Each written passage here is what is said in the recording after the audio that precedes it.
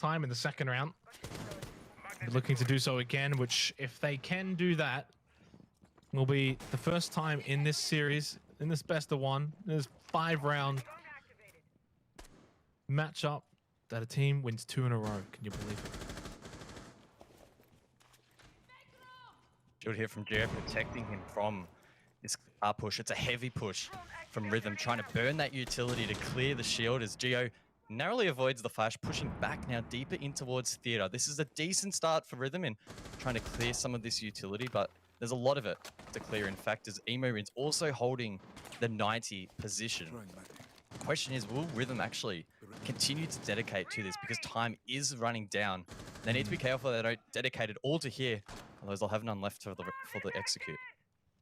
You also don't want to give up on it too early, though, because then if you do go for that execute, you're going to be in a bit of a tricky situation because you don't have any vertical control at all. But 1, 2, 3, 4 means they've only got 1. That's even really trying to get a bit of pressure up on top. And even then, I don't see where that's coming from. So in terms of the battle for that second floor, Wildcard firmly in control. They've also got players on site.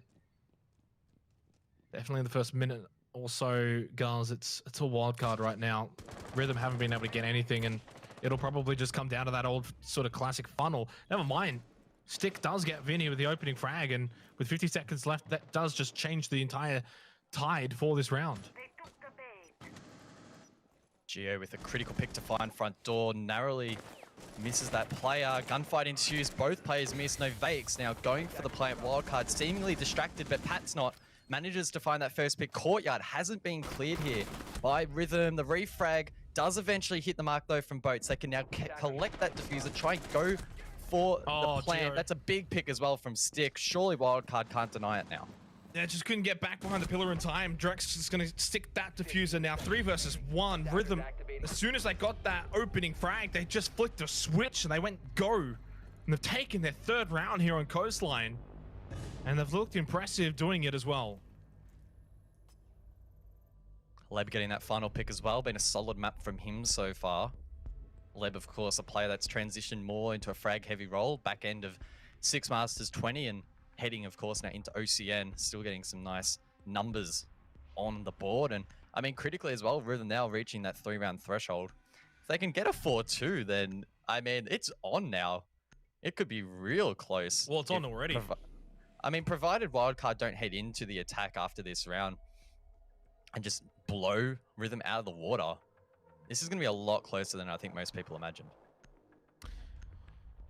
Definitely agree with you there. I did predict 7-3 to Wildcard. Attackers need to locate. So I've got the 3 right for now. But the way that this is playing out, I would actually be more surprised if Rhythm don't find another round or 2 from here and the Wildcard to win 5 in a row, which is really hard to believe I'm even saying that right now, but credit to Rhythm. They've been super impressive. But how much of it is Rhythm's looking impressive versus maybe Wildcard just floundering a little bit here on Coastline and not being as methodical and lacking that execution down the stretch? I mean, it's tricky to say. Yeah. Coastline because there's a lot going on. I feel like I'm almost getting the impression that maybe Wildcard have headed into this one a little bit too structured, whereas Rhythm have kind of just gone in and gone, hey, we'll just give it whatever we can and adapt on the fly. So Wildcard maybe need to be a little bit looser in their playstyle and adapt a little bit more. Traditionally, Wildcard have been able to adapt to their opponents, but I mean, with only 1 round to go in this half before the change of sides and the change of playstyle, maybe it's come a little bit too late. Hard to tell, of course, because it is only the first half, but a little bit of a warning sign potentially for Wildcard, but I am guessing they'll recover at least at some point heading into that second half.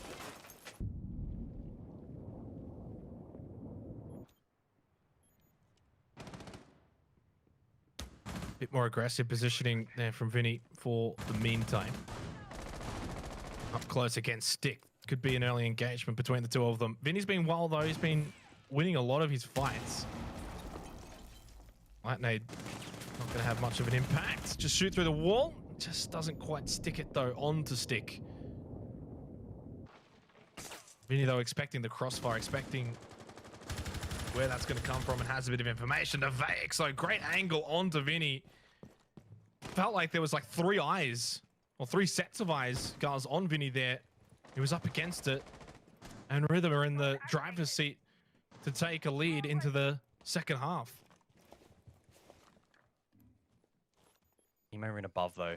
Dangerous player. Bomb located Hasn't by had the attackers. biggest half so far, but could go big here. Oh, that would have been a big pick. Falls back now to VIP. Wildcard trying to maintain this control above and control of courtyard. We see Pat here with the angles in towards that blue bar. Rhythm trying to shut this down. They themselves actually finding themselves now in that position. Of course, that's not sight. Still a long way to go before they make themselves known inside of Kitchen, but establishing that control and pushing Pat back is quite critical.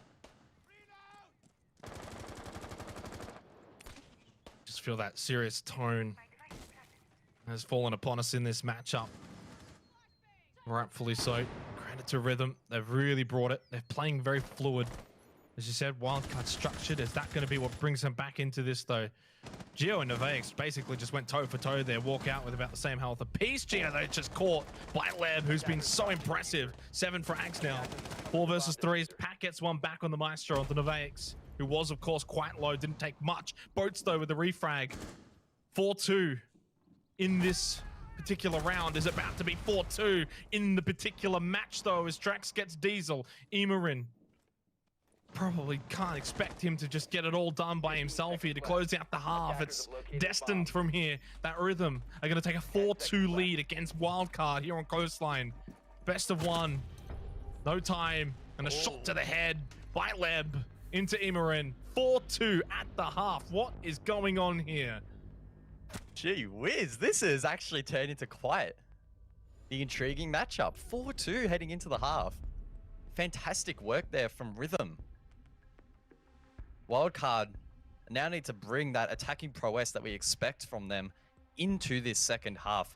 We know they like a long wind-up and then going for late round executes. It's up to Rhythm to try and disrupt that play style. Maybe play a little bit looser, try and find an early pick. Head themselves into these late rounds with the advantage. And then all they need is 2 rounds at least on the defense to head it to OT.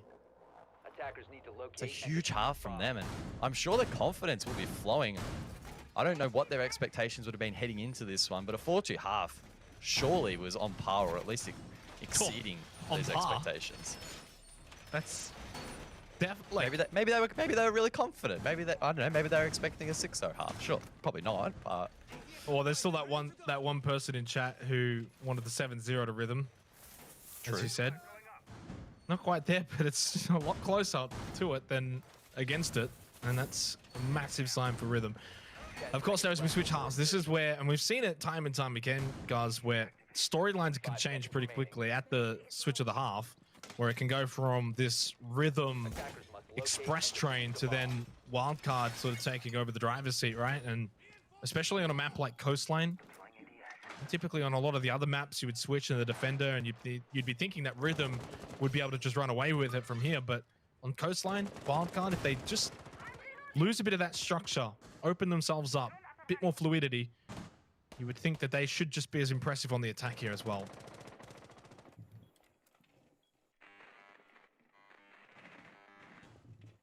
Common drone spot there from Geo, spotting out Stick, trying to hold red bar. We saw Vinny, for example, hold this quite efficiently, quite dangerously for Wildcard in the first half, but Stick rather needs to be careful of Geo's drone.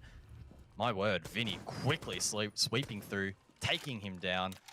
That's the entry that Wildcard need in these attacking rounds, and they got it with ease.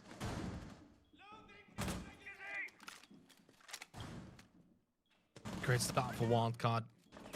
They probably need to win these little battles as well, just to keep their minds at rest.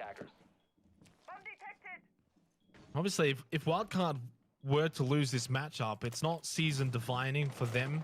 It probably is for Rhythm, but you would still be very much fine with Wildcard making playoffs. I think for Wildcard, if they do in fact lose this, the seeding battle towards the back end of the season is going to be so tight as to who's going to finish top, second, third, for instance. And as sort of Digital said in the interview earlier, the seeding is so important. So for Rhythm, are they Are they about to blow open this entire season? Pat just watching cool vibes. Waiting for one to push down. Geo's there as well for a quick refrag if need be. Minute on the board. Wildcard looking to clear out this key position. Maybe even just trade it out if they need to. Efficient clear of the barbed wire. Oh, that wide swing. Not quite hitting the mark there for the defense. Then he finds a double. It's really falling apart here. Leb needs to go big here on Cool Vibe stairs and find a pick here. Oh, falls off at the wrong moment though. Taken down off the board from Diesel. This round slipping away. Yeah, it's one of those just rounds where Wildcard methodically have just had every angle, had every position.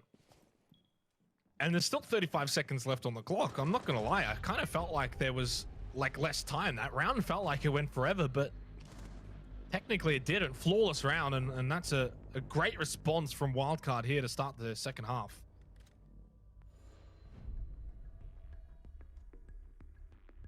That's the response Wildcard would have been looking for. Great way to kick off the half. Back to the drawing board for Rhythm. They're going to head now to Blue Bar Sunrise. They're pretty proficient on the attack on this site. Could not be the same on the defense.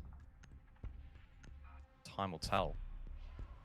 Interesting pick from Leb onto the dock. Maybe looking to play a bit of an aggressive roamer. Or, yeah, run out potentially. Dock doesn't have the ACOG anymore, so something to keep in mind. It's true. Does have the 2x, though, I think. Could be wrong. We'll have to see. Can we please spectate Leb so I can see if I'm right or wrong? Leb, pull out your gun. Ah, he's probably not going to. Oh, that's a shame. We'll have to wait and see. Well, you're right, it doesn't have the ACOG anymore, but still play a roam position. Yeah, I don't know. I mean, I just remember Coastline certainly was a dock favorite, being able to do a couple of cheeky spawn peaks. Feel like now it's just about to be the Leb show for the next 30, 40 seconds. What have you done, Gus? Yeah, let's get to work. Reinforce those walls. Watching every Leb show. It's like Big Brother. Here we go. It's a 1.5. Ah, I was wrong. Yeah, I thought it was 1.5. But that's the idea there, isn't it? He's just cheeky from Leb. Yeah, close. That was very close. Maybe with the ACOG would have hit that, but such is life. How does Leb play the remainder of this round now? That's the dog. Just defense. Probably be running around quite a bit. Yes, he's a 1 speed, but still some maneuverability. Leb's job will really just be trying to take gunfights. If he does lose a little bit of HP in them, he can then just stim himself back up. So the more aggressive he plays, particularly in the early round, the more Rhythm will benefit from that pick. But his position is polar opposite to where Wildcard are pushing from. It's a full office take at the moment. And I mean, Wildcard could be in a position to plant quite soon. They often don't go for those sorts of plays. As Leb actually using a really tight angle there on the box. Unable to find that pick, but Rhythm have rotated around in time, so both teams playing quite well so far in this round. Yeah, very quick as well to maneuver, and Coastline can very much be like that. Getting close to the bomb site very early on into these rounds. Leb, as you said, almost had that angle. I feel like Leb could have had 2 kills already in this particular round. Not to be. Wildcard's the kind of team that will punish you as well if you don't take your chances when you have them, even if they are very minor chances. Diesel just taking a bit of damage. Not sure where that was from. Just in front of Emerun here. Keeping an eye from Office. Vax on the other side. And Trax as well. It's like a 2v2 just watching on into blue. That's going to be a fake plant from Diesel just to get at least a nade or a gas canister, and ended up getting both. Minutes ago on the board, positions being held here from Wildcard. Vinny on the window, quite keen, shutting down the rotator. Those gas canisters are really delaying the plant, but I mean, there's still plenty of time, and if Wildcard can find picks like that, it only makes life easier, especially once that plant goes down. Denial is going to be critical from Rhythm. No more gas canisters either, just on that subject. 3 versus 4 as Leb gets at least a refrag onto Vinny. Diffuser does go down thanks to Diesel. Now they've got eyes on it as well with Emeron. So 2 on that side over towards Office. 40 seconds left here Defenders have eyes on the in this diffuser. 8th Attackers round. protected. 4-3 overall. Can Rhythm bite back here after losing the first round of this second half? Attackers have located a bomb. Wildcard are just well set right now, though. Oh no. Doesn't get it sneakily. In fact, is stopped by Diesel. And that's going to be the round done. Good post plant there from Wildcard. Position themselves up nicely to defend against that counter defuse. Good refrag in the end as well. And the success of that round, I feel, was really off the back of the early control gained by the attacking side of Office. It was only a minute into the round, and they basically had full control of that side of the map. The wall was being opened, and they could take their time to set up the players on the cross from lobby, from the blue bar window. Plant went down eventually, albeit a little bit delayed because of those gas grenades, or gas canisters, but still plenty of time to work with. And it always feels that way when Wildcard are attacking. They seem to just have so much time when they are going for these executes. Well, that's 2 in a row now for Wildcard after we saw Rhythm get 2 in a row to close out the first half. They took that 4-2 lead. We were just sort of oohing and ahhing and wondering, have we got ourselves sort of maybe the story game of the season? It still feels like that since it's 4-4. And, you know, if you had have told either of us guys prior to this game starting that at one point it would be 4-4, I think we both would have been a bit shocked to see that. Not totally surprised, but definitely would not have expected it. And this is where Rhythm are being tested, though. And this is where they need to find one back now. Otherwise, it could very well be Wildcard that just go on that role that they so evidently do many, many times throughout Six Masters, and probably how many times they'll do it in Oceanic Nationals as well. Hard to count, but they can just get 4 or 5 round wins in a row. Attackers are heading out to defuse a bomb.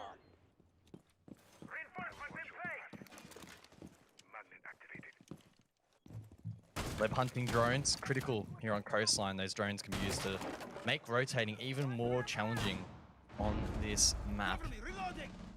In some respects, this setup is mirroring that of Wildcard. And oh my god, it's actually a rush. Diesel already there inside of Kegs, getting that plant down. No denial from Rhythm, and surely Wildcard can hold on. That said, though, it is a 5-on-3. Joe just holding left side here, though, in toilets. Will it be checked or not? Diesel gets Novax, was not checked by Boats and Hose. Emeron able to get Lab as well, and so far, Rhythm are just walking into a firing range. One on site, one outside. Drex, the solo, is right on top of the diffuser, just throwing out these gas canisters to delay, buy time, get onto that diffuser. Doesn't buy enough time. Geo just walks straight through, and what a rush round from Wildcard. They take the lead here on Coastline.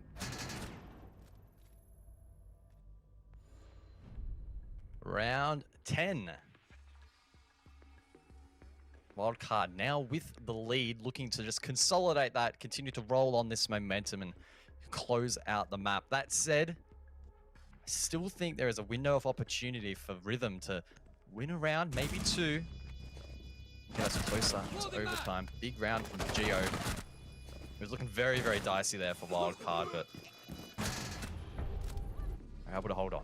Well, Geo's just left, has just picked up where he left off last week, which is just so impressive as a player for Wildcard, especially stepping up in the absence of Ethan, obviously, who's no longer part of the roster. And Vinny's been great as well. A seamless transition for Vinny. But Geo has just been, I think, on a different level so far for Oceanic Nationals compared to the rest of his teammates. 3 rounds in a row for Wildcard here on Coastline. They've had a scare. Rhythm have probably shocked them back into form. They've given them a reason to pick up the pace a little bit here. And maybe they just did start that a little bit sluggish in the first couple of rounds. Maybe not expecting Rhythm to come out the blocks. Maybe expected Rhythm to be a bit more structured, like you said, in the first 2-3 rounds. Attackers must locate and defuse a bomb.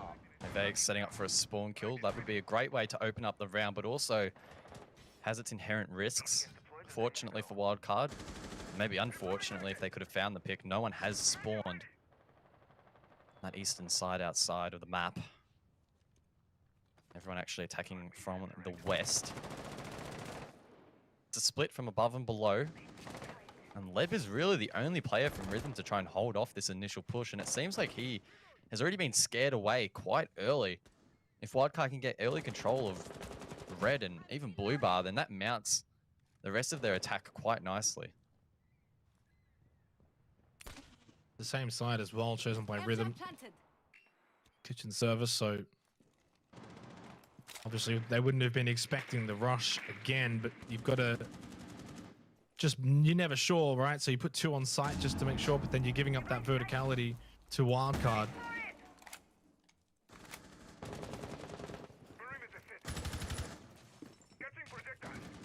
Little drive-by from Pat to boats. Bomb located by attackers.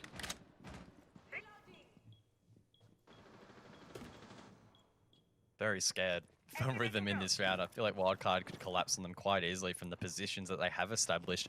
With still half the round to go, mind you. Rhythm do at least have some nice control above, and Wildcard, I think, may try and pressure that out now. Is Stick and Boats. Nevex as well down below and towards lobby. Does feel a little bit like Wildcard have stalled just in this little phase of the round, but that might not matter. Diesel's actually outside, maybe even ready to just jump in here. The gas canister is delaying it momentarily, but the second he's able to jump in, it's gonna be very difficult to deny. Yeah, it definitely feels like Wildcard are set up for this push in the next 20, 30 seconds or so, and then they can all just collapse in and established some good positions as well. Up on that second floor, looking for any roamers that want to come in at the last second. Leb trying to just time this C4 perfectly for the expected push. 35 seconds remaining, and still we haven't really had any engagements whatsoever. So both teams just have to be wondering and asking so many questions. Diesel finally pushed in and tried to make a play for Wildcard. There was the reinforcements that were there though for Rhythm, and they held their nerves, guys. They held their positions, and it's Wildcard who was the first to blink. They made the push, and an unsuccessful one at that. Bad timing from Emerin. Fortunately has one on the right side, can get that one. Goes to the second. 2 in a row from Emerin, quick headshots, but there's no time to get this diffuser down. 2 versus 1. Rhythm are gonna win the round. Almost a clutch moment from Emerin. Almost, but not meant to be. Wildcard in that round, falling short with about a minute to go, just clearing some of those positions, and didn't leave themselves with much of an opportunity to try and get that plant down. And when they did, Rhythm, as you mentioned, held their nerves, found those picks, and it almost slipped away here, just in this little play, but Attackers there recovered. was only 5 seconds left on the board at that moment in time. The rest of the team could just hold on. And I mean, on the topic of holding on, Rhythm have being able to keep that Attackers need to locate and scoreline defuse 5-5. bomb. That's mightily impressive. Well, they're in a position to win this. And that might just be a daunting thought for Rhythm, is that when you're in this sort of position, can you come through, complete the job? Maybe the first couple opening rounds, I almost called you Dev, I don't know why. Because I just read Oh, it. that would have been an insult. Whoa. Gee whiz. He's on my mind, okay? I miss him. But anyway, the first couple of rounds, Rhythm can play with that flexibility, and there's no expectations, right? They've got literally no expectations. And then you make it 5-5 Guz, and maybe just expectations creep in a bit, where it's like, hey, we can win this now. We now could be in an expected position to win. The belief is there, anything is possible. It's probably fair to say that the pressure is maybe somewhat more on Wildcard. They're fighting for their position in the playoffs, and then, of course, the position in the major to earn the points to make 6th Invitational. That's not to say that there's no pressure on Rhythm. Of course, they're still potentially battling to avoid relegation. It's really a balance of which one weighs more heavily. In some respects, they're probably quite close, quite evenly matched. Some would argue that, of course, but Depends what camp you're on, I guess. Match point on the other side of this for, obviously, the team. I almost want to go out on a limb and say whoever wins this round may actually then go on and win that match point. Rhythm with the confidence to get the job done, match point. Wildcard maybe just letting this one slip away, but if Wildcard win this round, then just to close the door on Rhythm in quick succession. Still, regardless from here, at minimum, it's a 7-5 for Rhythm, which is past the pass mark that we set out for them. So this bodes well for their season, but can they find the win? It certainly matters a lot more. You don't get anything for an honorable loss other than, I guess, map differential is not going to be too bad. Vince still just repelling. Stick watching that window, though. Not going to move from this position. Does not want to get caught in a crossfire. Minute 20 seconds remaining, and it's just paramount that Rhythm don't lose any members over the next 30, 40 seconds. Drones being flicked here. Wildcard not wanting to be flanked late into this round as Vinny on the rappel manages to get the first there onto Stick. The diffuser is positioned on the balcony, so we're expecting Diesel likely to try and run in, try and get that plant behind the couch. The vast position, quite critical in denying that, is now being blown open by those ex-Kairos as Pat finds another as well.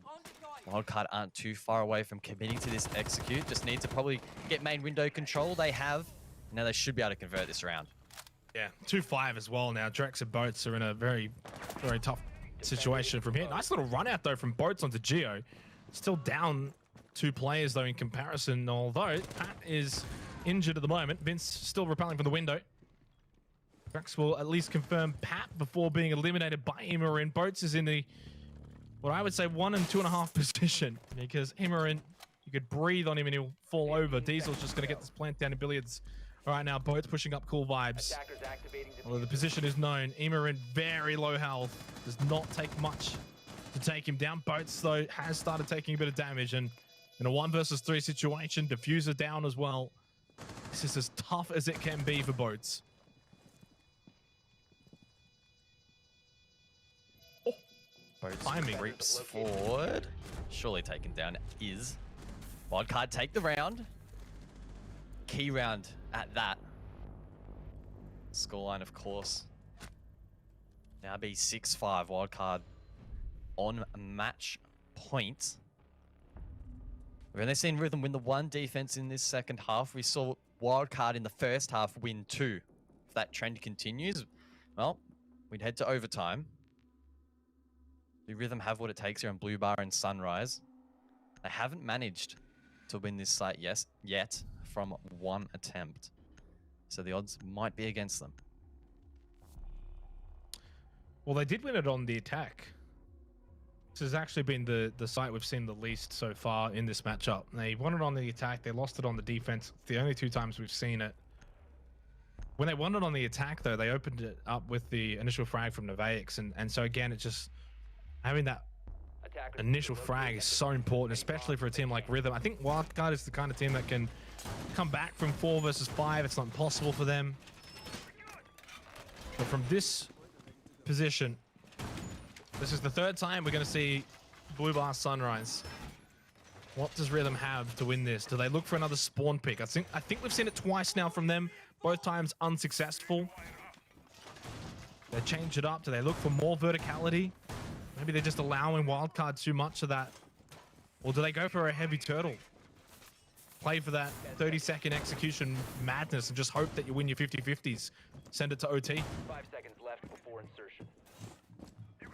Time will tell. Echo pick here from Nevaix. Objective is to locate a bomb and Probably not a bad adaptation. It's not often we see Echo on a coastline defense just because of how difficult it is to find somewhere just to sit and actually be proactive on that drone and be productive on that drone. On the flip side, though, Wildcard have been committing quite heavily to these plants and trying to stick them. So if Smoke in Drex can delay time like they did last occasion, those Yokai drones could be quite critical in forcing Wildcard into fragging out late round, and I'd probably have to back Rhythm in that scenario if it does come to that. Sticking Boats just on the 2nd floor, looking for a frag from someone entering. that window. Gio's already inside, running around through the hallway. I mean, it's very easy to say whoever sort of gets the first kill is going to have a big advantage. Just feels like that's what Rhythm probably need more than Wildcard. If Wildcard lose one, round certainly nowhere near over, but I just get that feeling that if Rhythm lose one early, they're not going to have the numbers to repel the attack from Wildcard. The Yokai drone as well has been spotted out by Pat there. We saw it moving across the center. So Wildcard are aware of that Yokai drone being in play, and that's something they'll be ready to deny when it gets to that late round. Meanwhile, they're still struggling, clearing out top cool vibes here. The shield position from Boats on the Wamai proving to be very costly in terms of time and utility here for Wildcard. Still yet to properly clear it. Stick as well manages to get down the hatch without losing their life. Boats as well. So they're both low on HP, but there's only a minute left now for Wildcard to convert the round. Yeah, but they're both left now, so Wildcard have got a minute and that vertical control is finally theirs. And basically Boats and Stick are just about may as well have been eliminated. Obviously they can still make an impact, so it's better than being dead as they sort of overwhelm that cool vibes section of the map. 55 seconds remaining, match point for Wildcard. It's been a lot closer than they would have liked to have been. Rhythm has still got 5 up though. Despite the fact that Stick and Boats are very low on health, they can just hold a more defensive position, wait for Wildcard to make a play. Drex, does he go off of this? No, can't. Didn't quite get the visual information he would have liked. Gio does get Stick, who was very low. Boats is the other one that is low here for Rhythm. 30 seconds remaining. They're going to need a couple of frags early on once Wildcard start to push in. Ping 2.0 on display. Yoko drain spotted. Diesel, I think, managed to shoot one as well. That's critical as Gio has been down. Not a lot of time left, though, to try and get this plant down. 15 seconds left. Diffuser in the hands of Diesel. Does find the pick, though. Needs to rush in. Needs to stick it here. Any denial from Rhythm here would be massive. Oh, he can deny it, though. The Yokai drone, Vax does stop it at the last second. 5 more seconds. Gio's still down. Pat is eliminated by Boats. They're going to win the round, Rhythm. Big opportunity, though, for Rhythm here coming into overtime. They did pick up 2 round wins on defense in that second half, and both of them were in the last 3 rounds of the half. So it was Wildcard who came out like a missile in that second half to sort of wrestle back the lead and stop the Rhythm momentum. But towards the back end of the second half, for Rhythm's defense, guys, they did find a couple of round wins. Indeed, they did. That rehost, though, may have thrown a spanner in the works in terms of the momentum game, and yet to see who might have benefited from that, or if anyone really has benefited from it. Only 2 minutes left in this round, though, however. Again, Rhythm holding above. Wildcard looking to try and displace this, try and find an opening. It's Vinny on the Ash. Droning now to try and locate where these players are positioned. It's Stick and Boats hand in hand over towards Theater, and I mean, maybe they'll just fall back now. The wall has been open. Stick actually, it's going to stick it out, if you would. Droned out by Diesel. This is going to be quite a challenging hold of Theater. I like it. Getting involved on the puns, that's not good though for Stick. Definitely wouldn't like that. Vince, just at the right time. Sometimes it all just comes down to timing. And Rhythm have not had a good history when they don't get the opening frag, when they're down a player, of being able to get back into the round and turn it around into their own advantage. So 3 close by to site, 2 literally on site. Wildcard have basically got the map. They've got the entire map, essentially, from this point onwards with a minute to go, guys. They have the map. Question is, can they convert that? Vinny with a double. Good start from him, and that makes it very, very, very challenging for Rhythm now. No real opportunity for them to retake above. They'll have to hold side, and with all this intel being gathered, that's going to be even more increasingly difficult. Might be a service door plant here, potentially from Wildcard, as Vinny ends up finding 3. Wow. This round has definitely gone the way of Wildcard, as we probably expected. Rhythm just not having any response. Boats and Leb, the last 2 alive for Rhythm in this first overtime round. Wildcard did have match point. They did, unfortunately, forego that match point, though. Which then, of course, sent it to overtime, and now they'll have match point once again. Or will they? maybe there's still a twist left in this tale, and it's been a very long story tale, this matchup. It's been a great read. One for the reread books, one to watch the VOD back. 27 seconds on the clock. Leb is down, Boats trying to get involved here. Can get Leb back up and still have enough time to defuse the diffuser. Leb actually gets Pap and is traded back immediately. And, well, that's the round. It all started with Vinny, and it all ended with Geo. Wildcard now 1 round away from closing out the map. And of course, being overtime, we'll switch sides, and Rhythm are now on that favored side of the attack. Critical round to win. If it can be as clean as that last round from Wildcard was, then my oh my. That final round could be quite the interesting one. Change of site, Hookah Billiards. Rhythm have not defended this site successfully, I believe, if I am reading the spreadsheet correctly. They attempted it twice and lost it twice. So that's a slightly interesting decision. I'm surprised that... Actually, no, why? I'm reading this... No, I'm reading it wrong. I'm reading it wrong, Xenox.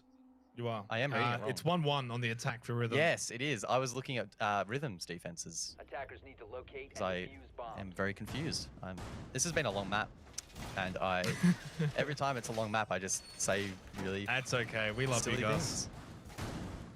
things. Can I make my point again, but actually say the right stuff? Yeah, go. Just start it over. Start it over. Okay, so Wildcard, they have defended this site twice, and they've won it once. So that's a 50% win rate, which means that Rhythm might be able to win this round, or they might lose it. That's some very deep analysis. Oh, Jesus. You've blown my mind. Thank you. 10 seconds. Well, Rhythm have blown my expectations, though, and fair credit to them if 5 seconds. their run does come to an end here. Or can they send it to at least 7-7 for the second Playday in a row? Of course, they did lose 8-7 to Elevate in Playday 2 last week. Maybe this time they'll... The thing is, they're going to have to win 2 in a row. 2 rounds in a row. They haven't done that since rounds 5 and 6, which they were attacking. It's been a while for Rhythm. Of course, the second half of this match has been mostly Wildcard.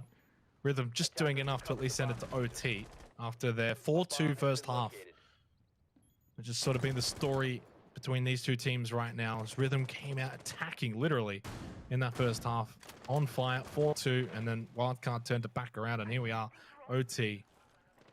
Attacking side still favored. Now it's over to Rhythm's turn to take that favor and see if they can find another round win. Scary thing already here for Rhythm is we're 1 minute into the round and they've already lost half their drones. 5 drones taken down. And that's massive when you have players like Emo Rin, who have been roaming quite a bit, Vinny as well. You can see them both a long way away from the objective on this occasion. That could pose a big threat later on if Rhythm don't have enough drones to watch those flanks. You know what I just remembered is I actually made a bet at the start of this. I said if Rhythm win, I'd rock the Mo. I just remembered that. And I said I'd get rid of my Mo. Oh God, I'm going to look like 6 years old. Jeez. Come on, Rhythm, do it. Do it for 6-year-old guards.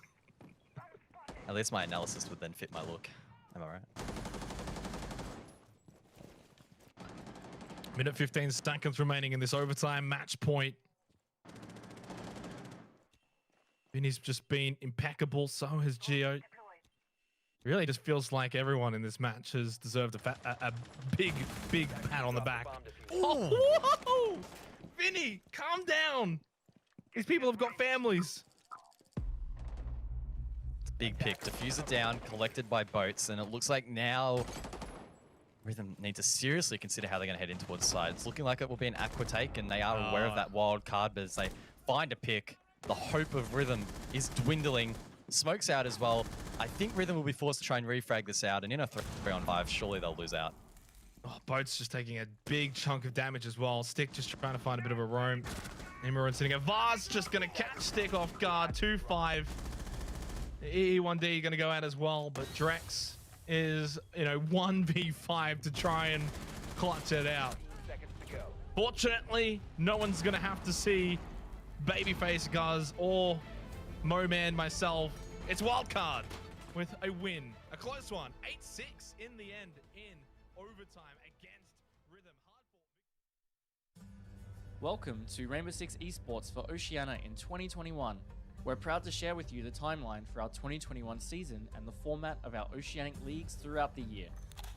Through a sustainable approach to the region, we now have 2 clearly defined tiers and a proper flow through from our newly created Oceanic Challenger League to our returning Oceanic Nationals. Both leagues will meet for 3 stages in the year-long season, with participating teams accumulating points based on results from each stage. So how exactly will each stage be played out? We have 8 teams per league, playing single round robin best of ones with overtime. A regular win is rewarded with 3 points, while a loss gives 0. When the 2 teams fight up into overtime, the winner gets 2 points while the loser gets 1.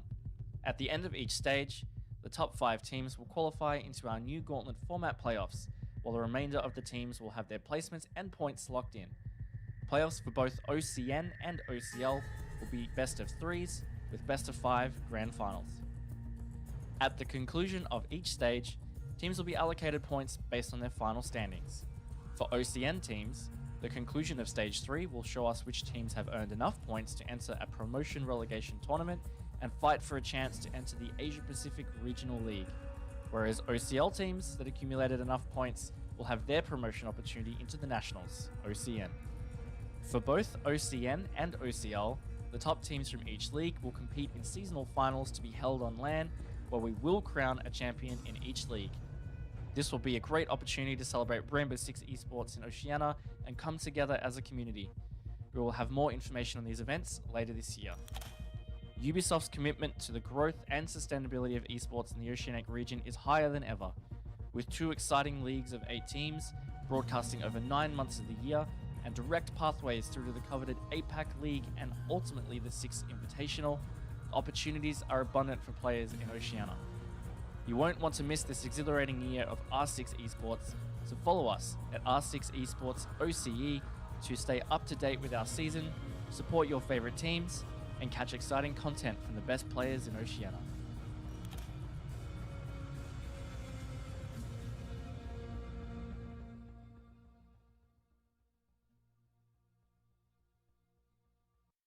I'm running out of time. I'm running out of feeling so. I'm running out of time.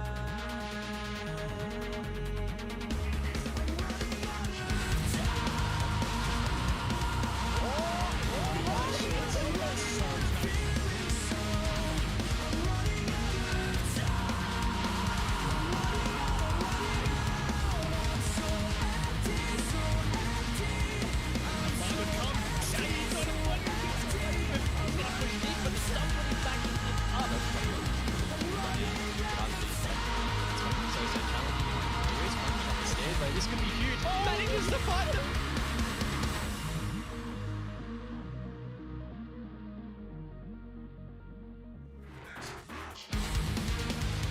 It's the end of the weekend, but only the start for Oceanic Nationals. We're back and ready to get into all of the action. And by we, it's Manic and, of course, the beloved Dev Mata. Dev, we had a banging Playday too with some pretty big upsets. Oh, hell yeah, we did.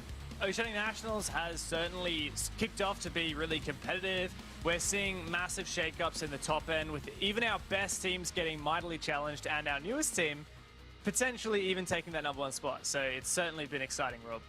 ROFLCOPTERGG honestly has looked so good. So good, in fact, that we need to have a look at the standings to see exactly where they are. Let's bring it up and discuss how things have kick-started in the first week of OCN. Baby, they on top. My goodness, how unbelievable is that? Not only is that wicked, but also, Dev, there is no team on 6 points, which means that no matter how many times they won last week, everyone had to have won an OT game to be at the top end. That's insane. That's it. The way that it works is obviously overtime losses, you only get 1 point. Overtime wins, you get 2 points. If you win without OT, you get the full 3. And like you say, no team has actually managed to win both of their games without heading to OT. You've got ROFL and Elevate, who've won one game with OT, one without. And so they're sitting on 5 points. And I think if you're coming in here as maybe an OS fan from 2020 and you're like, well, what is this standings? Knights is second at the bottom, Wildcard in 5th, Order, formerly Okami, they're the other team you'd expect to be on the top. They're only sitting in 3rd. So it is really just a shake-up compared to the expectations that we had going in, Rob.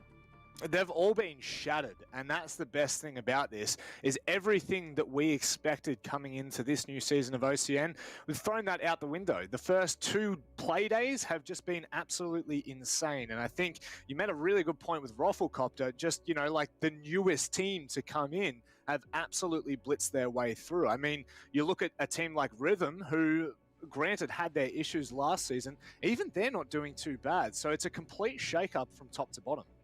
Yeah, and that makes it super exciting to watch. We get to every game when we're like, oh, this could be a really close one. We are not pulling your leg. We're not just trying to make things artificially exciting. We've seen Knights lose to ROFLCOPTERGG last week. We've seen other massive upsets. So anything is possible. And with half of these teams also playing in the parallel APAC South League at the same time, we get to see so many games out of these guys, which is even better. And it means that they keep switching which hats they're wearing. APAC South to OCN. And today it very much is OCN, and I'm really keen for it. That's it. 4 of these teams, in fact, are playing 3 games a week. But you said that we could expect some close matches, and when we tell you, we will tell you. We have a look at the schedule for today, the lineups that we will be expecting. Now, James, Knights and LFO, I do think that has the potential to be a banger. I've always been on the LFO train, but I really think it's the ROFLCOPTERGG and Elevate match today for me. That's completely what I was thinking as well. You look at ROFLCOPTERGG, they've taken down the Knights, who were hands down the favorites this season, with, of course, Wildcard situation, losing Diesel, they're no longer the favorite. So ROFLCOPTERGG have already taken down what we perceive to be the #1 team in the Knights. And in terms of the other, big names that they've got to grab the dog tags off and walk away victorious, it's going to be Elevate and Order, which are the 2 other ones in their sights. So if ROFLCOPTERGG can take down Elevate today, honestly, I am ready to put Ruffle as my #1 team for the whole season. Even this early, even to get, 3 games in, even though they came through open qualifiers, I have that much confidence in them if they can pull it off against Elevate. And also not discrediting Bliss or Rhythm, they haven't had the worst starts to the season, if I'm being completely honest. They have actually been neck and neck with some of the better teams. Rhythm obviously taking a map off of Order last week, and Bliss, Bliss beat LFO, okay? That's a good start for them, but it was the game against Elevate last week where they performed quite well. So those last 2 games still have a lot in them, still have a lot of wind to blow around. So let's have a look at the predictions. Let's dive into what we, the analysts, I hate using the word analysts, and experts is an even worse word for it, but this is what we're thinking. I generally see quite a consensus across here. You've gone with ROFLCOPTERGG there. Would you like to tell me how this has happened? I just can't believe I'm the only one who said ROFLCOPTERGG and Rhythm. I thought that more people would have been in that camp. For ROFLCOPTERGG, like I said, they already took down the Knights. Elevate, like you had already alluded to, had a really close game last week where they almost lost to Bliss.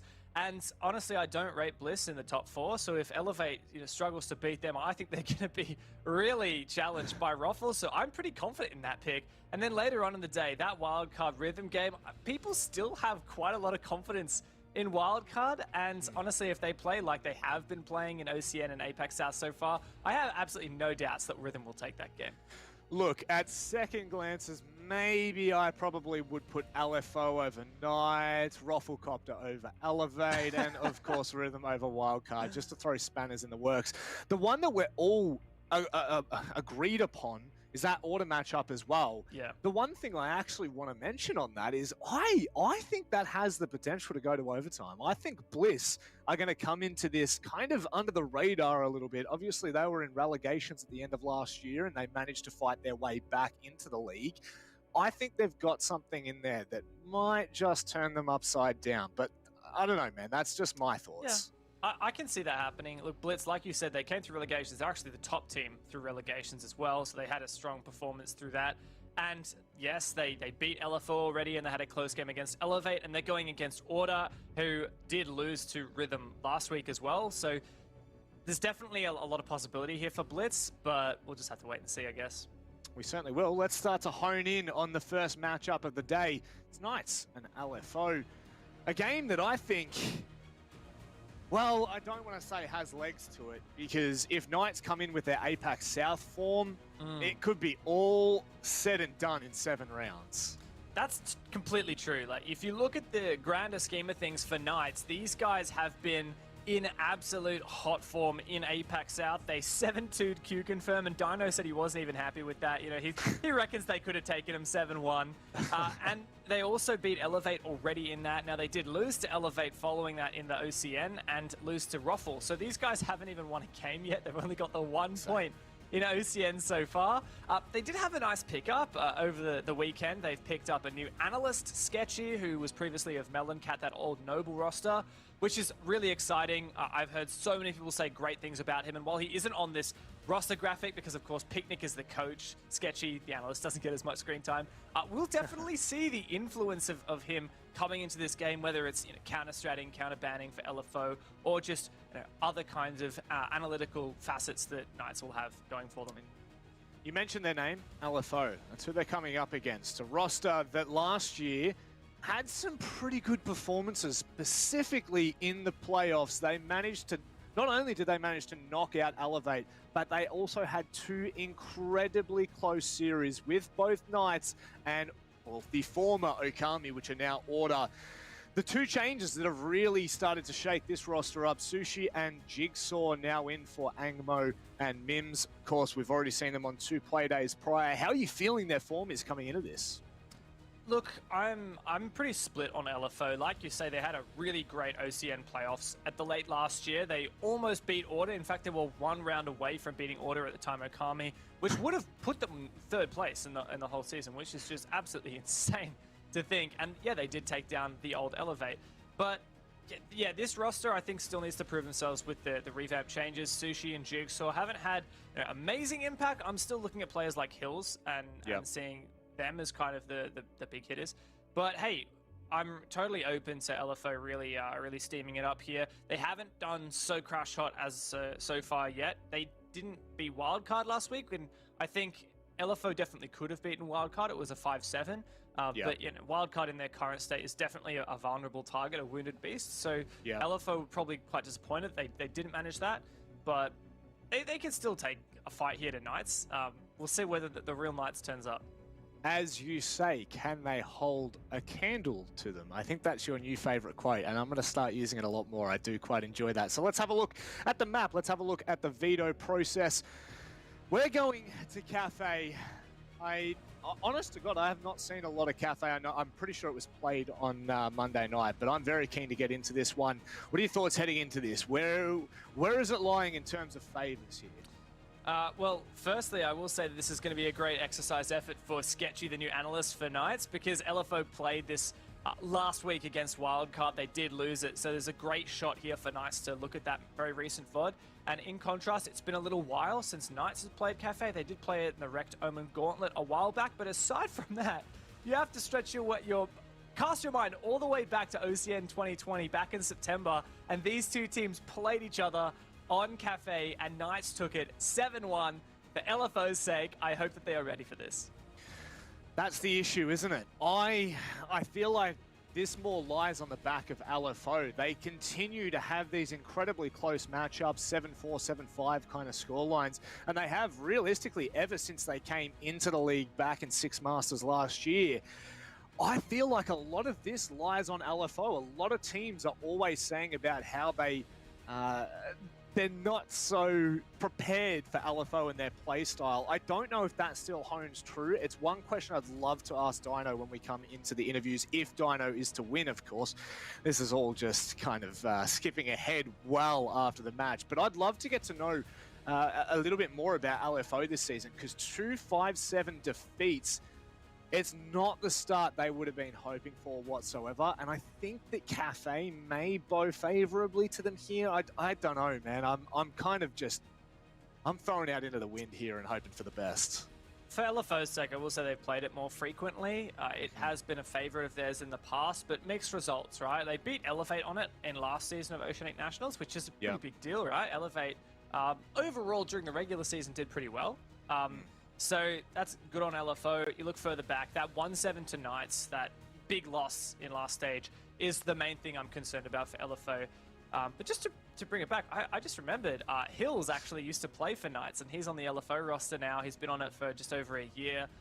So this is actually a game of former teammates going against each other as well. Hayward, Hills, and Dino definitely played together for some time. So that's quite exciting to me. A little bit of an old rivalry there. I love rivalries, especially when they run so deep. I just saw in the ticker about some very handsome people. I definitely thought that was for the teams, but apparently the ticker is continuing to run through. Is it Cookie? I believe it's Cookie out the back. I mean, that's it's gotta be. You're a legend. You're a good. Yeah, it is 100%. We just got confirmation through the headset. Love you, Cookie. You're a good bloke.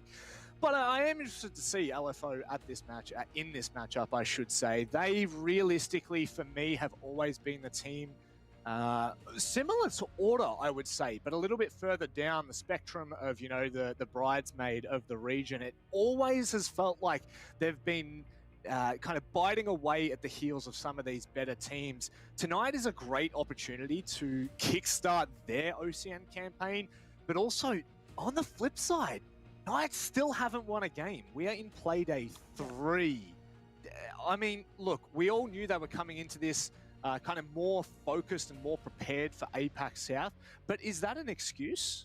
I feel like it can't be. You know, it was nice themselves when they were talking about the Rect Omen Gauntlet a little while back, that $5,000 tournament. It was them themselves that said they got to take everything seriously, even though this isn't part of the, you know, OCN circuit or the APAC South. They wanted to try hard in that, and they did. They won the whole thing. And this is a big chance now, I think, for Knights to prove that they're in it to win it. They have to show up today. They cannot allow this game to slip away as they have in the previous two Playdays. It's Knights and LFO going head-to-head on Cafe. Let's get into it. Both of these teams yet to find a win in OCN 2021. We'll see. That's going to change tonight for one of these teams, but not both. LFO yet to even find a point so far.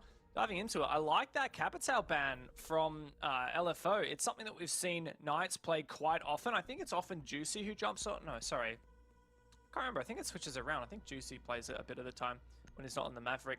So that's a really nice one. And Capital is so powerful on this map specifically on Cafe. You can clear out a lot of those strong positions like Pixel, for example, with that Capital, especially if that Wamai gets banned. He gets free reign. So just get rid of that. You're going to have to see nades used instead.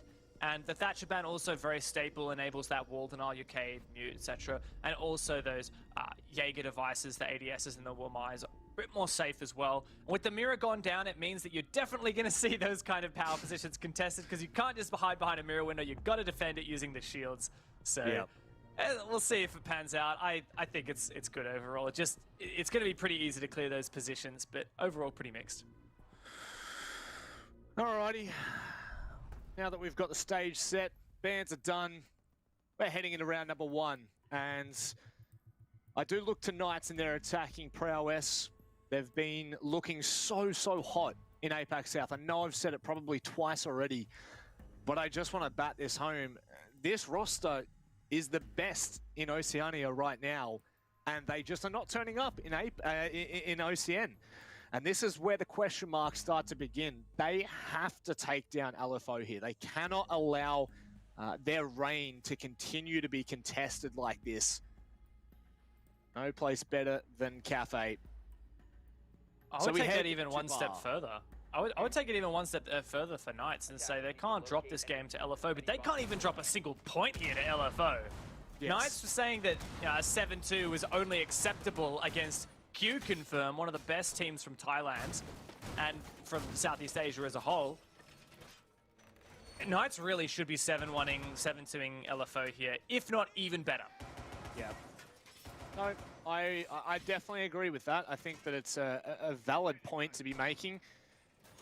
There always comes a time when we're having these conversations, and sooner or later we have to keep these teams accountable. Now, looking at the community vote, 80% toward Knights. I think that's fair. The Snap Fitness community vote, of course. Make sure, if you do wish to, ladies and gents, you can go ahead and join in that community vote. Head over to @R6 Esports OCE or /and @Snap @FitnessAU on Twitter to cast your vote and to be a part of this conversation. It's one that is fairly valid, and an 80% win rate to tonight's, I'd feel pretty confident with that. Time for them to prove it, though. Nice setup with the shields from LFO. The Vulcans of Goyo, one at Pixel and one inside the washrooms. A very classic strategy that actually originated in ANZ from our good friends Order. ADSs to protect some magnets from Wamai as well, all spread out. Just look at all the spaghetti in the hallway as well. It's really on Knights now to use their flashbangs and other projectiles and throwables to clear out all this. So you can see there's 3 ADSs all stacked up around a couple of magnets as well. So they need to make sure they drone all that out. They got, what, 6 flashes to push through and then a whole bunch of explosives. Just got to dump all that in there and clear out these power positions. Definitely time of the essence. They've already spent about a minute 40. And Dino, well, that's some good information being gained early on. But of course now, as far as I'm aware, that is gone for some time. Minute 30 left, Dev. Are they managing their time well enough? That's the question. It looks like Knights are actually bypassing this piano setup. Instead going for what looks to be a skylight drop, and Sage, he goes straight on in there. Wow, Sage leading the charge there. Hayward playing off the back of it. LFO are not prepared whatsoever. Diffuser being stuck at bars. My goodness, get torn limb from limb, LFO. 2 players completely off site. Hills and Jigsaw to retake. And Hills shut down. This could well be a flawless round on the cards for Knights. Jigsaw, the newest member of this team, does disrupt that. Takes down the IGL of Knights. Sage on the floor, but it's an easy cleanup for Dino, and the Knights cop an incredibly dominant initial round in this match. That's the statement that we need from Knights, and they have to continue this now. They're just going to need to work on the back of this, continue to chip away, because that is what you love to see from the region's best. A big, big start. And sometimes you just need to send it. Since it was obviously off the back of some incredible information. Push the Gemini in. Notice that there's literally only 1 player that they need to contest over on Cocktail. And the second they make that move, they make that initial step, it's all but done and dusted. Of course, kills need to be confirmed. That's one thing you will never question from the Knights. Great work bypassing Piano, though. Absolutely love that. It goes to show, as a defensive squad, you can't just tunnel vision on defending a position like Piano, an entire room. You have to make sure that from the positions you are holding, you can still have an impact on a site rush or what have you. And for Knights, I think it was a couple of things. We saw early on, yes, using that Gemini to get the info on bars, see where those players are, but they also took down the single Banshee underneath the skylight, cleared that out, and then a simultaneous multiple people dropping skylight while Hayward hot breached on the northeast window, the cocktail balcony window, and just having all these things going on at once. With over a minute left on the round, really a lovely little pocket strat from Knights. There's always a lot more that goes into it, isn't there, Dev? When you got a 5-head like you, it's easy to pick out, so we love it. Early days here, though, and I do back LFO being able to rebound fairly quickly here. One thing for sure, though, if they start to gain momentum, and confidence, they will seriously contest Knights. But now, let's just kick back, relax. As that Gemini going in nice and early, and Hills drone and a Gemini, that's fine. Well, very, very little information for Dino in that instance, so that's all right. Good of LFO to shut it down, but seeing how impactful those Geminis can be, and speaking of impact, there's Sage onto Hills. Nice easy pick from the rappel and immediately off and safe again. LFO once again on the back foot. Making things even worse here. Hayward, oh, Oh, the vertical line just not far enough. Sushi steps Oh my into God. it. My word, LFO scrambling here to try and find something, try to even these odds out. Whether they go quick, they go slow, methodical, it doesn't make a difference. They are looking really strong here. And the start we had hoped for. Nasty. Oh, nasty. He's got to make sure he lands that shot, and he does. This was a 5v2, now a 2v2. Sogs is down, though. Hayward confirms that kill, and now it's just him and Sage to lock out, but they don't have the diffuser. Really like this from Nasty rotating around. It is certainly a tall order in a 1v2, regardless of who you're up against. Hayward and Sage, though, they have been pretty darn good for Knights ever since this roster really came to be. Nasty can hold that crossfire in a bit of free kill. Oh, no! That's not what you like to see. Sprays coming through the wall. There's nothing Nasty can do about it right now. Dev, this looks all done and dusted for the books. The plant hasn't gone down as of yet. Hayward takes it to a safer spot, wants to plant Cocktail instead. Sage has got to cover him. Nasty shot that drone, but still his position is covered. Volts on into Bar, and crossing just narrowly misses the angle from Sage, but he was spotted. Nasty looking to make this 1v2 a 1v1, but he's already low HP, caught in the crossfire, needs to land this headshot, but Hayward shuts him down. The Knights gave us a scare for just a moment, but they do confirm their second attack. Great way of putting it. Sogs and Nasty putting in some work there for the LFO roster to even make that possible. You know, a 1v2, it's not out of the question whatsoever, but a 2v5, that really slipped away for the Knights. And it's not something that we're used to seeing as much, needing to tidy this up. At the very least, though, promising signs. They do back up their first round with an even more impressive one, I would have to say, until that 2v5 fell apart. So really, really great signs from the Knights roster. This is why I love watching the Knights. They're so in sync. They look so perfect, and they're just so good at exploiting their enemy's weaknesses. In that round, I don't think Knights even really got to get to the point where they do their kind of normal take. I think that in that round, instead of going for that skylight drop, they wanted to go for a cocktail rappel, so an east side take. With a lot of players downstairs, they bring the buck, which is super versatile. You can get that vertical play going from inside reading up into the cocktail position. We did see a kill come out from some holes, but it was the Ash of Hayward to nail that one down. I love that versatility, and Nice just found so many opening picks that they converted into something else. But like you say, valiant effort from Nasty and Sogs. Nasty in particular, big flank from Piano. Knights have got to make sure that they can punish things like that. If they want to be the best in OCN, they can't let things like that, let plays like that slide. They have to shut them down. Certainly so. At least we're seeing the full capability of Knights in OCN so far. And down to the kitchen defense. They're not going to try for a third time, LFO. Dino's in. Wow, okay. I thought that was the Gemini. It's definitely not. That is actually Dino right now. That could be the opening kill, but at the very least, he has control of VIP here, James. Good info, though, now for LFO. They know there's a player deep in VIP. Strat here is a heavy roam for LFO, and it looks like Knights are once again trying to bypass the defense rather than fighting it head-on. But Dino's so patient. He's in so early, and he can just hold this very passive angle. A smart move from Hills. He gets back onto the bomb site through the hatch that they had opened inside Fireplace. And LFO have a bit stronger presence on site should this be a rush. How far forward Hayward is as well. Just needs to be cautious.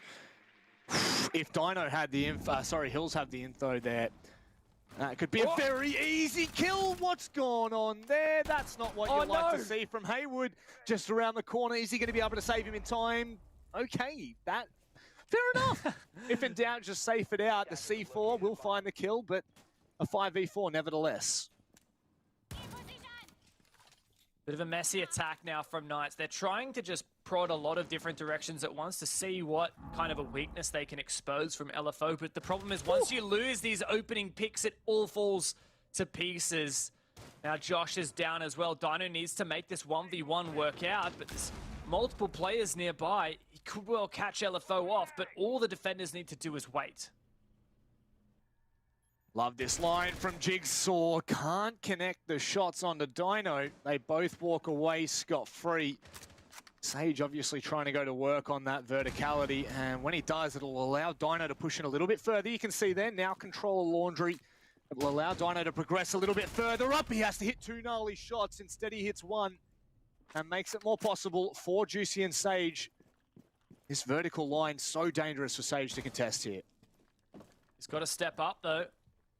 His Knights players all separate, and Juicy finds another 2v2 all of a sudden. Jigsaw comes back to the objective, 25 seconds left. A very difficult task now for the Knights. They don't have any openings either. That flashbang is going to be huge. It'll allow them to get in if they decide to push, but that crossfire is too good. Jigsaw steps up. My word. Not only does he step up, he stands up. A 2K to finish it off. Much nicer from LFO after picking up the first kill.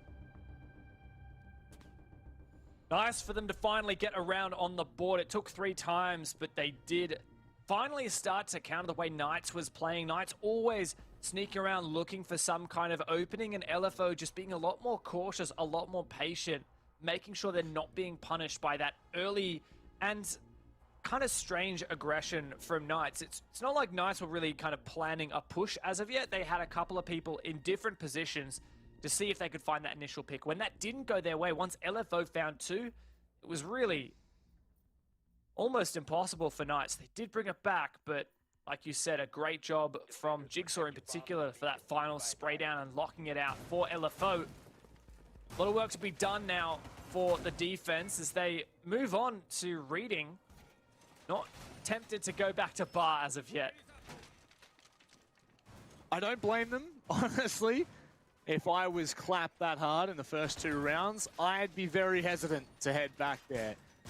With this, however, it will, of course, allow Knights to predict, should LFO win this, where they're headed. And just on that, great round from LFO. So that's the momentum I was speaking about. We have to see them execute off the back of it now. We obviously, you know, it's all good and well to have a round like that, but you need to capitalize. And this is one of those teams, one of these rosters that I firmly believe will push your limits and test you. A huge presence on top floor for now. Yeah, typically this bomb site is all about that top floor control, holding on as long as possible, making sure that the attack can't utilize that soft roof above the objective and engage that vertical play, flush out those key positions on the site. Knights, to show that they do like to go for that vertical play, they brought the buck, so many options for vertical play here. And it does look like it's going to be a top-down take. Juicy just using 2 pellets at a time to breach these hatches. This is where the info gathering begins. Just like that. Done and dusted in a couple of seconds. Haywood, though, nearly finding the kill on the top of Garage. That could have been a big one. And it slips away from the Knights. Nasty's low, but regardless, the man count's still there. And so far, I do enjoy how early Knights are looking to make that contact, looking to make LFO slightly uncomfortable. They've pushed past Piano now as they continue to extend their grab. Oh, there's the first pick. Haywood takes down, gets some revenge against Hills, who found him in the last round. And look at this, very sneaky position from Dino and Josh, getting really aggressive on the top floor, but they're going to duel this Malusi. And Josh gets 1. There's still another player all the way up there, but LFO completely falling apart here. A 5v1, Nasty on for the flank. Surely this has been read. Surely there was a drone. And surely this is a Knights flawless round. You'd have to imagine so. Nasty would need to hit some pretty insane shots to get out of that one. Whatever LFO are attempting, it feels like Knights have them read. Their number being picked more often than not now. And just to bat on, of course, it is so vitally important that Knights show this kind of dominance so early on. And they are going to be reattempting Reading and Fireplace. So LFO, I have no problems with this whatsoever. Usually, I mean, I would say most times we see teams move on pretty quickly from a site, win or lose. Well, clearly if you win, you're moving on. You don't really have a choice in that one, but I do enjoy the fact that LFO may have picked out what's gone wrong here. And they're going to double down. No issues with that whatsoever. I respect that from LFO. It didn't quite work with Bar previously, but moving on to Kitchen Cooking was clearly the right decision at the time. That's still locked at the moment, so from LFO's perspective, it's do we go reading again? Do we go back to Bar, which we lost twice? Or do we try mining? And look, these guys not even have a mining strat. It's the least played bomb site. You don't really have to have a mining strat to play this map. But LFO have at least changed something. Sog 6-picked onto the Legion instead of that 1Y, and I think it's a smart move. You put those goo traps out and about, you're going to get a little bit more info on Knights because they'll be crouch walking up these hallways as we constantly see Knights doing. They like to enter sometimes a bit separate, and those goo mines are great for that. If anything, it's just a little bit of info because at the very least they've got to shoot or knife that goo mine before they can walk through. So, oh, and here's a great one actually. A goo mine, yeah, I love this kind of nerdy stuff. A goo mine on the windowsill can't be pulled out. So if you rappel on that window, you're going to get that goo mine stuck in you, and you have to rappel all the way off the window to pull it out. Yeah, you're not wrong. That was nerdy. So I love it.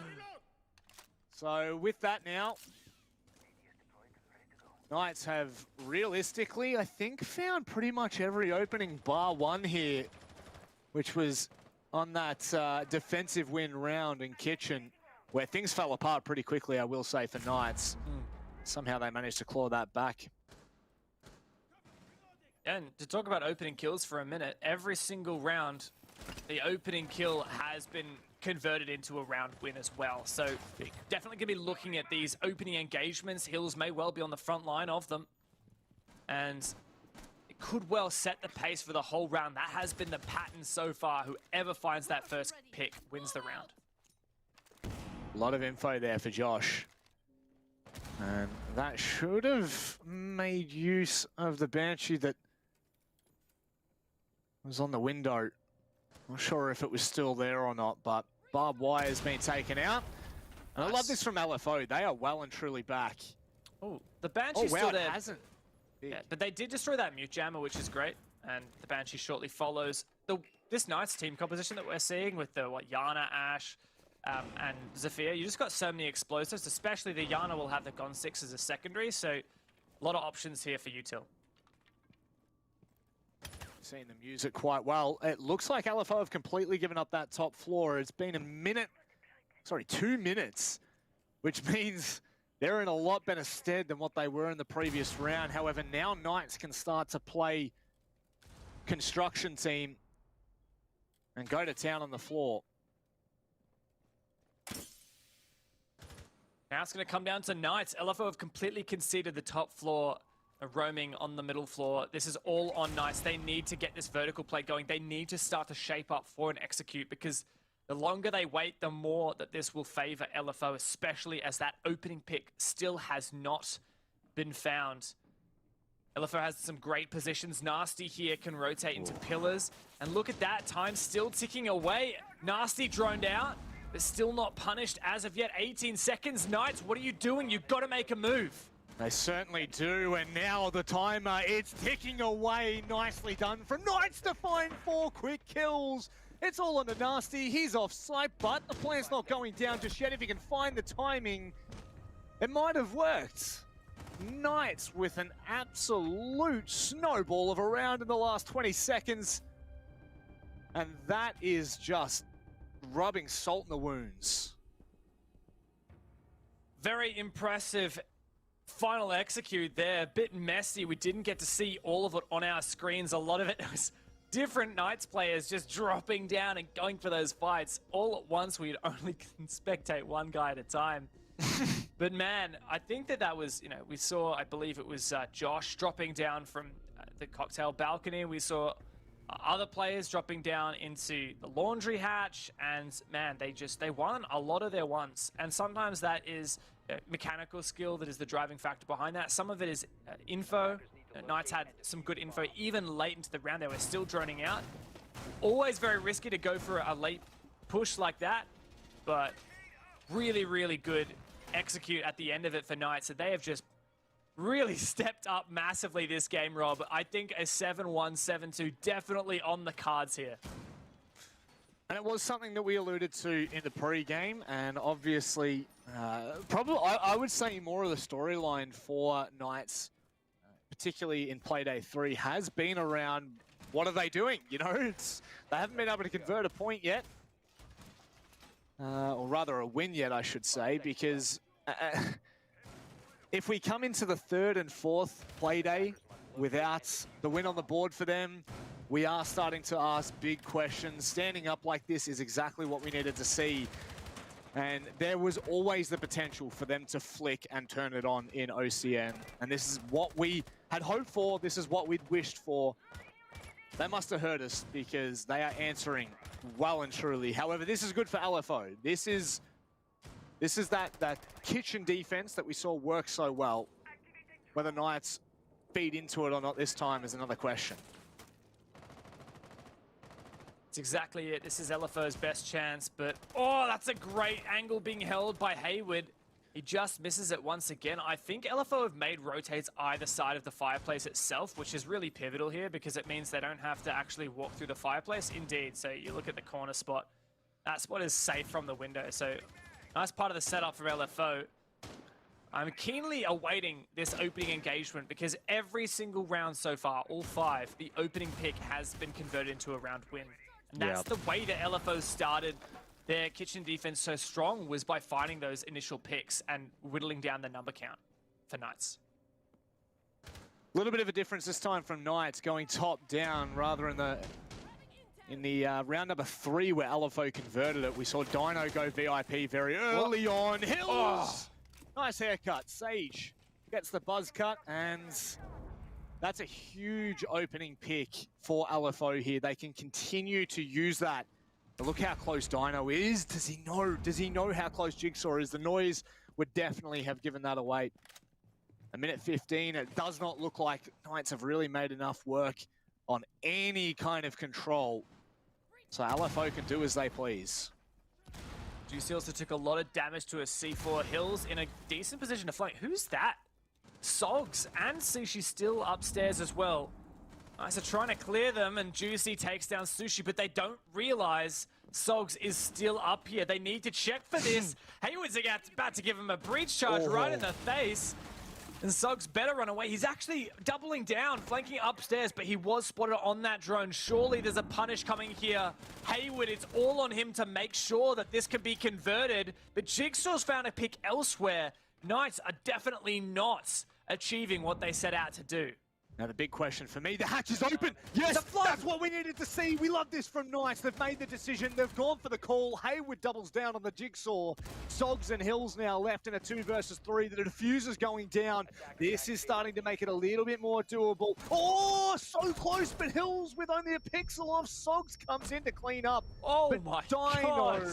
with a massive finish to the half. That's 5 Knights, 1 to LFO.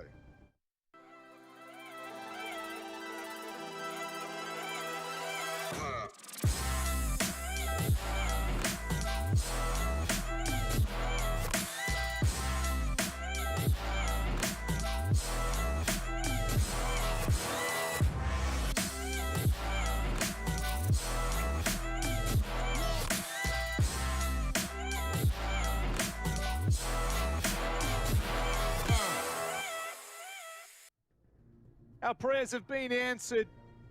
Knights have come alive here in Playday 3, much to LFO's disgust, Ev. Certainly been a fiery start here, and incredibly exciting for all you Knights fans out there who were watching both APAC South and OCN and saying, hey, there's a bit of a difference here. Oh no! Mate! Joshy boy, how do you let that happen? Well, Sage and Josh are also going to be both going to be a pretty significant disadvantage in these fights, low HP. But look, on the bright side, Manic, at least they didn't destroy that shield or any utility. But I guess that's something. But man, look, just forget about that for a second. I was trying to compliment Knights, and here they do and fluff something up. These guys are playing like they have been in APAC South, which is great because OCN so far has been a massive struggle. They lost both of their games thus far, Elevate and ROFLCOPTERGG. Now they've at least got that 1 point off of their overtime game against Roffle, but they certainly need the full 3 points here if they want to stay competitive in OCN as the favorites, mind you. That is the big word surrounding Knights, and it's one that we will continue to ask questions for on the first 2 play days. Just wasn't good enough. Now they're definitely going to need to claw back the title for the greatest OCE team, and definitely favorites headed into this one.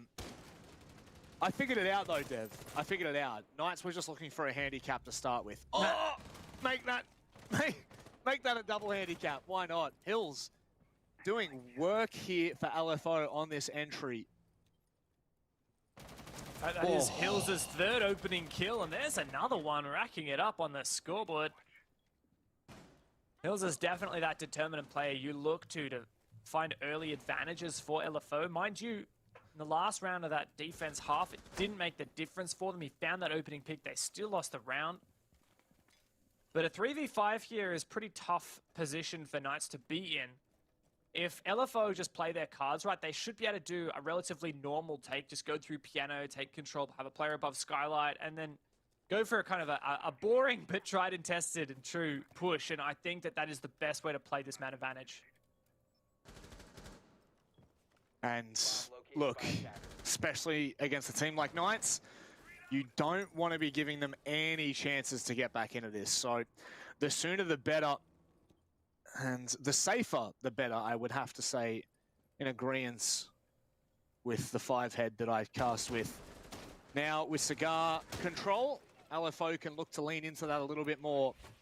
That double wall reinforcing bathroom though. And ADS burnt as well. Drone comes through. They're going to capitalize on this. There's a player in shop, that is Jigsaw.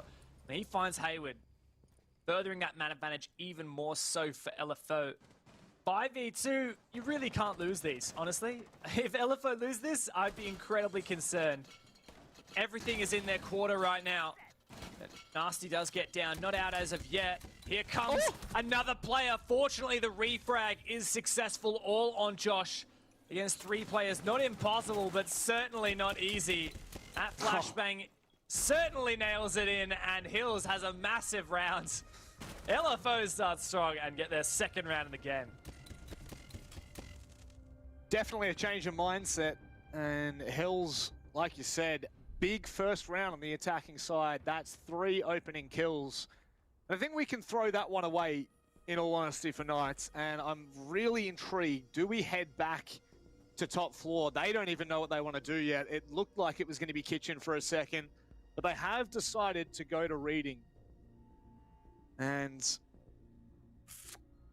I mean, I'm not going to say generally we're seeing a lot of the kitchen and top floor in the first 2 rounds, but I'm going to say it's going to be a massive difference for LFO, but could change things up. I do love the Monty 6-pick. I mean, like, I wish we saw the Monty, honestly, but unfortunately not today. The thing with 6-pick is there's no punishment for using it, right? You may as well just... Even if LFO have no intention and never had any intention of playing that Monty, just show it. And make Knights think, like, if you're Knights right now, look at your lineup. You don't really have any direct Montaigne counters. You don't have your Smoke, your Legion, or anything that really is going to help you fight against that. Clash, even.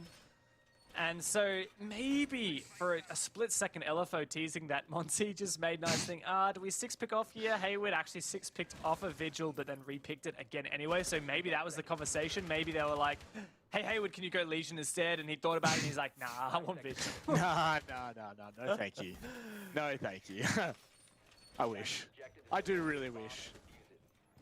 I mean, like, thank goodness for the master stat tracker that I work with, because we get some pretty cool pretty cool information tidbits. It's quite hard to come by if you're just writing things down. But Hills has been involved in, am I saying this correctly, 6 out of 7 opening engagements here. So that, I mean, if I am LFO, I am absolutely wrapped with Hills. Always looking for that early round encounter. And so far, going 3 from 3. So not bad at all. Oh, sorry, 3 from 6. Yeah, well, he's 3 out of 6, so he's 3 and 3. So net positive 0. But you can't deny that Hills has an impact early round. He's always that player on the forefront. And same can be said for Hayward, who's had his fair share as well. And look at this roam on the top floor. It is Hayward, very aggressive, takes a whole chunk of damage. He falls off, but Josh remains for now. That would have been a pretty pivotal pick if Hayward goes down on the visuals so early on there. Can burn a lot of time in those later parts of the round. At the very least, cause some doubt in the minds of the attackers. Jigsaw now looking for point of contact, and Josh Droned out. just being droned out. Fortunate enough for them. I like this though. Drop and move. So starting to clear out some of these bars as well, give himself a bit better lines of sight.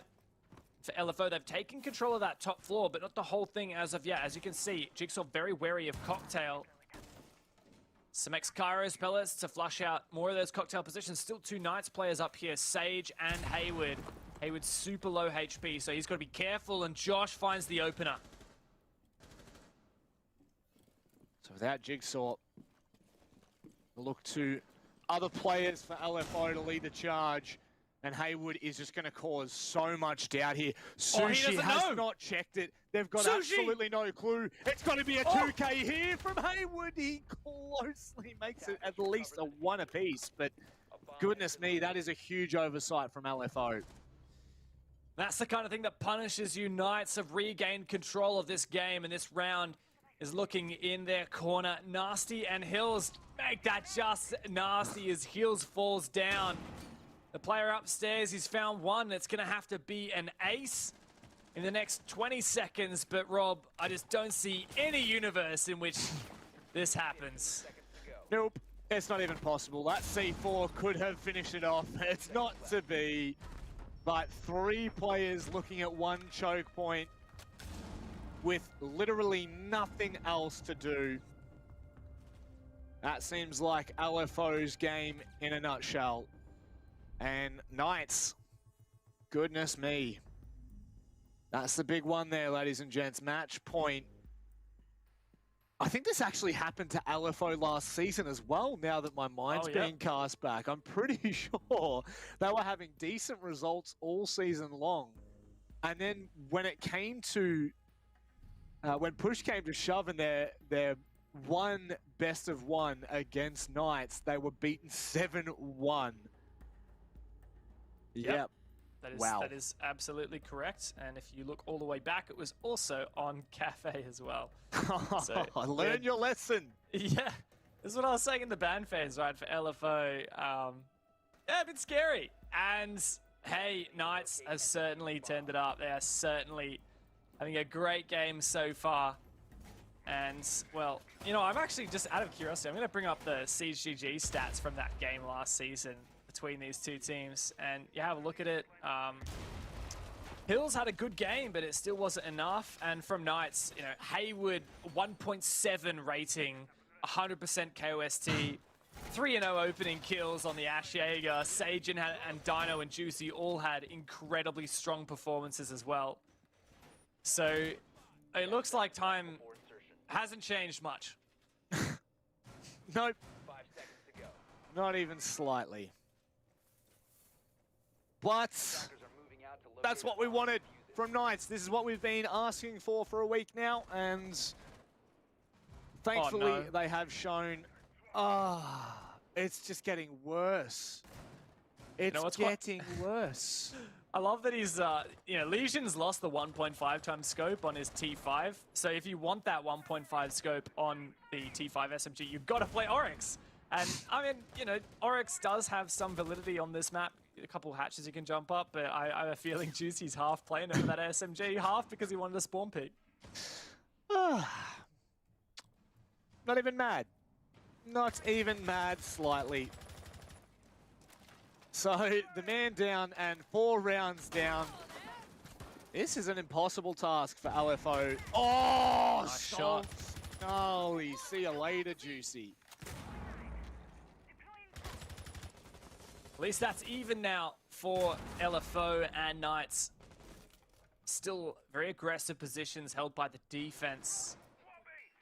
So he's looking to drone up, small bakery into bakery. Doesn't get a lot of info before he loses that drone to Josh. Very egregious hold now from Knights. Nice roam with the castle, extending that mining and train position to help the site with some vertical pressure. It really does put the onus on LFO to try and clear this out or exploit a weakness elsewhere, but I don't really think there is much of a weakness here in this defense. Well, not that we've been able to see. Hopefully LFO have spotted something a little bit different. Currently, only 3 drones remain here for LFO. So information is going to be extremely limited when push starts to come to shove, and Haywood finding Nasty. It is making matters even worse. Well, Dev, pack it up, put a ribbon on it. I think it's done. Sogs and Sushi disconnected, unsure about this roam game. If it is cleared out, we might know that it's mostly cleared, but I have no idea. Sushi a hair's breadth away from death on 2 fronts. He walks straight into Dino. Dino can't land the shots though. And Sushi just trying to hold the VIP angle. Sogs gets taken out by Sage on the other side. There's one for Sushi, but the refrag comes through. And Knights lock out an incredibly dominant game against LFO, 7-2. As if it was ever in doubt, as if there was ever a question. It only took 9 rounds. 9 whole rounds. That is done and dusted. And that is what we've been waiting for from the Knights. 12 kills for Haywood, 10 for Dino. Only 1 for Sushi. Ooh, that hurts. He died in all but 1 round that entire game as well. A massive match for the Knights. Their first win in Oceanic Nationals. They will rocket up the standings, at least for now. A 7-2 is, well, the flavor of the week, it seems, for Knights. Is what they managed to get against Q-Confirm as well in APAC South. And, well, here's one in OCN. And I have no doubt that when Dino comes into the interview, he's not going to be happy with a 7-2. He's going to say that it should have been a 7-0 or a 7-1. And you know what? This time, I would actually agree with him. That was dominant from the Knights. Yeah, no 2 ways about it. A fantastic game from the Knights. You know, they were near flawless on their attack. They only lost at 1 time, and that was when they just kind of fell apart, lost a lot of opening picks. And for their defense as well, I guess they were just a little bit caught off by some nice early shots from LFO. But overall, a fantastic game from the Knights and 2 almost flawless rounds as well. We just saw them consistently showing why they are the favorite team here in OCN. And the #1 team in the Oceanic region at the moment, at least as we would perceive. Well, that's the thing, right? It's good to see them bring their APAC South form into OCN. It took them a week to warm up, but you'd have to say they're well and truly warmed up now. There's no question about it. There were rounds there for LFO, which, I mean, you're seeing a couple of them right now that could have come down to the wire, that were close, but just not enough. There's just not enough firepower for us to even remotely lean into an LFO victory there. And after LFO's first 2 playdays, this starts to sing out some warning signs. A 5-7 loss on both occasions on playday 1 and 2, and now backed up by a 7-2 belting from Knights. This is not the LFO that we'd hoped for at the end of playoffs last year. Absolutely. LFO now the only team to reside on 0 at the end of it, and they have played the full 3 games. A lot of other teams that are yet to play tonight still have the chance to rack up more points, but LFO is uncontested as the bottom team in the league right now. That is a tough spot, not a very a great spot you want to be, fighting for that wooden spoon prize, but it is where LFO currently reside. It certainly is. However, for Knights, it's looking a little bit better. Let's hear from a new face. I think this is the first time I've interviewed him. Juicy, welcome in. Hey guys. Congratulations on the victory. How are you feeling after that? It was a dominant performance. Very quickly, you know what? I've thrown a couple of questions at you. I'm going to isolate it to one. Dino said it should have been better than a 7-2 performance against Q Confirm on Thursday. I would have to say that it should have been a lot better here against LFO. You guys are looking unbelievable today.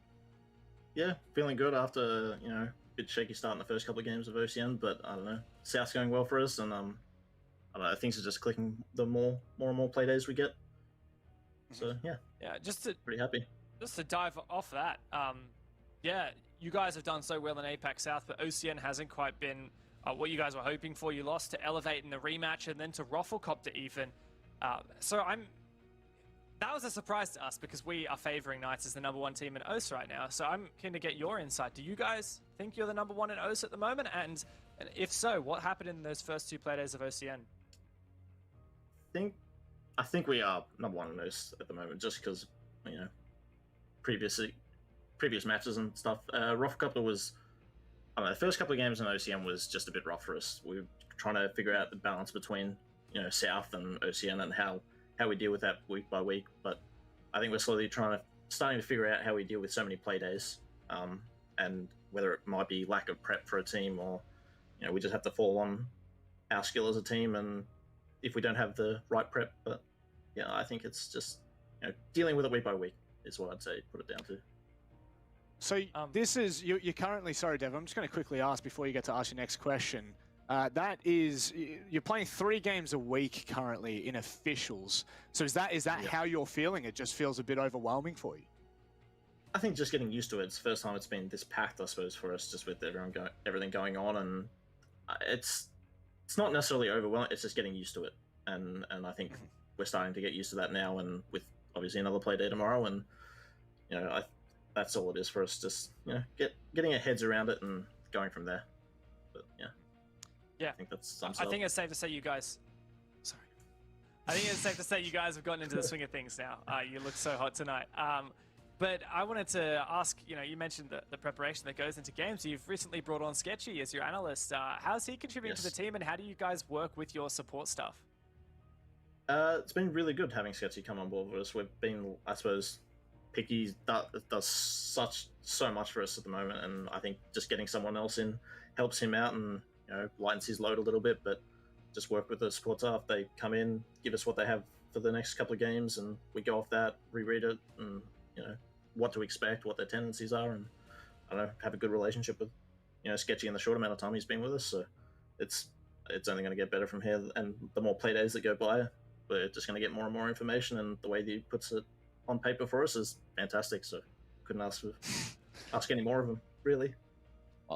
To be honest, that's the perfect way to wrap it up, Juicy. Thank you very much for coming in. We wish you the best of luck against the game against Order, I should say, tomorrow night. Sweet. Thank you, guys. Surely he said guys, not guys. I'm kidding. I'm taking the mickey there, surely. But that is what we were hoping for, James. We were hoping for Knights to show up, and it's taken 2 play days. We're now to play day 3. That's the performance we've been waiting for. Certainly, it took some time to warm up, but yeah, they got there. And for Knights, it's great. It's really exciting for them because they had such a good game in APAC South against Q Confirm, and now they've done the same to LFO. And it does make you wonder, are they going to be able to keep this momentum? They've got Order tomorrow in the OCN again, and Order has consistently been a close competitor with the Knights. They kept beating each other last year when it came to those semi-finals in the August and the November mini-majors for OS. So I think that is going to be a big grudge match between those 2 teams.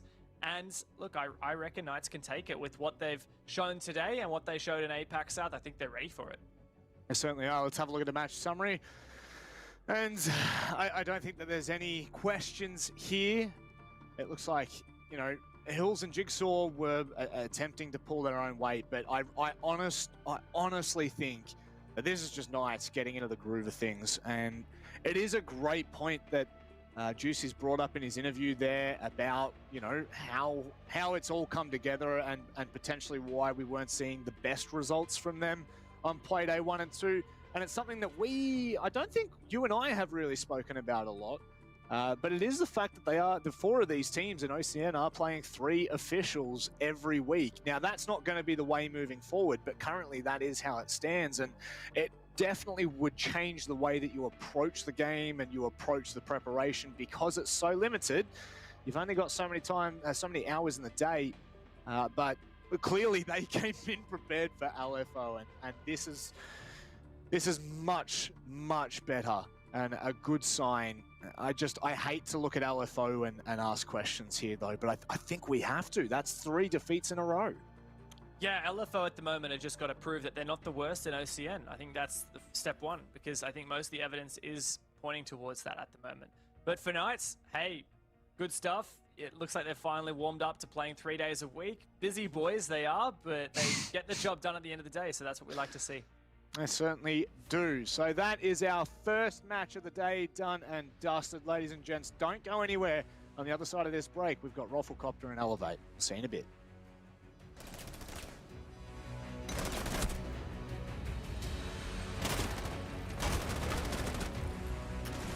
Attackers recovered the defuse. Attackers have dropped the bomb.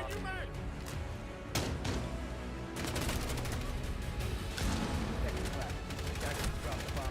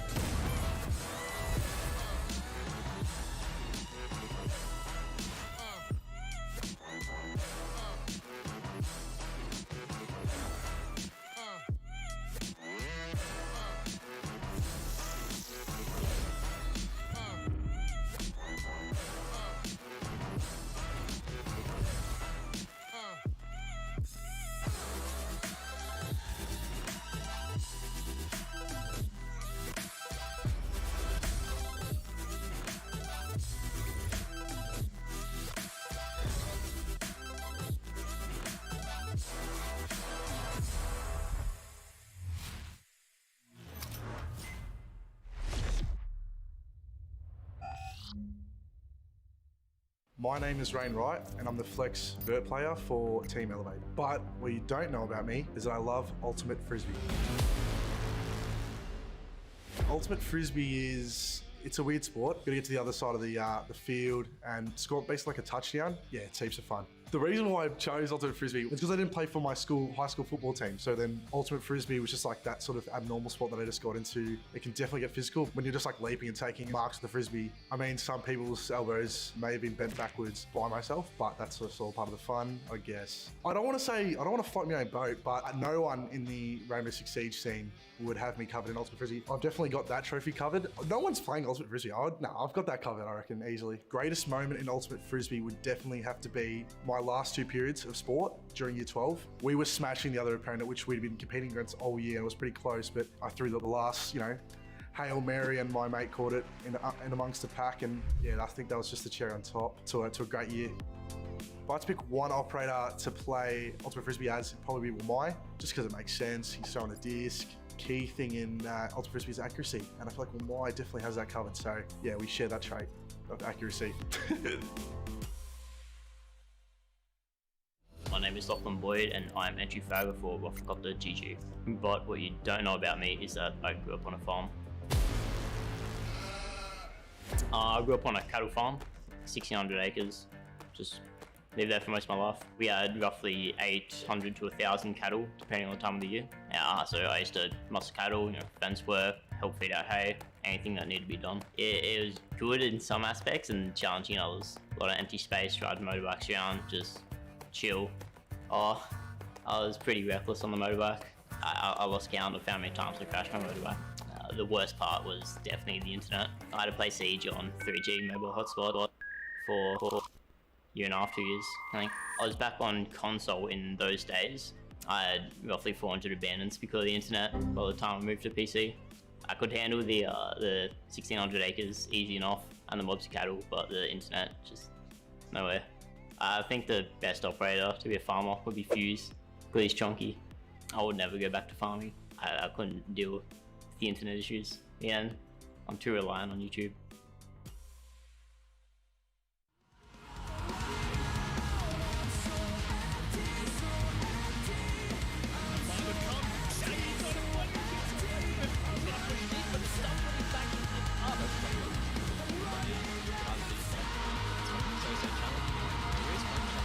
This could be huge. Manages to find them.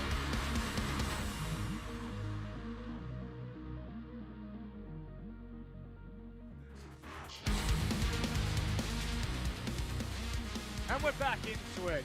ROFLCOPTERGG and Elevate are up next.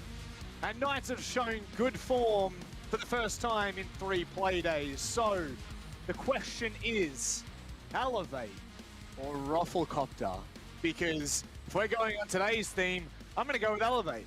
It's the APAC South team, right? They're the team. They're going to be pushing on through.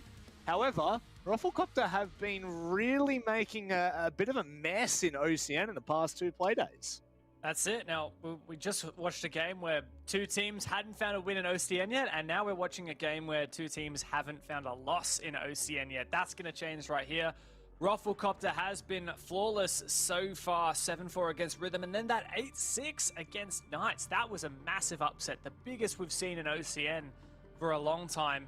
Elevate, though, they did take down Knights as well in week 1, plus Bliss just the other day, as well as 7th Heaven in the APAC South League. So both of these teams are very much on winning streaks, and it's time for one of those streaks to break. That certainly is. Is it ROFLCOPTERGG? Nah, I'm just kidding. It couldn't be ROFLCOPTERGG.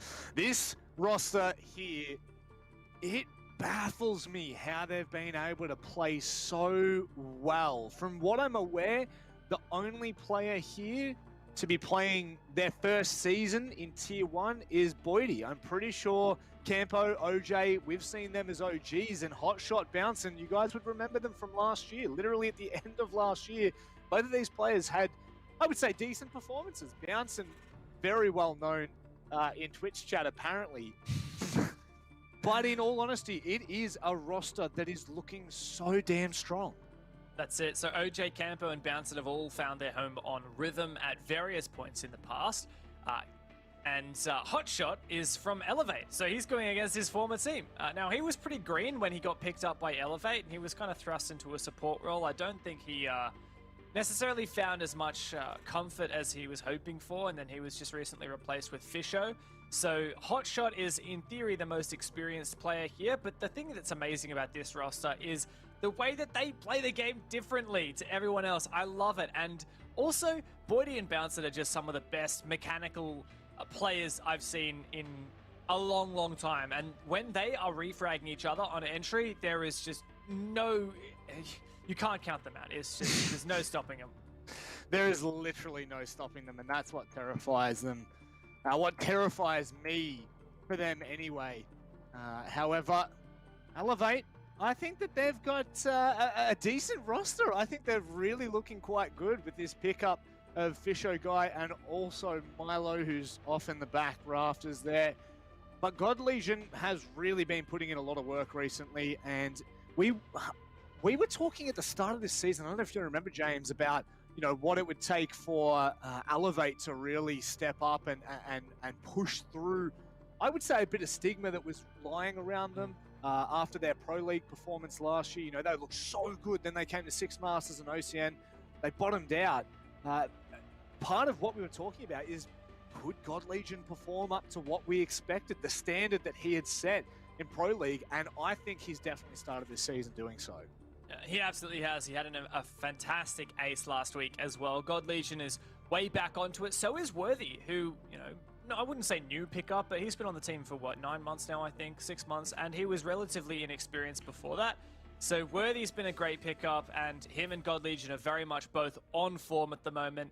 And while Elevate did have a bad end to last year, as you said, they brought on the Meloncat players, Fisho, who's filling that support role that Hotshot had, and also Milo, who's in the background a bit helping War Turtle. So I think that's really good. I think Elevate are definitely on an upwards trajectory. My question isn't so much, are Elevate going to be a top team and one of the best in OCN, but it's more so, how long will it take for them to reach that point? My timer just went off, says cast OCN. I'm like, all right, mate, I'm doing it. Cast OCN, that's 2 hours late, but that's completely fine. Let's get into the vetoes. Let's have a look at where we're going to be heading. I'm calling Clubhouse of Oregon here. Ooh. And it's Coastline! All right. Yes! It's certainly not Clubhouse of Oregon, which has been very much the homes of OCN so far, but it is Coastline. This is a very exciting map. This is the most fast-paced map that we have in the pool, and one that can certainly throw a spanner in the works. Now, we've seen ROFLCOPTERGG play it against Rhythm twice during the relegations. They won it once, lost it once. A couple of plays in the LPL as well from them. But for Elevate, it's been quite some time. They played it against Meloncat in the 6 Invitational qualifier and lost it 7-8 to Meloncat, which is, of course, Fisho's former team, the team that no longer exists. So it's been a while for both of these teams, and this is going to be quite fresh, I think. Yeah, it's a change-up for me, to say the very least. I am so excited to cast Coastline. It has been such a long time since I even remember seeing Coastline as a map that's come up. So I'm excited for this. And speaking to Elevate, I think this is why it makes me so excited. Digital last week, when we were talking to them, we were talking about what their playstyle is probably going to look like, and they're definitely looking to lean into a more aggressive playstyle this season, which, in my opinion, I would say it favors them. I say you take the leash off of God Legion and watch him work, and obviously you got players like Vast. Now you got Fisho. These are some high hitters, some big hitters, I should say, and it is going to really explode on Coastline. I think I mean, let me get your thoughts. Who's it leaning into more here, ROFLCOPTERGG or Elevate? I don't know, man. It's so hard to call it. You've got... This is a map where we talk about a lot of fragging. It's a lot of fragging and a lot of coordination, more so than heavy utility use, right? So you got God Legion and Worthy very much on form for Elevate, very, very skilled mechanical players, and the support network behind it to support that. But ROFLCOPTERGG, you've got Bouncin and Boydie, and honestly, if you were to just play a 1v1 server with Bouncin and Boydie and God Legion and Worthy playing tag team, I would almost put money on the ROFLCOPTERGG players. I think that they are incredibly mechanically talented and young gunners that you don't want to underestimate. You look at the wider ROFLCOPTERGG roster, you've also got a good support network there. Players like Hotshot, who's formerly of Elevate. Plus, you've got the coach of ROFLCOPTERGG, Cynics, who is also the former coach of Elevate. So there's a lot of I want to say friendly rivalries between these teams, because I know these teams get along very well. But yeah, there's a little bit of history there. James, you're not meant to say that. It's bad blood. It's bad blood. That's all it is. Mate. They're looking to fight it out. That's what we wanted to... That's the storyline we're looking for. Another storyline we are looking for as well, ladies and gents, is Snap Fitness, of course. For the first 4 weeks, only $4 per week. That's pretty outrageous. And of course, you can get your guns. Dev, show us yours. No, I did that last week, not doing it again. Have you made any progress yet? I thought we were meant to be gym buddies. We were meant to, but no, I haven't quite snapped yet, so... Oh, God. It's all fun and games. Do you want to know what's not fun and games? The bad blood between these two teams. Ex-player, ex-coach from ROFLCOPTERGG now. It's time to get into it. It's time to go face-to-face for the first time. Hotshot has not seen his team since. And I'm going to build it into this storyline, whether they like it or not. Oh, look at that BM in the chat. Have fun with no good luck before it. These teams mean, oh, look at that from OJ, the angry face. The angry smiley face. There is some serious beef here. And look at that! Oh, Ruffle banning Zero. Hello? Okay. Okay, there. I see you. Where's Zero the hasn't question been in mark? for very long. But that's a lovely one. Where is the question marks in chat? Digital. I expect more from you there. I expect more from you. You have to be asking these questions. Nomad, okay, a very typical ban to see. Obviously, a lot of flanks, a lot of roaming from the defensive side on a map like Coastline, and especially when you're going up a team like ROFLCOPTERGG. You're talking about it before. You know, the kind of play style that Roffle will lean into. You got Bouncin, who's just absolutely mental. I think I said it last season. Okay. We're having fun What is this bad phase? This is a great ban phase. What are you talking about? This is a very surprising ban phase. So all three out of these 4 bans scream from the rooftops aggression. The Zero and the Nomad are both flank watch operators. Zero, not necessarily hard stopping like an air jab would, but you get someone watching those cameras and you're going to get info and you're going to find kills on those flanking players. And the Smoke is arguably the most powerful anchor defensive operator, the non-aggressive defender, right? Now, Valk is an aggressive defender. I think you kind of need to ban her on Coastline when you've got rid of the Nomad and the Zero. Otherwise, you better hope to have a good IQ player to find those cameras. But man, this is going to be a defender's aggression paradise. So I'm really looking to these players, especially ones like Boydie and Bouncin, both of them on operators with very good guns. The T5 on Legion, one of the best guns, got the 1.5 times scope. Aruni's P10 Roni, also a very good gun for Boydie to use. And I'm definitely going to be looking at Worthy. That Lion is 100% brought out here to quell that aggression, and it better work out. Otherwise, Elevate are going to really struggle here. I'm laughing at, of course, Lion being picked. That's going to be interesting to see how much of an impact it has on ROFLCOPTERGG. I'm also laughing at the Snap Fitness community vote. 58. ROFLCOPTERGG taking 58%. They don't even have an org. How do they have this much? How? How do they have this much? Make sure you get on Twitter and have your say at SnapFitnessAU. That's how you get involved. But I am so intrigued to see what ROFLCOPTERGG have picked up in the sleeve. They are an incredibly dangerous roster. They have shown it in the first 2 play days of OCN and also in the playoffs, or really the promo relegation playoffs. So a fiery start is nothing short of what we'd expect here. Bouncin, dancing with death. God Legion holding a very, very nice angle. Long one. ROFLCOPTERGG starting on the defense, not flying too high just yet. God Legion starting to make his way in. There's the first E1D scan to come through. Drone, I believe, did spot that player in security. God Legion now has secured offers. Time's ticking away. Elevate need to take some of this ground. But they are smartly not too over-eager. ROFLCOPTERGG is a team that will punish you for that. And the map that certainly allows them to. So slow and steady wins the race in every which way, shape and form here as we start on out. Minute 30 and there's been a lot of contact, but no damage being done really. So don't hold your breath just yet. God Legion extending that reach out to security. I think there was at least one of the players sitting across there.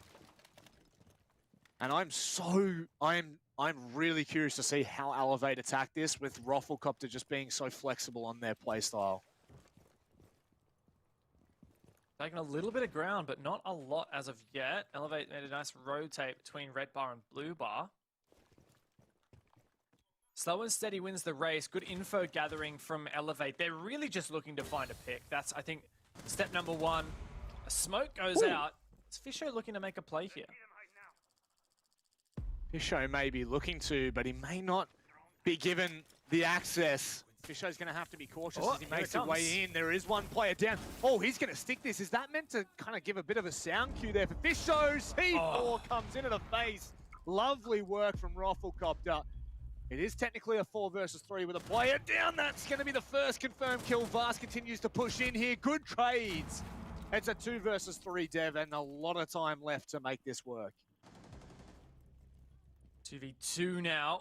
Vast versus Bouncin. It's the 2 big hit fraggers for ROFLCOPTERGG, still alive. And Boydie secures that kill with the pistol. Vast has to go large here. 1 versus 2. No diffuser in sight. Bouncing clutches it up, and ROFLCOPTERGG secure their first round here against Elevate. I don't mind the intent there, trying to get that diffuser down, but it just felt like there was no cover whatsoever. Obviously, it's going to be very hard for them to swing when they've got kitchen door being protected. But the second that C4 came over, Fisho was just in no man's land. No chance of getting away, no chance of trying to deny that either, shooting it out in midair or even as it lands. Really nicely done for ROFLCOPTERGG to pick up their first round. I think you could attest a little bit of the round, so how long it took Elevate to really find an opening. I think we hadn't seen any real players damage until that minute mark. Campo was, of course, injured, but Elevate really knew nothing about it until Vast had pushed in and found that kill. They were all but unaware of it. So on the back of this, we now move across to Hookah and Billiards. Do we do? And a bit of a strange operator lineup taken here. The Alibi, Castle, and Echo are not staples for this bomb site at all. But I like them. I embrace a little bit of something different. Having a look at where these castle barricades have been placed. One on the double billiards window, one on the single hookah window. Just making it a lot safer to walk around inside. The final one is actually the billiards double door to Aqua. A lot of vertical lines as well opened by the castle to prevent a plant in the site without at least being vulnerable to someone downstairs below. A shield as well, reinforced hatch. What? This is quite an extension. I am really enjoying this creativity from ROFLCOPTERGG. Had a cheeky little run out there, but God Legion, he doesn't pay for it. I don't know who that was in Hookah there. Very ambitious to do so. Now you can see God Legion a little bit antsy. Fisho guy, maybe AFK. So Elevator starting the round 4 versus 5 to begin with. OJ doesn't connect with the drone and has to back away. Regardless, though, all in all, an eye for an eye. I really like the setup on the site for ROFLCOPTERGG at the moment.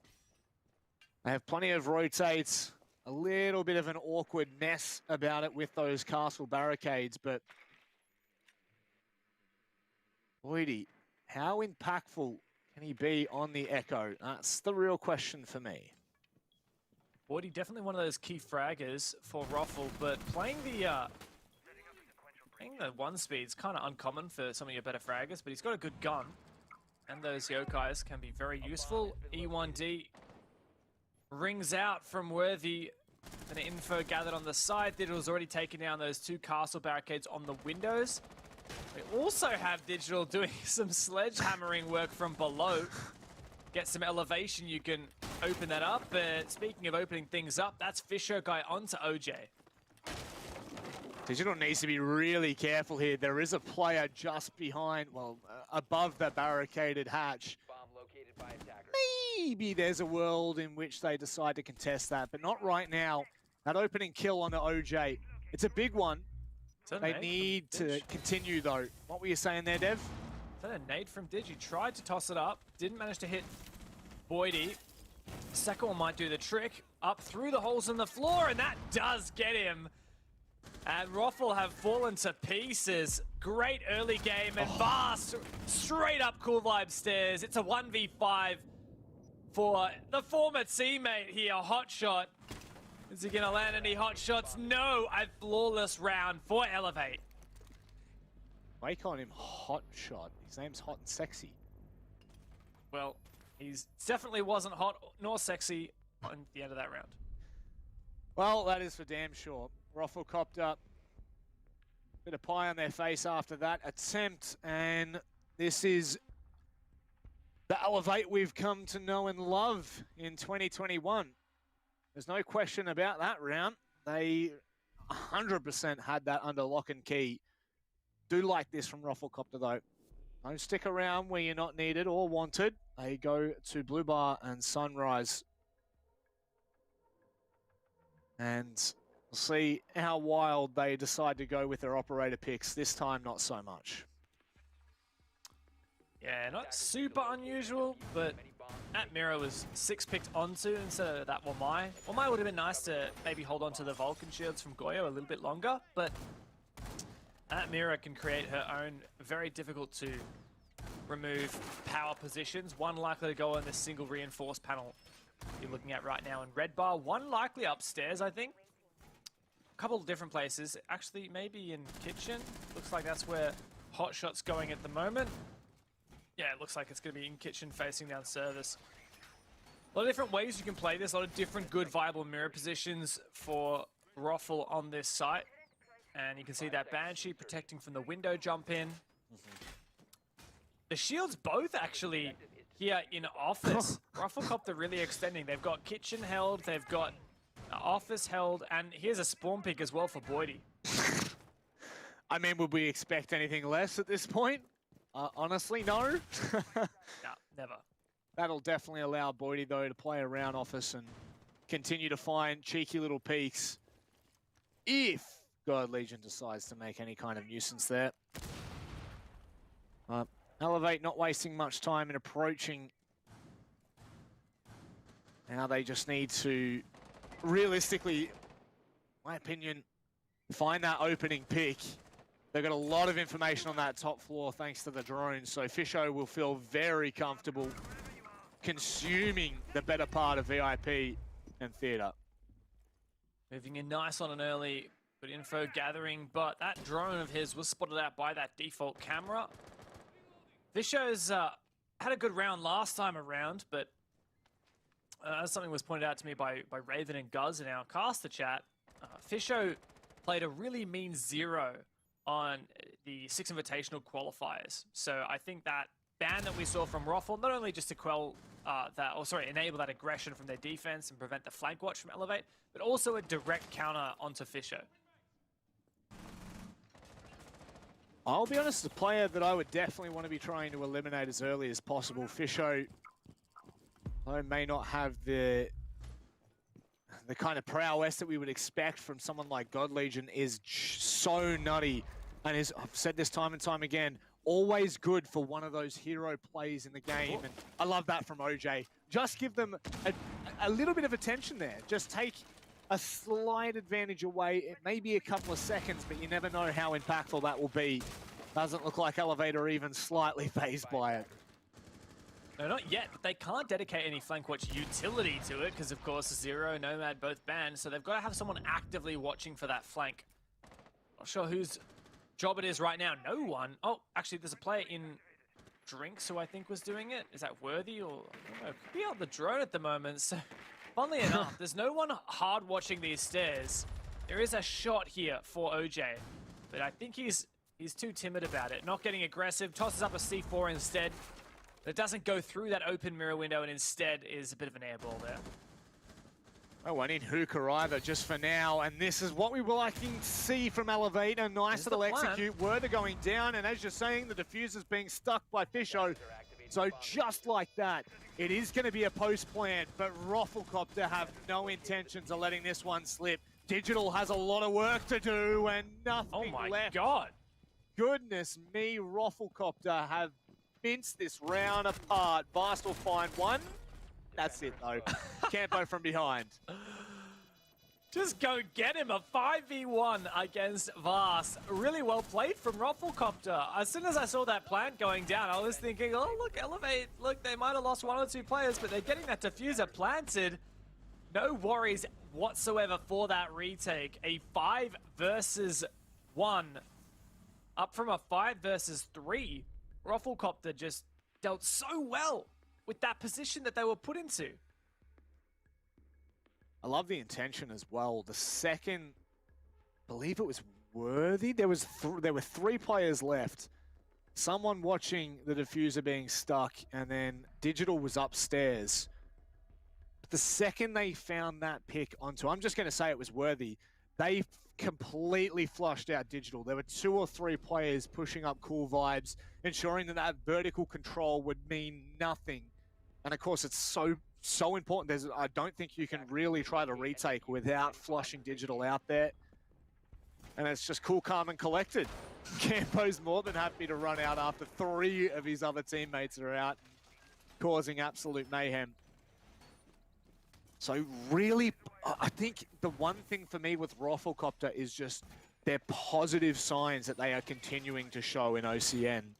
They have huge potential, not only to secure a top 4 place in realistically the entire year, but also into next year. If they continue to show these kind of promising, this kind of promising form, and also the way that they're able to go about it, won't be long.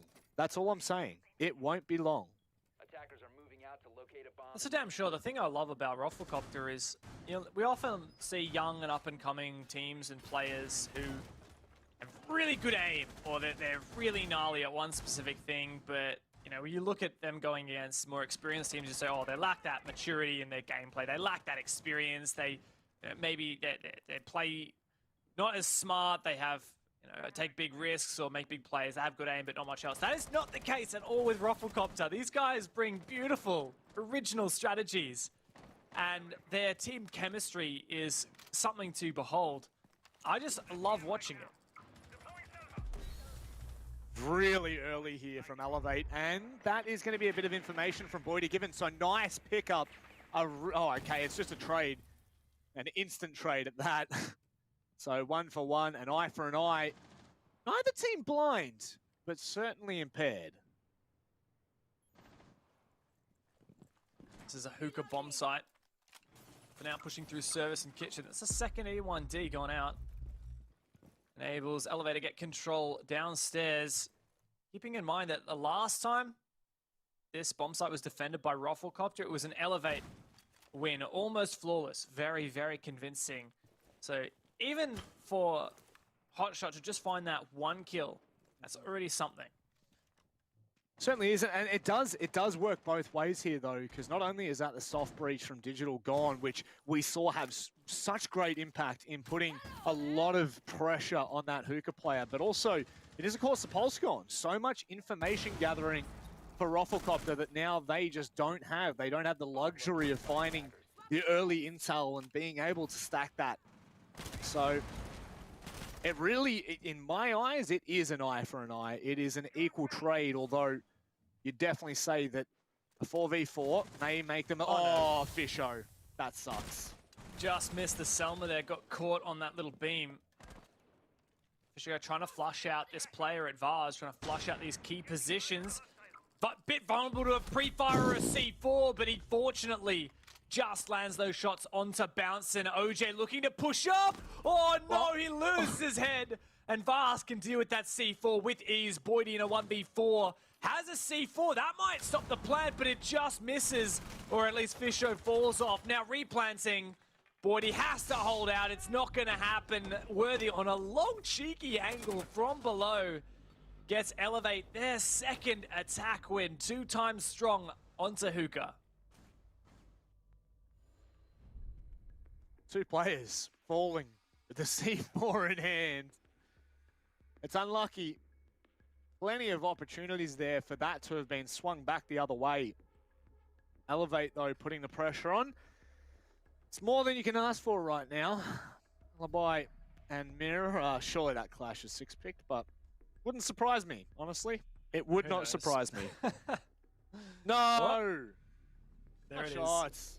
It's the 1-eye. And funnily enough, these ROFLCOPTERGG are constantly switching around their operator lineup. You look at the previous time they played this kitchen service, they had Boydie on the Aruni instead of the Alibi. We didn't have a mirror on the cards at all. It was the Oryx for bouncing. And we had a Pulse last time as well. Campo this time on the Jaeger. So I'm really enjoying the way that ROFLCOPTERGG keep changing up their operator lineups for what they deem necessary for that specific site. And they've got quite a deep strat book, honestly. There are lots of different options for how they interpret each bomb site. Yep. And they've also made good use of this mirror, an operator that often gets banned, but also even when unbanned doesn't necessarily see play all the time. And Roffle have enjoyed her and used her in a couple of different ways, and I'd say overall it's been pretty successful.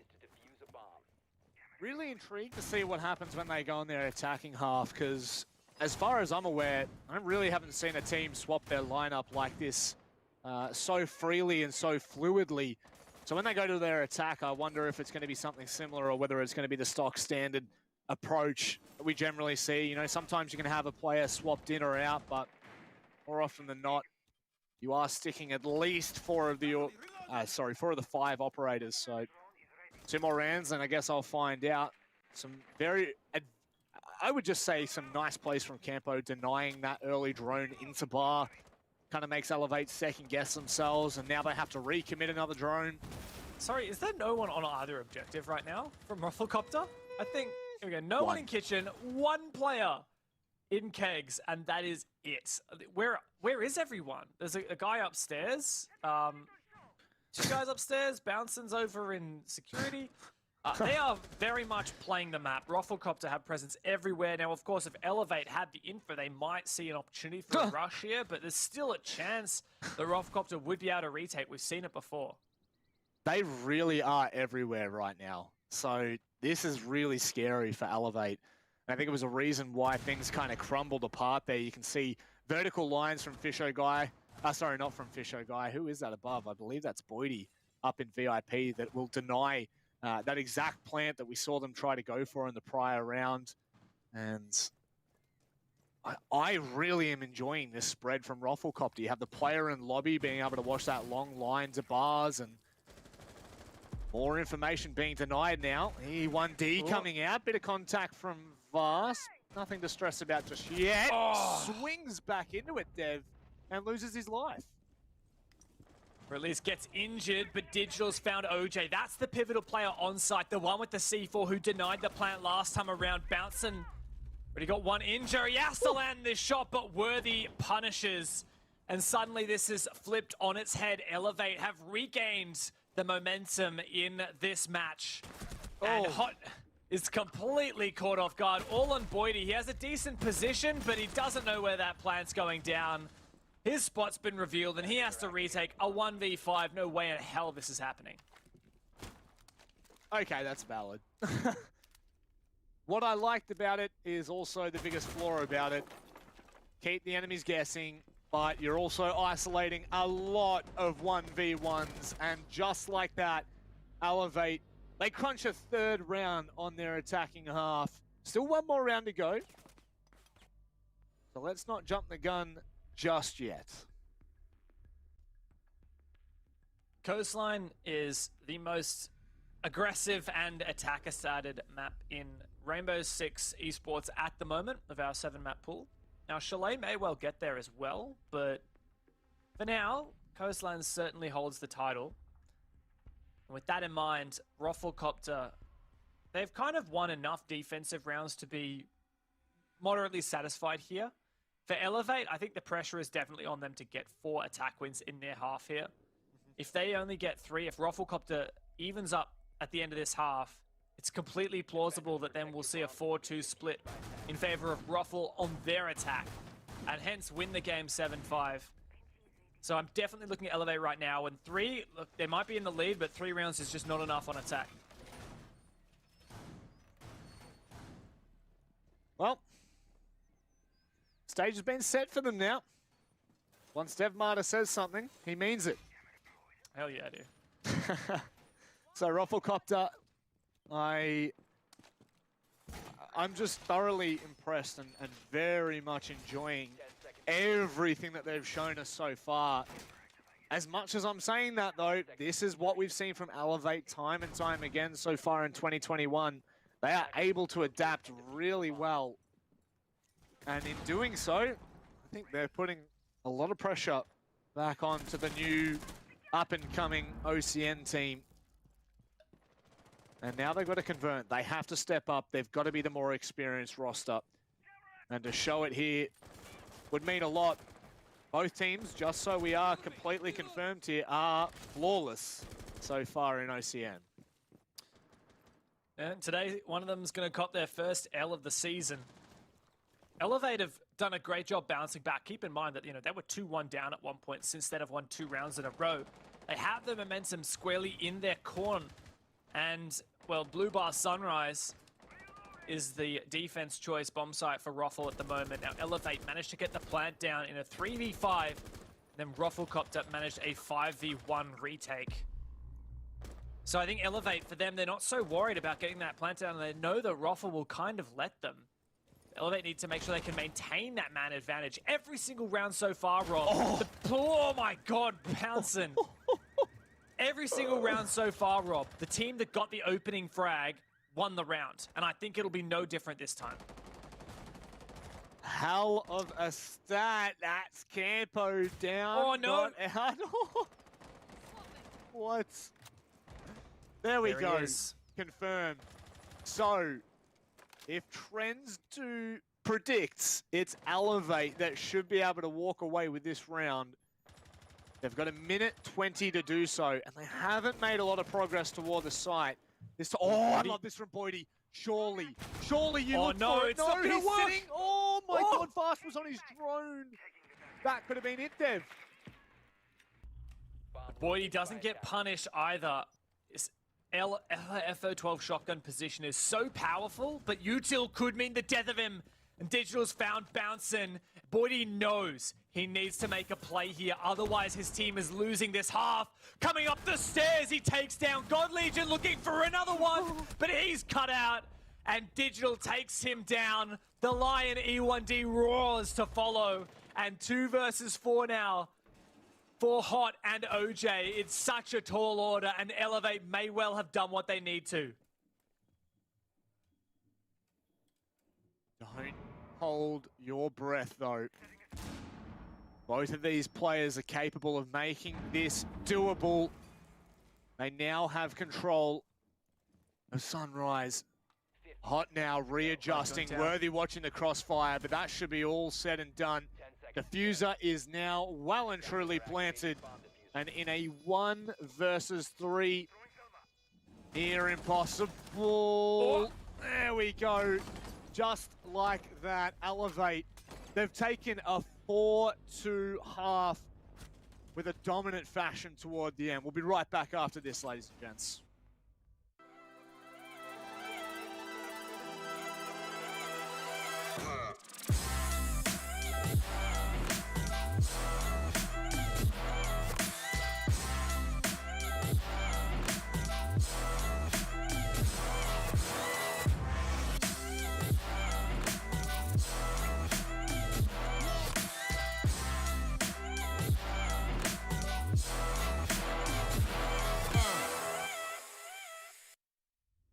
It's feeling like a battle of the underdogs right now. Elevate coming into this season would have been expected to finish 3rd, maybe 4th, depending on how the top 4 split. Roffle, I think we all had them pinned around that 4th or 5th mark, depending on how they perform, but they are really putting on a show this season. And for me right now, whoever wins this, I mean, you know what? I'm going to make the bold statement. Whoever wins this is going to be set to take OCN Stage 1 at the top of the ladder. That is a big call, Rob.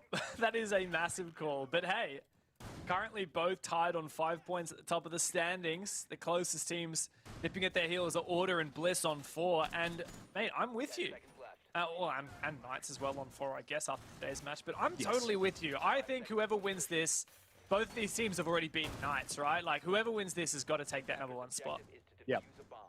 And, I mean, in terms of the whole year, this will be massive for one of these two teams. You know, starting out with such a strong performance, really want to make sure that if you're Elevate right now, you do not let this go to overtime. You do not allow ROFLCOPTERGG to take that point, maybe 2 points off you, depending on what happens. They've set themselves up perfectly. Dev, you were saying that they needed a 4-2 half here, at least to be convincing in their win and take it 7-5 before OT. They've done what you've asked of them, and now they just need to convert. All Elevate need is 3 defense rounds. Oh, that's a nice way to start it. Vast, very early on, found a vertical C4 kill on Campo. That is so much info denied there. The Yana out of play. Campo tossed to the wayside. And Elevate run away. They slip back into the night. ROFLCOPTERGG need to get on their bike. There's no other way to put it. They have to find a trade, and they have to find it soon. The unfortunate side of Coastline definitely shining through here. It's such a hard map to control the defenders on, and both of these teams have shown why. Bouncing though, that's a lot of information gained. They now know that at the very least, no one has come that side of the map, and they just need to ensure that the flank doesn't come back to haunt them. Oh. Like the usage there of the Selma from Ace to try and breach that wall open, but it's muted, and God Legion holding down the fort! How many can he get? There's so many players there worthy for the double C4! It's all on OJ out of nowhere. Elevate have banged this game all the way up, and it's on OJ now in a 1 versus 3. Found the first pick he needed. There's so many more to find. AK-12 is a nice weapon, but Elevate surely won't let this one slip. Couldn't imagine so. In comes the push. See you later, OJ. No, not yet. There we go. Digital confirms it in the end. Oh, I love that from ROFLCOPTERGG, but God Legion... Okay, God Legion has done his job well and truly there in Aquarium. Not only does he find a kill when 4 players are rushing him, he buys so much time. It allows that C4 to come in from Worthy and absolutely dunk on them. And there we are. Just massive, Dev. That was huge there. Worthy and God Legion both having a hell of a game. And you want to add all to that and point out that Fast found that early kill with the C4 as well. That was 3 out of 5 kills that round with C4. Not even gunfights for Elevate. Fantastic stuff. Look, Elevate, they might have taken a bit of time to warm up in APAC South. They lost to Knights, but coming into OCN, this has been their territory. They've taken the scalps of first Knights and Rhythm, and now, sorry, Knights and Bliss, and now as well looking to take down ROFLCOPTERGG. A very strong start to their defense half. I'm starting to flip-flop, Rob. I'm starting to think that Elevate are back on track. And you know what? Yes, they are. In all honesty, this is the Elevate that we saw in Pro League last year. And it's so good to see them back in action once more. There was such high promise for them in the middle of last year, toward the end of last year. They fell out in the OCN playoffs. But this year, 2021, is the year of the Mountain People. And with that, oh, okay, Vast, I had no clue what you, okay. Well, I mean, I guess it's open now. That's one way to use a C4, but yeah, fair enough. Not a lot of util, I guess, on the rest to Elevate to open that. I guess God Legion's already used his impacts. Worthy just teasing out the Holden offers. Bouncing, fed the info by his teammate Droning.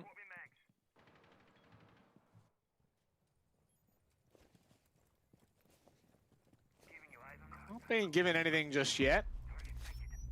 God, they just have so much ability to clear out anything that comes toward them here. There's so much intel gathering for ROFLCOPTERGG, it's not even funny. You got the Jackal, the Lion, the Gemini.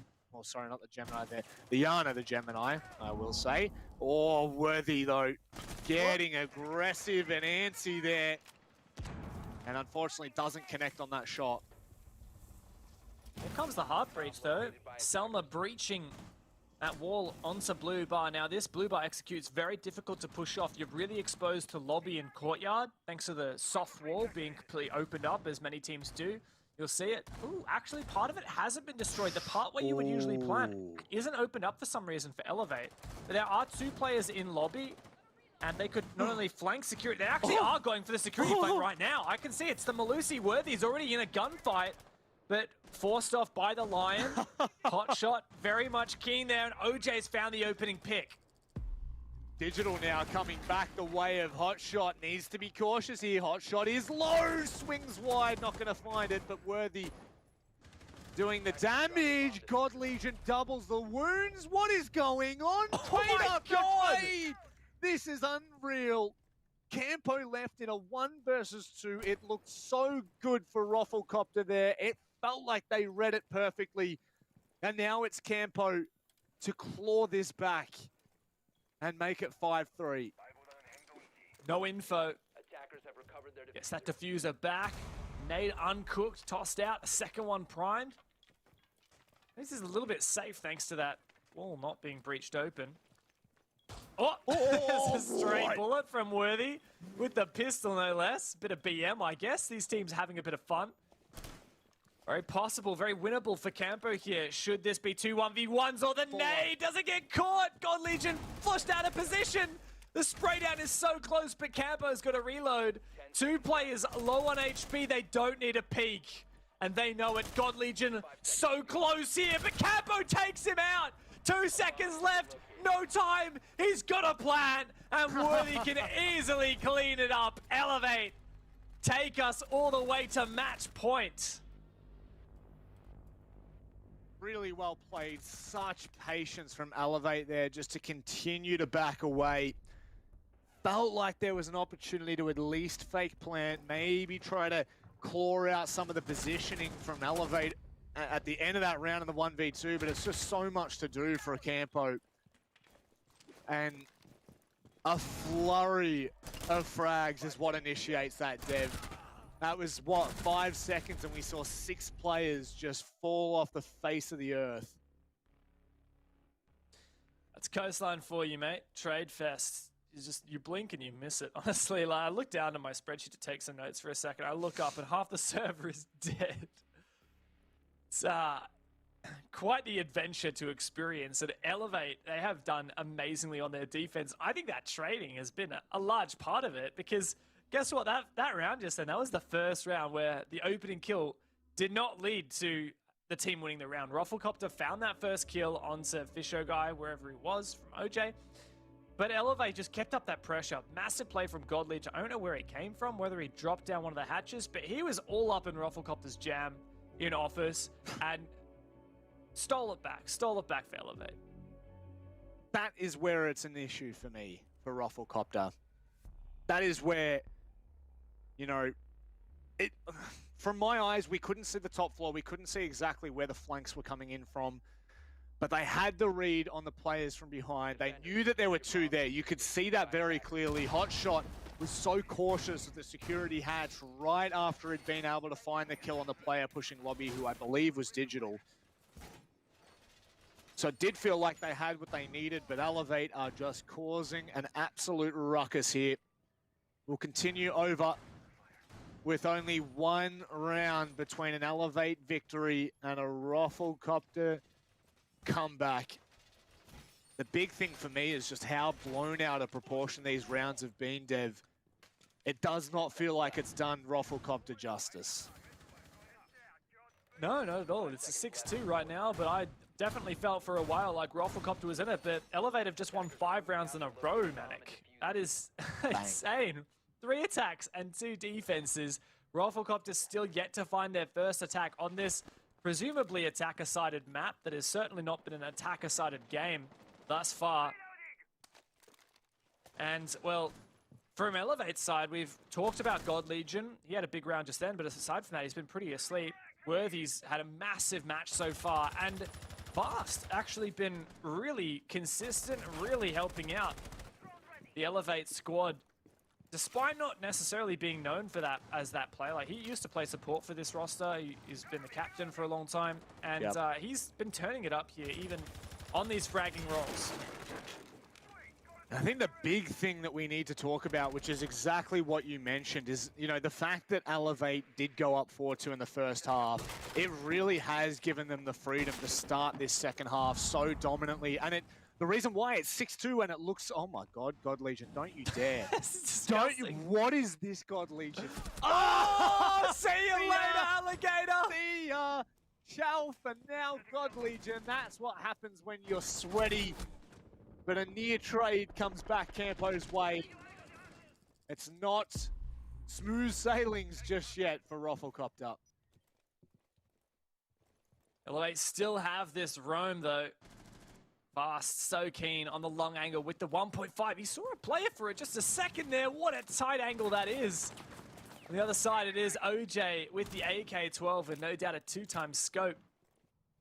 He backs on out, shaping up for this service execute perhaps, but it's still early days now for ROFLCOPTERGG, and Vast is still upstairs. There goes the E1D. Vast spotted as well. He continues to be mobile here. May well be punished, but he just dodges it again. How much time will ROFLCOPTERGG waste on Vast? That's the big thing for me, Dev. Now it's, you know, it's allowed him to burn through the better part of a full minute, and he's taken another kill with him. Boyd, he has to confirm this now. He cannot continue to allow this to happen. Vast is going mental. The double kill. If he can continue to lock this down fast, one after another, they fall like dominoes. And 2 players left. What is going on? It is now all up to OJ and Bouncin to save themselves some dignity here. What a gigantic effort from Elevate's captain, all on Worthy and Fisho. Worthy low HP, Fisho in aggressive position. Falls off after a spray, 15 seconds to go. Where is the push from ROFLCOPTERGG? This is their chance to save it, but Worthy is lying in wait. OJ's got a clutch up, massive, finds one, and in the one-on-one, he can't land the shots. He's got to go for it, but Fisho guy clutches the 1v1 and Elevate storm away 7-2. Whoa, cooking up a storming kitchen there just toward the end. My goodness. What a demanding victory from Elevate. And you know what? ROFLCOPTERGG were not far off a lot of those rounds. 7-2 does not do justice to how close that game was in many of the rounds. Fast and Worthy leading the charge with 23 kills combined.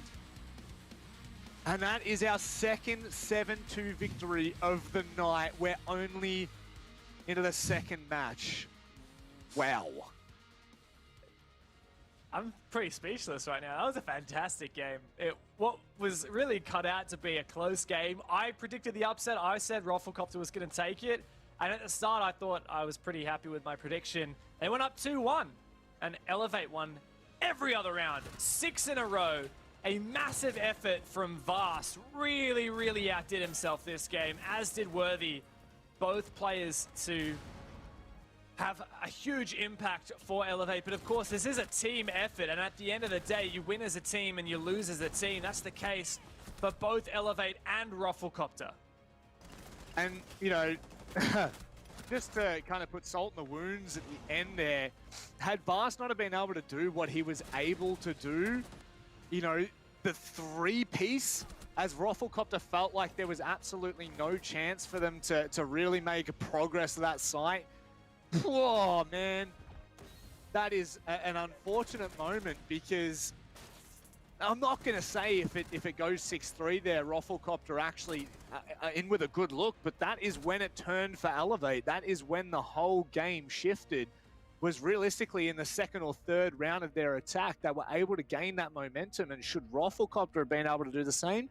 I don't know. I don't know whether I can sit here and say it's the same situation, because Elevate really just bullied them out of the server on that attack.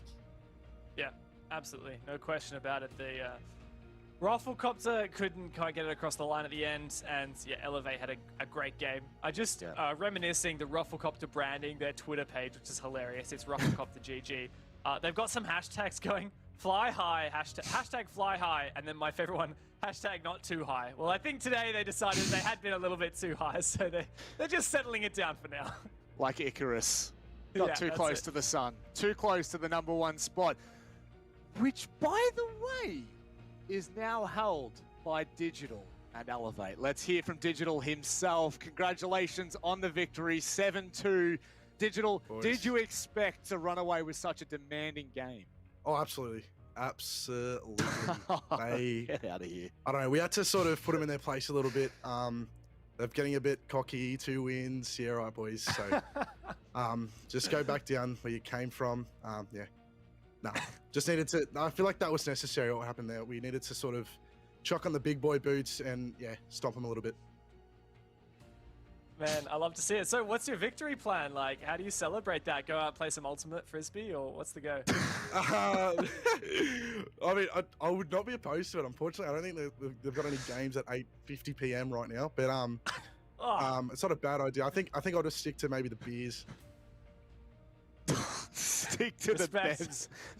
Just stick to the bevs. Why not? Look, I've got to ask. Coastline, I have not seen it since promo relegations last year. I know it may have been played since then, but what was the thought behind going to Coastline?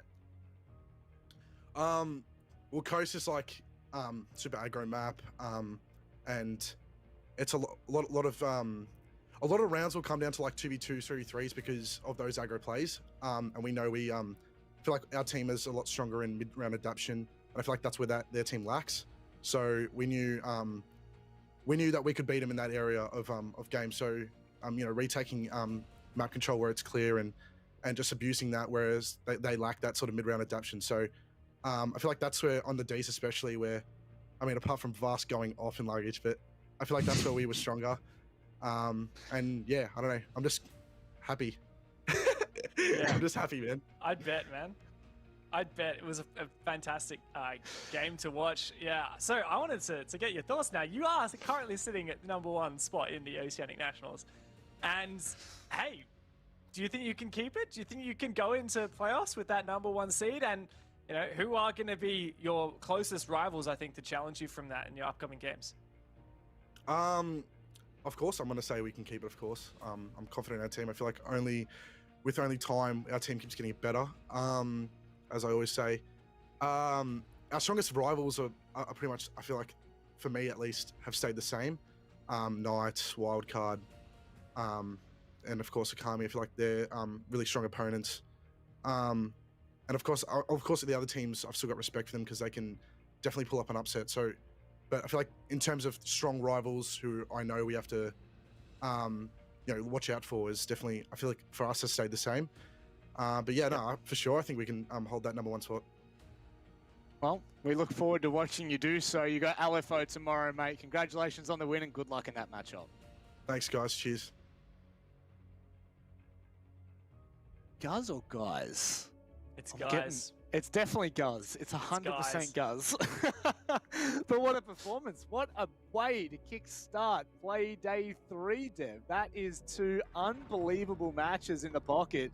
And just there, you're going to see the dominant form from Worthy. 13-3 with 2+ entries. See you later. Yeah, massive form for Worthy. He's just been hitting his shots recently. He's been making those massive plays. We saw that enormous 2K C4 enabled by God Legion in Aqua. Vast also, Digital referenced it. Vast went pretty gnarly in that final round. 3 kills on the roam in luggage. And 100% costs for him and Fisho Guy both. The KOST is any round where you either get a kill, plant the bomb, or defuse the bomb, survive, or get traded when you die. That counts towards your cost. So 100% of the rounds means you get that at least one every round. And just to pick up Fisher Guy for a sec, because he is the new one, he does have that 100% cost, despite only having 4 kills. He actually planted a heck of a lot of times. Well, I've got 1, 2, 3, 4, 5 rounds he planted, and a 5th round, they won the round while he was planting. So Fisher Guy's certainly fulfilling his role pretty well. And you know what? I'll actually say, if you looked on the bottom half of that for ROFLCOPTERGG, there was, I think, the highest rated player there for cost was 67%. So although rounds seemed like they were close, it definitely doesn't look like ROFLCOPTERGG had the impact that maybe they did in my head. Maybe I'm making all of this up, but it did seem to be a closer match than what it's shown on the scoreboard. But when you look at the match stats like that, I think it tells the full story there for Elevate. Yeah, look, at the end of the day, the scoreline was 7-2. It's pretty damning for ROFLCOPTERGG, and I don't know whether this is just my bias because I was so excited for them going in, but I do feel like they played well.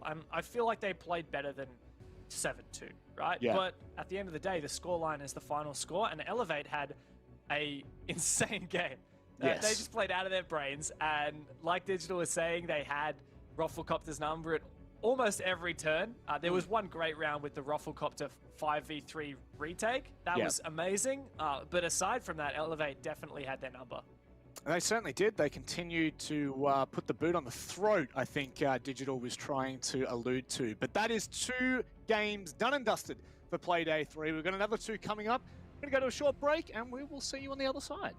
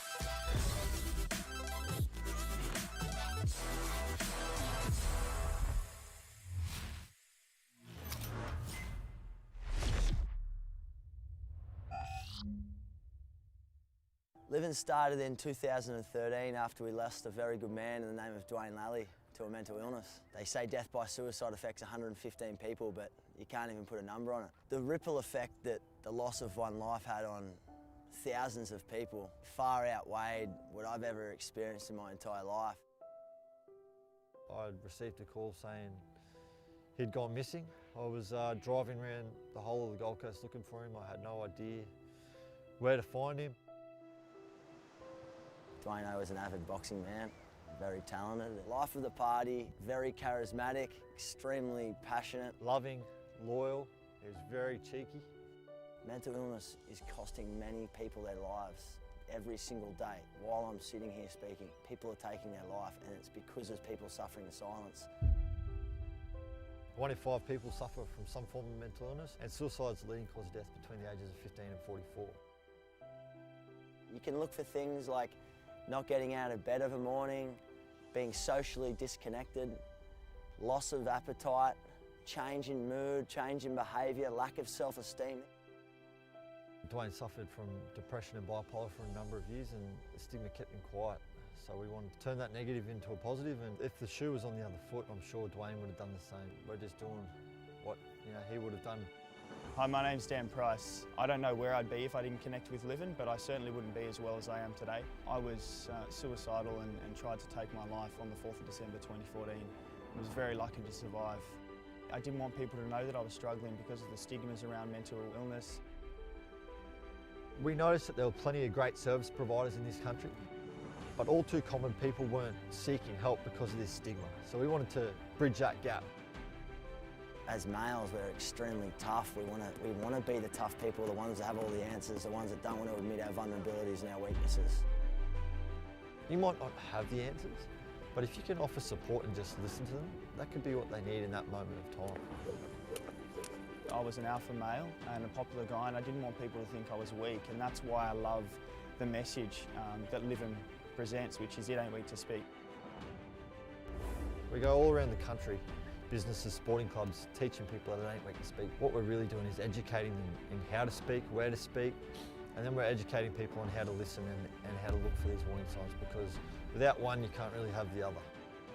It's all about being honest and open. You know, if something's off, just ask them.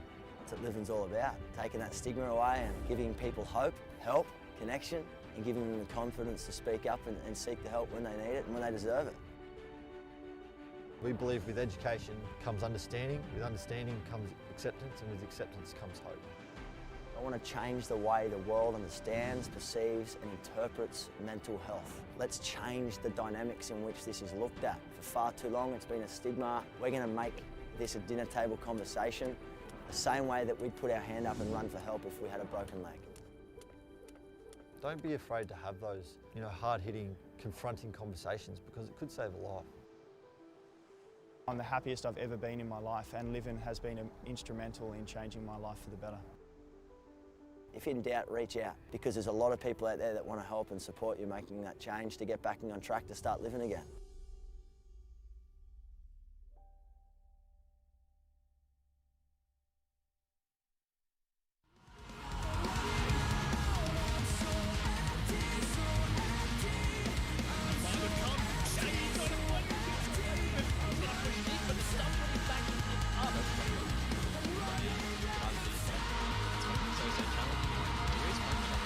This could be huge. Manages to find them.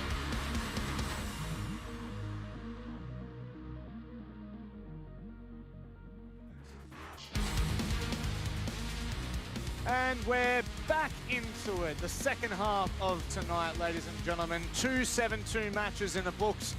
And we're getting ready for what could be another 7-2. I'm not going to get into that just yet. We are going to take a quick moment, though, to speak about Livin. Of course, you've just seen their commercial then. They've got a lot to talk about. And I think it's a really great phrase, you know, it ain't weak to speak. I think it's definitely something that we could all live by and something that we could definitely come together for. So one big part of Livin, of course, is their unbelievable merch. I wear it, Dev wears it, we all wear it because one, it's comfortable, but two, it looks great as well. You can go across to their shop, type in OCN15 as a promo code. Now, if you don't know where their shop is, if you're in Twitch chat right now, !Livin, L-I-V-I-N. Seriously, get behind these guys. They are incredible, and it really means a lot to us. And as Dev's pointing out there, that's how it's spelled. It's a great, great message. Yeah, agreed. The only reason I'm not wearing their shirt tonight is because you're wearing that one, and that was the one I worn. So I didn't want to be too matching. It's okay. What we'll do is we'll swap them at the start of next week. That way you can have the gorgeous, comfortable merch. But anyway, we'll move on, ladies and gentlemen. We'll move in to the nitty-gritty part of the third matchup. That's Order taking on Bliss. And on face value right now, you would more than likely lean into Order heavily.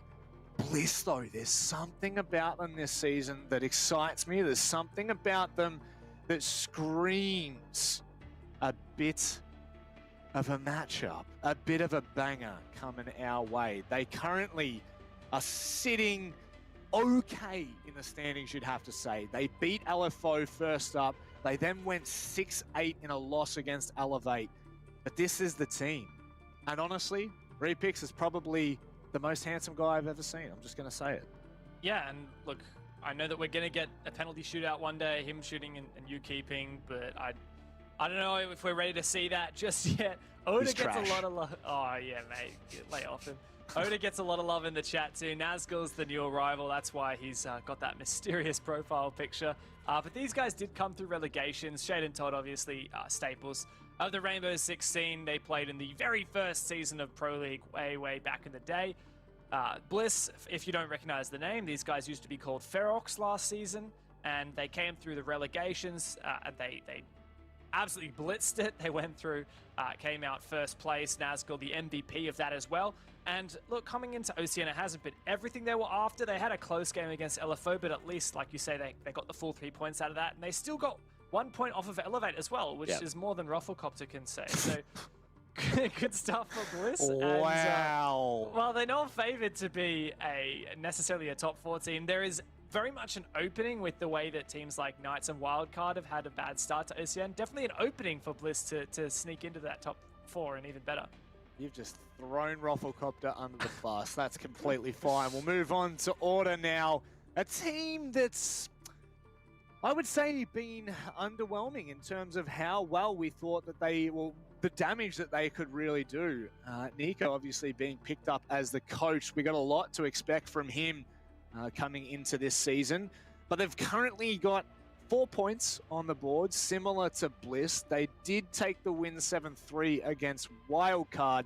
However, I would say they were embarrassed by Rhythm, a 6-8 result that turned out to be only 1 point for them in their last matchup. So they're both sitting on 4 points, but there's really something about this roster that is unexpected. It's dangerous, and everyone knows that they are that team that is always inching towards that number 1 spot in the region. They just haven't been able to fully show it yet. That's it. Forever it feels like these guys have been the bridesmaid, but never quite the bride. They were always that kind of second best, third best team in the shadow of your Fanatics and your Wildcards, and then even your Knights in the last 6 months or so. But Order definitely have a lot of strong players on them. You know, Jack Cutie was the MVP of OCN Week 1. Well deservedly so after his insane C4 game against Wildcard. But yeah, I agree with you that they haven't quite hit the expectations we had of them so far. Even in Apex South, their opening game, they lost to 7th Heaven, which was a pretty disappointing loss. They did get the 1 point off of Giants in Apex South, which is massive because Giants are obviously one of the most favored teams in all of APAC. But yeah, losing to Rhythm, 6-8.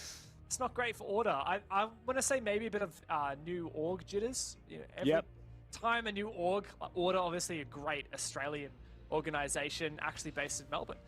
They come into the scene, and yeah, it's sometimes that extra bit of pressure does get to the players in the server.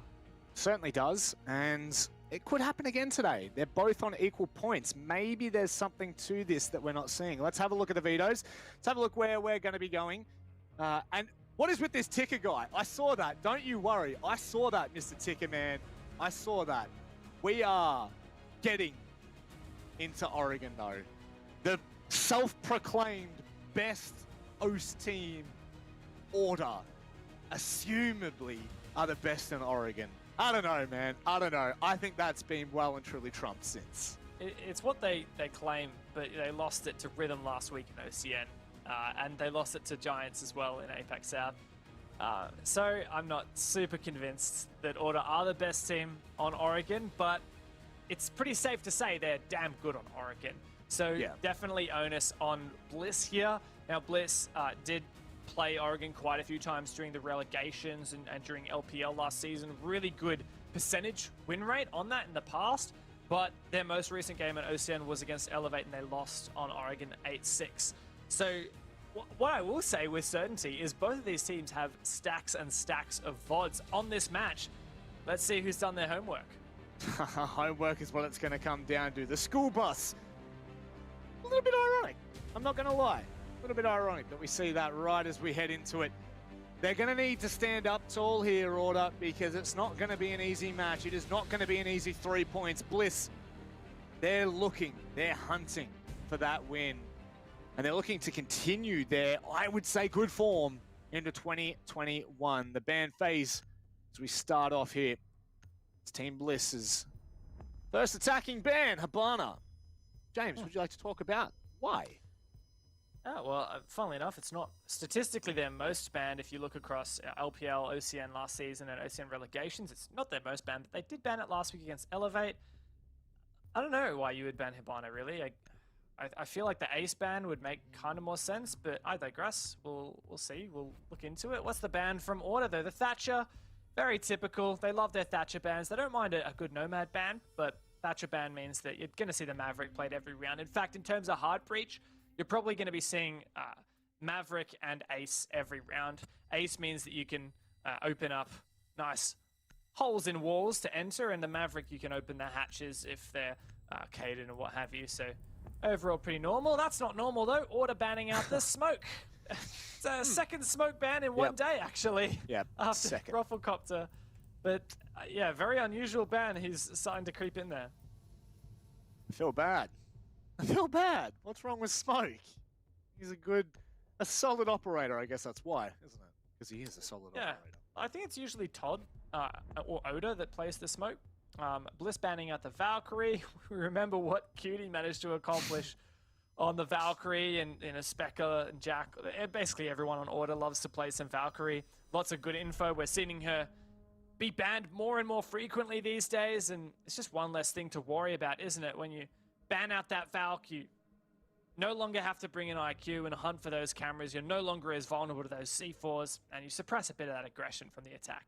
I'd say especially against a team like Order as well, that, you know, they are one of the best teams in the region and have been for the better part of a year now, probably even over that if you ask certain people, Specker. But in particular, Order's playstyle, it really does favor Valk. It really does favor, you know, getting that early intel and going for those 1v1s. Winning your ones can win you the game, and Order are definitely one of those teams that will lean into that if it's on the board. So I like that ban from Bliss. I like it to kind of close out as we head into the first round, the typical basement that we see so often. And the Snap Fitness community vote is well and truly on the side of Order here. And I mean, I definitely agree with it, but to what extent, Dev? Pretty one-sided. Didn't the previous game, wasn't that in favor of ROFLCOPTERGG as well? Yes. So that was no. Oh no, strange. Don't do it I to me. don't know. Just something to it. Maybe. Of course, you can have your say on Twitter, ladies and gents. Feel free to head across to @R6 Esports OCE if you wish to be involved, or of course at Snap Fitness AU, as they are, of course, an incredible sponsor for us to have on board for OCN. On board well and into... Oh, AP Style, you baited me so hard. I thought he was just going to yeet in there. Wouldn't put it past him. Ippy Style is known to be a very keen guy. Cutie's gotten right on in there into Attic, opening up a line of sight. It's a basement defense. Laundry supply. And one thing for Order that they won't have to worry about attacking this basement is the smoke as they band it out. And smoke is usually the most pivotal operator when it comes to your blue hold in what we call elbow. Just in that little elbow, I guess, if you will, on blue. Chuck a shield there and you can gas out. What? Yeah, shush rub. So you can see instead of the smoke playing there, it's the mute of Todd, and he's got a Vulcan shield from Goyo instead of the shield that Smoke would run. But funnily enough, Order isn't even pushing blue. They're just pushing Lobby and Freezer instead. Now, if I believe I'm correct, last time we saw Order play Oregon, they favor a little bit more of the meeting hold, unless I'm thinking of someone else here. So when we go to defense, it'll look like a very different kind of hold altogether. And in a similar sense, their attacks, I'm not going to say not conventional, because it definitely is, but definitely not favoring across toward blue, which, like you were mentioning, we see so often. How many hatches can Joker get? Of course, already getting the one across in security. This should be easy work for him. I like this from Repix, though. Very aggressive. And the hatch is also open, so there's info on him. He could get cut off. Order completely unaware. How far is Repix allowed to push here? He could totally cut someone off guard here. The fact that may well be Specker running into the Z hallway. He's not aware of it, but doesn't quite land enough shots. Surely Jack is ready to punish now. He doesn't drop, eventually sprays him down. Repix is the first victim. Really nicely done from Jack to cut him off there. Very quick note as we head into the last 30 seconds. Only 2 drones left for Order. They're pretty much going in blind. No intel whatsoever. They have to win these engagements. They need to get up close and personal and hope to God that they can make this work, Dev. 15 seconds to go. Joker pushing on forward. Jack to support. Oda's found 3. He's going nuts, but Jack finally gets him back. In a 1v3, there's not much left to be done, and Nazgul closes the round for Bliss. What was, by the end of it, fairly one-sided affair. I mean, I noticed the drones around the 50-second mark, which means for nearly 2 minutes and 10 seconds there, we were blind for information from Order's perspective. So pushing in there, it was always going to be a nightmare. And I feel like Laundry is the hardest push for an attacking side. There's just so much that you have to deal with. I felt like once they had Freezer, they were going to look for that two-prone attack. They were going to try to pinch in a certain sense, but just not to be. Team Bliss had so much control of Blue and Big Tower Stairs. They didn't even need to worry about it. And if you're Order, not the start you'd be hoping for. The thing that really confuses me is Order banned a smoke. Surely that's to go for a blue push. That's really the most powerful usage of it. A smoke on this map is to prevent against that push in through blue. So if you're not doing that and you're not doing some kind of like Montaigne strategy or something that the smoke would be a hard counter to, then why did you ban him in the first place? Questions to be answered? I thought it was Team Bliss that banned it. That's all I'm going to say. I'm pretty sure Bliss banned the Hibana and the Valkyrie. I think the smoke. It was too.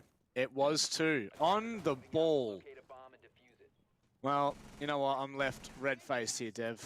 I'm sorry I ever questioned the stat master. Oh yeah. I can't believe I even did that. I don't know why I did it. Just outrageous from me. Repix with a second off that pre-fire.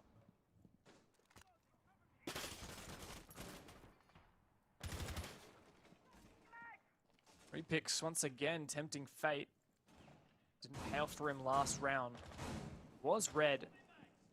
Just barely missed those shots. Goes for a pre-fire, doesn't find anything. And Todd finds the first pick. No idea where that was. Nice C4 up through small tower. That was onto the window. A nasty shot there. Cutie, MVP of last week's OCN, is down and out. Not good. Not what you're hoping for there. This is good from Jackdad, though. Really early on the pre-fire. Oh! Specker gets the trade, but how good was that? It was a domino effect. Pushback by the impact straight into a C4. Oh, that was colorful to say the very least. The massive thing about that is that is the hard breacher down for Order. Now, they still have the Maverick, but Joker will have to go into closet and be in that very exposed position to open up a rotate onto site. Specker's punished Shade downstairs. Was that through the floor, I believe?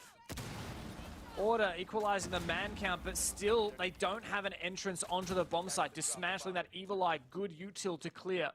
But Joker, honestly, if they want to go for a push in through games, like as most teams would, Joker needs to be over there to help. Hoping that he's making his way across there now. Creepy Crawley looking for the contact up in Dorm, kids, but not going to find anything. Specker, my goodness, a triple kill in the round. Joker now has control of White Stairs, meaning that games may be open for free business should they be able to cross. It's a dangerous cross at that. Todd going mental. And that's Team Bliss putting the nail in the coffin for round number 2. Great 2v3 there for Bliss, though. Really impressive effort there from Todd, and I believe it was Nazgul to hold out. And Order really did fall apart. I mean, I respect Specker. He managed to get the good early trade, get a good second kill, and then even another opening, 3K all up. But that was all Order found. And I hate to sound like a broken record, but I do feel like once Jack died on the ace and Order didn't have an actual rotate into sight, they really should have just had Joker rotate over and breach the wall, you know, make it a proper vaultable hole so you can try and tease out going for a safe plan. Give yourself another avenue into the bomb site, because even if you have numbers advantage over Bliss, I know there's only really, 2 avenues they have to watch out for. Attackers need to locate and defuse bombs. It's tricky. It is tricky to say the very least. And okay, we're heading to dining. 2 straight defenses for Bliss. And if Xenox was here, I'll tell you what, you'd have some information on your hands. But I love him. Unfortunately, we don't. Unfortunately, there is no Xenox here to help with the point making of how important kids and dorms is, but you know, that's okay. I'm sure you'll have enough of that tomorrow night. But right at this point in time, it was what we were alluding to in the pre-show. Team Bliss kind of, I would say, have something to prove coming into OCN.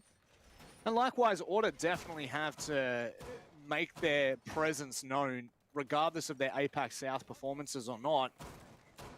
They got a lot to prove in the Oceanic region, in ANZ Siege. So this is not the start they'd be hoping for.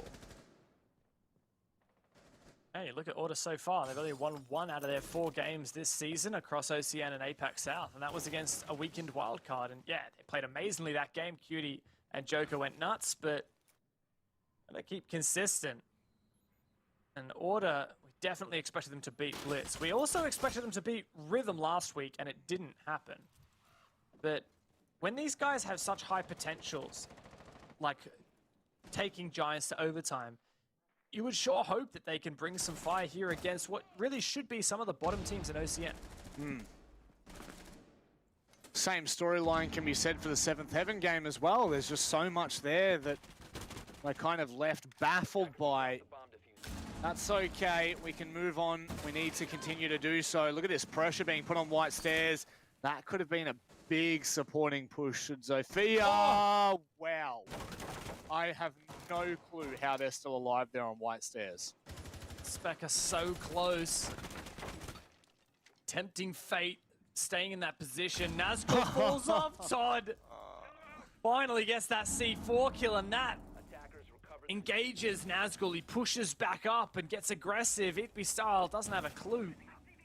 Naz is in such a cheeky position. He hears the drone from Itby style and gets out. Just barely alive.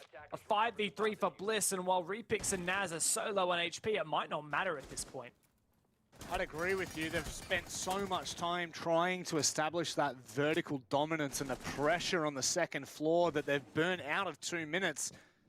And Order really have little to no control. I'm sure they're asking many, many questions. Shade now looking for the rotate underneath. That's okay. Cutie will find a freebie as Nazgul falls. The Vulcan shield, the fire was just too hot to handle for Naz. Let's see if Order can recompose now. 30 seconds left. Bliss fairly spread out and 2 players low on HP. This is still very winnable. But information is paramount now. Order have a lot of drones still on the cards, already in the field, and they need to make sure that they use them to isolate these players. But Repix and Shade have stepped up once again. It's only a matter of time before Repix cleans up Cutie as well. He's unafraid to contest these vertical angles, and Order looking lost. 3 rounds in a row go to Bliss. Ooh, not great. Not great, Dev.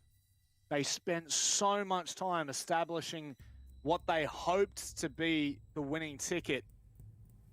I mean, if you're Order, you just cannot allow them to play with you like that over at White Stairs and just continue to chip away at your defense, chip away at your armor. And here we go, the 0 pick from Order. Is this to combat some of that aggression from Team Bliss? Nomad's also on the cards, but not brought here. Seems a bit strange to me. I really do think Nomad would make sense to fit into this composition. They've actually opted for the secondary hard breach from Specca. Another thing with Zero is you can use his cameras also to clear ADSs and my magnets, but you can do the same with air jabs from Nomad if you want. And you get the flashbangs when you bring Nomad. So I guess it is to watch for those flanks like you're saying. But I really feel like what Order should be doing here. They banned smoke. Just go for your blue push. Bring stacks of utility. You've got 4 nades and 2 concussions and 2 explosives. You could bring the Ash here or even just bring Nomad. Nomad with flashes. And honestly, it should be so cut and dry to take control of blue. No, not even a smoke to slow you down. So I really would expect that to be the right play here for Order. Right before we came off the third person there. There was no... I didn't see any rotate into elbow from Yeah, no shield basement. either. But Okay, they okay. made it they used the frost. That's cheeky. Oh, that's cheeky. I like that, Dev. That's really dangerous. You have to be extra careful as well, vaulting over those shields. There might be a mat under him.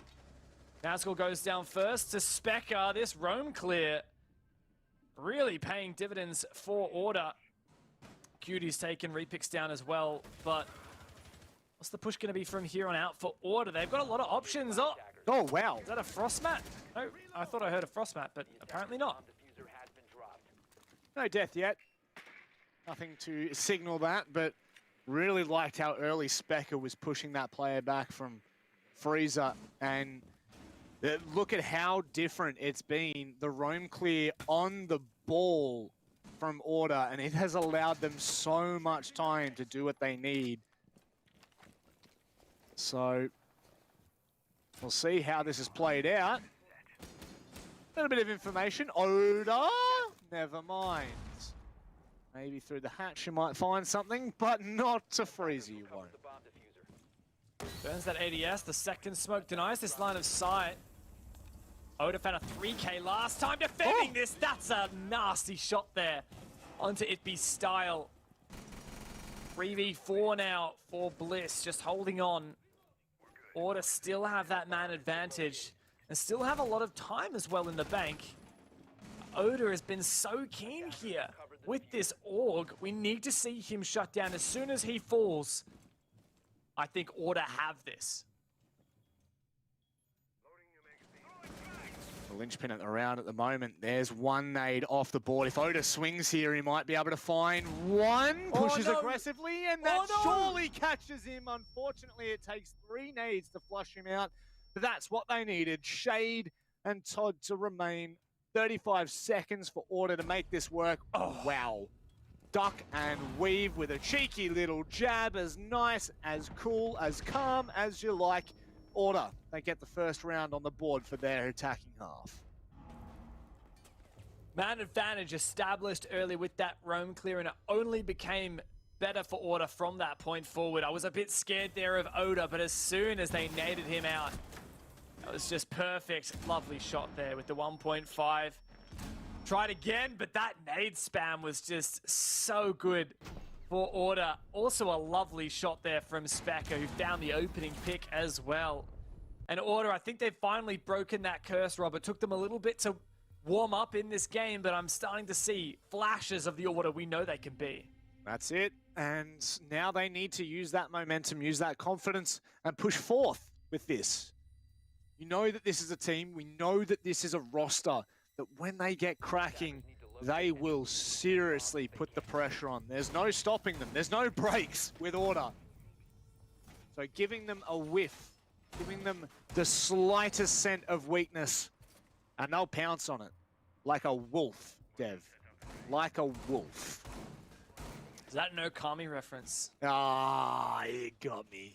You little cheeky bugger.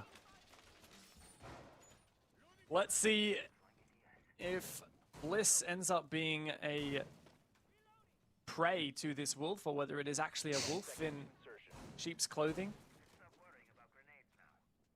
Bliss once again retrying this basement defense, this time with the mirror thrown in for Todd instead of that frost. I like the idea with the frost, but that util is just on the opposite side of the objective to where Order decided to push. Nice mirror window facing Freeze. That's always been the linchpin for Order. So I like that Bliss has chucked some utility just dead on watching that. But I feel like we'll just see Order use their smoke grenades to deny that line of sight like we saw them previously. It's something that they're definitely going to have to adapt on. And it's the first time I feel like there's been a curveball from Team Bliss being thrown every other round. They've just been able to, I mean, they've just played better than them, honestly. Bliss have been playing really well so far. So this is where we need to see Order adapt. This is where we need to see them move on the fly. Style. Live droning in for Joker now. So they take meeting control. Should be the free hatch. Emphasis on should.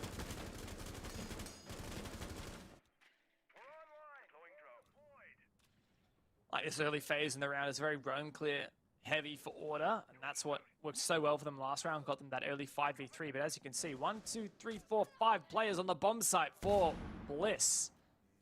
So no picks to be had on the roam. Order have got to clear the map anyway, and now they've done so, they can start turning their attention to the site. Can't waste too much time before you do so. Ippy style with the LMGE instead of that M762 on Zofia. Hey, I respect that. This is actually a nice gun. It's got a really slow aim down sights time, but you've got 150 bullets in that belt-fed behemoth.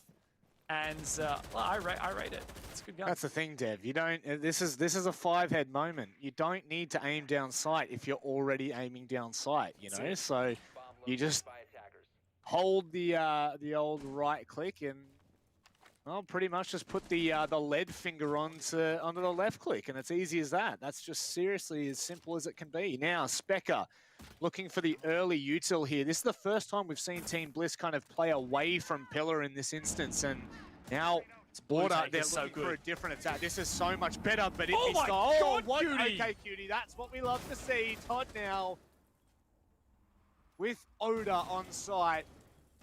He's about to feel the fire from behind him with the Maverick, though. Todd's got to make a play here. Oh, okay. It might be. Oh, surely not through. Joker just makes it away in time. Would have been a great way to even out the odds 3-3, but that's all of the C4s used as far as I'm aware. That is, now they're going to have to play for pure and raw contact. How good is Order's hold? How good is their crossfire? Well, we're about to find out. The trades are coming in. Ippy sticks it. Oda looks away at the wrong time, but there's no chance. Oh, well Cutie! played from Order. My God. Massive round from Cutie. Found 4 kills through it. 2 with the nade in the opening, and then 2 to hold on and cover Ippy style. And a great round by the end of it. Order well and truly have their head back in the game, Rob.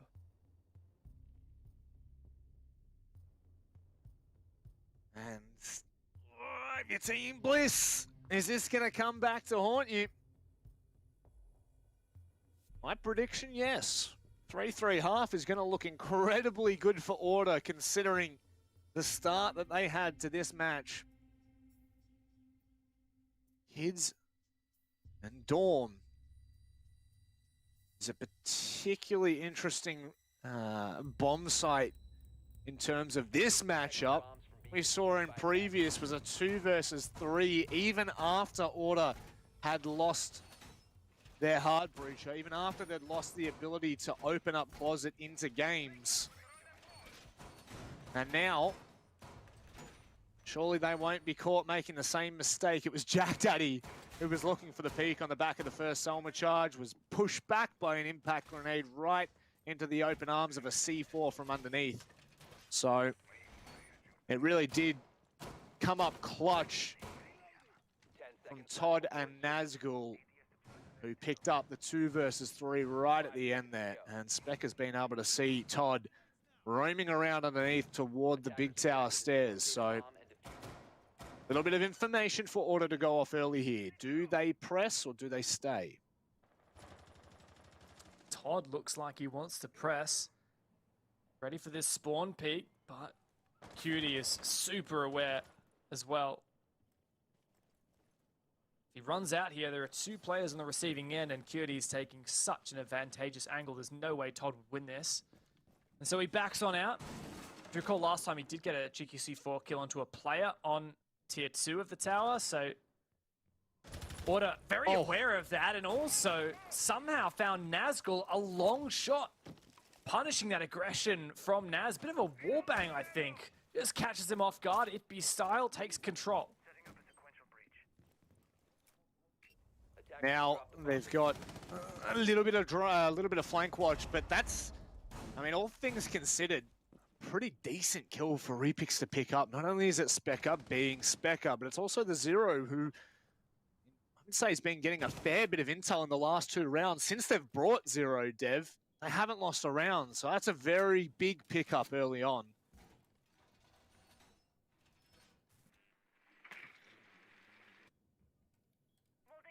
for Order now. Trying to breach this angle, and that's perfect from Jack.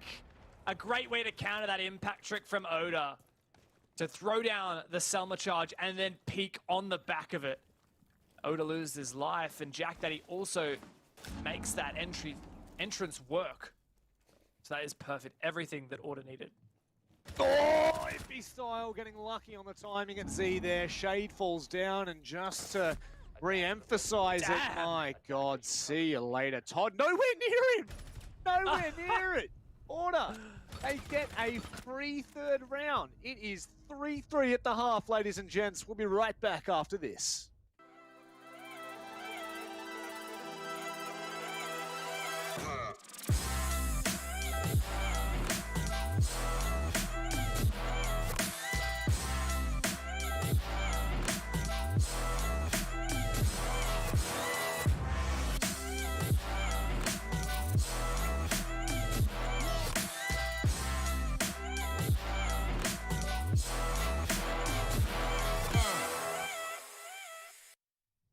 After a thumping start for Bliss, they've let the ball slip and Order are back in it as if it was never a question. 3-3 as we rotate to Order now on the big defense, and they'll head down to Laundry and Supply. I mean, I need to see more from Bliss now. I need to see your mental fortitude, how you can bounce back after going 3 rounds straight, only to have it thrown back in your face. Definitely on Bliss to get back in this game, or to also have kind of that comfort position of being on the defense. A lot of teams tend to do it a little bit better on the defense. In fact, if you give me a red hot minute, I'm going to go and find the Order versus Giants game. And here we go. Bring up my good old spreadsheet from that. Maybe we can have a bit of a comparison. And in fact, Order and Giants went 3-3 on each half. And eventually, Giants won it with the attack and defense of Laundry in overtime. But Order were pretty good on their attacks and defenses. But they never defended kitchen dining. It was only between Laundry and dorms constantly. Oh my God, Cutie, there's so much noise there. Get away, run. Run for your life and run for the hills. So much information for Team Bliss, and well, they've worked off the back of it as well. Repix and Oda now both in. The Nomad, being brought. And that is, and it's one thing we didn't see from Order. And maybe the adaptation that could cause Order a bit of strife, as we know they are more than happy to go for a bit of a flank, just like this. This could be the play for Itbeat. Drone, he's standing just behind. Knifes it so as to not give away his position, but Bliss completely vacated the space.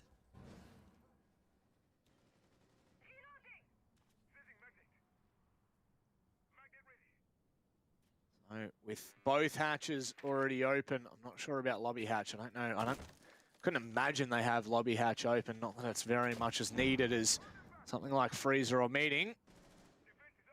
There you go. Still reinforced. Not really the point of contention for them right now. And this is just gnarly.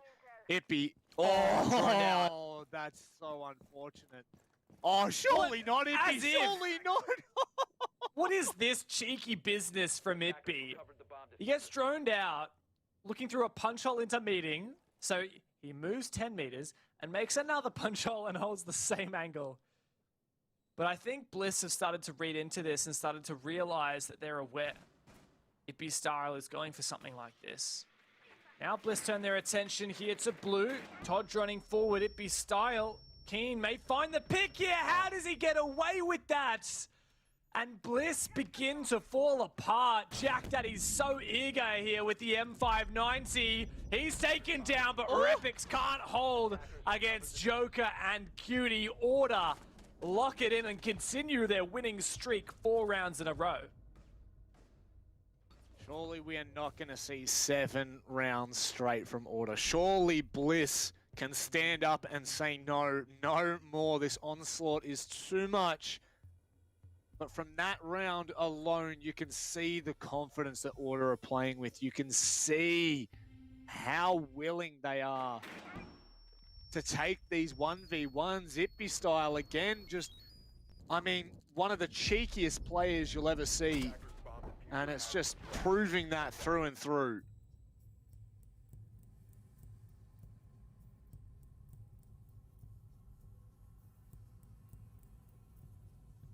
Well, I'm starting to be a bit more convinced now for Order, Manic, because really going into this game, Bliss, 3 rounds in a row on their defense, that was pretty scary for Order.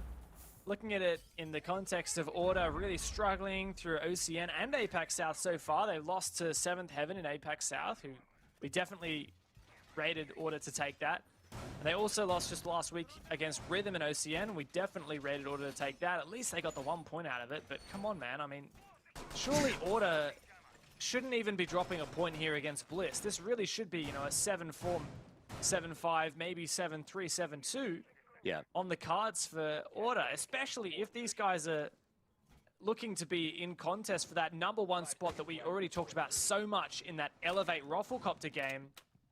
Even Digital in his interview said that one of Elevate's biggest contenders will still be Order, Wildcard, Knights, and Order, like, they need to start racking up some serious points and rocket up the standings from playing teams like Blitz. Otherwise, that's just never going to happen. Yeah, definitely needing to get a move on here. And fair bit of intel that Team Bliss are going to be able to play off here. Nomad for the floor. Oh, Repix needs to be cautious. Oh! I got Almost a baited one-tap wall bang. so hard. I got baited so unbelievably hard there. Well, never mind. We move forth and prosper here. Like, just look at the timing here from Bliss. They've taken Armory. They've also started to take Bedroom and Trophy Control. And of course, with the Nomad, they will be able to stop Order from at least being cheeky from behind for now. I say for now. Well, Cutie is certainly looking to do something a little bit cheeky. Some great vertical angles, but he pulls the trigger a bit too early. And so they know he's downstairs. As he runs off, though, I don't think Bliss intend to give chase. No. The Green saying so as well. No deny coming through from the Selma Chargers here. So uncontested, they now have games, or rather closet open into games. Joker's playing on the hard line. Jack Daddy's still across into Addict here. So Order are relatively split. Okay, the smokes come out, I believe, caught by Magnets. Order have a lot of players on site now, but Nazgul's on the double window, so he's the player to watch out. And also going to get some info here. Cutie finds the first pick on that flank, and immediately the E1D goes through. Nazgul's got some great info, and Bliss is starting to fight back. Shade finds the double. Nazgul to toss in a nade and find the headshot as well. 50 seconds. Order have to claw their way back into this. A 2 versus 4 like this from Ippy style just gets into a safe position, plays prone, and nothing's going to come from it just yet. That at least gives them a look back into it, but Specker now, there's absolutely no chance at the top of White Stairs. What a round from Team Bliss. From start to finish, they took the control early, Dev, and they run away with that. Massive one from Shade as well on the line. 4 kills. Pushing from Attic. And it certainly fell to pieces for Order. Despite finding that opening pick, Cutie on that roam, Bliss just had some great entries. I love the way as soon as that first pick came out, at Lion E1D did roar through, suppressing any kind of immediate aggression or response from Order and preventing that trade. And at that point, it was just Bliss stacking on. And players everywhere. I really like the use of the Yana as well from Nazgul, playing that double window position. He can just, it's like a free drone every, however long it takes to regen that Yana charge. If you I think it's 40 seconds if shot or 7 seconds if not shot. Exactly. So if you just deactivate it like he did, rather than waiting for the time to lapse, you can use that so frequently. And you just jump in the window, have a look around. You can spot out any utility. Like, for example, the Banshees that he decided to nade, or you see, oh, there's no one in that corner. It's just so good, and I really think Bliss set themselves up for that success. Sorry, I was just looking to see if I could find the exact timing of the Yana Gemini replicator. Never mind. I'm going to move on from that. I'll look at the break. I'll have a look later. Yeah, we'll have a geese in the break and talk about it a little bit later on. Regardless, though, I do really enjoy that. I feel like today we've seen a lot of Yana just being used to gain the ground, and more often than not, it is being shot. So that time, the delay in it is quite massive, but Nazgul played perfectly there, just like you said, and big fan of that. Big fan. Now, for Order, that was, you know, the four-round streak broken, and I would say that Team Bliss would be feeling really confident now on the back of that. 110%. Another thing you'd mentioned in the last round is the fact that Bliss wasted no time breaching open the game's wall, and there was no real denial. Hello, goodbye. Another one. Go off, Repix. He's just found a massive double and put Bliss back into the driver's seat. Repix looking to pick up Team Bliss, put them on the shoulders and put them on the map in OCN. And just like that, it's exactly what they've looked to do. I love that. How sharp was that second shot as well? And, well, that's a little ring out. There we go. Now just needing to be cautious. But so far, so good, Dev. That's the next step here, Todd, to breach game's wall. And once again, no denial, so it only takes the single Selma charge. Jack Daddy trying to hold Attic as best he can, but it's Shade. Push that avenue. Todd punishes an over-aggressive Joker. Repix droning out that side, the E1D to call out, and it just looks like Bliss are running away with it. Shade now going to burn through those magnets. Should have the information. Still the mute jammer on the wall, so it's going to remain uncontested and a little bit difficult for him to make his way in. Oh, not the play. You're in a 2 versus 5. If you play 1-for-1, you're going to give them the openings they need. Jack Daddy could go nuclear here, but Repix, my God. Just putting in the work. Currently sitting at a 2 versus 1. Make it a 1v1. What is going on? It's fallen apart for Team Bliss here. And Specker, his back's up against the wall. Repix looking to go next this round. But what is that from Specker? Order. Take round number 9. What? Enjoy the haircut, bud. Specker just clutched it up massively. Man, there were some pretty nasty shots that round, kicking it off with this lovely 2K from Repix, but man, Specker certainly did not want to let up.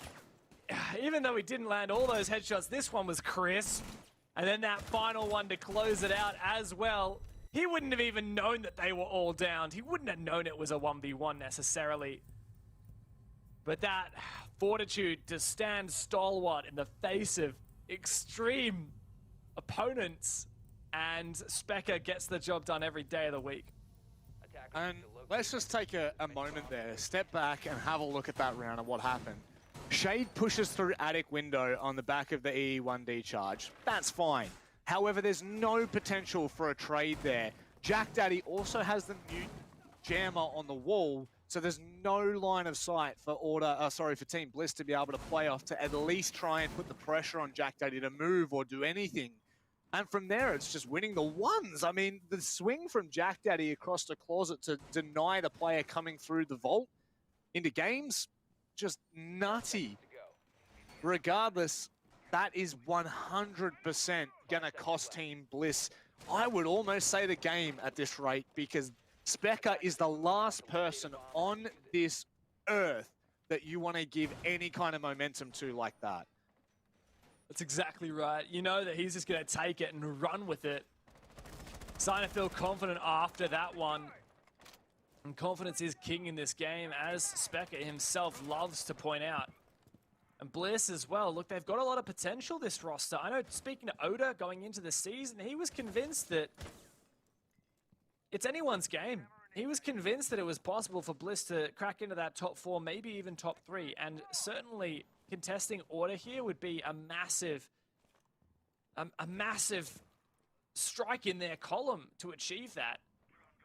They've got to not allow these opportunities to be taken by Order, and you've got a player like Specker, or rather Ippy Style, all the way upstairs. I've seen him do massive damage against really strong teams here.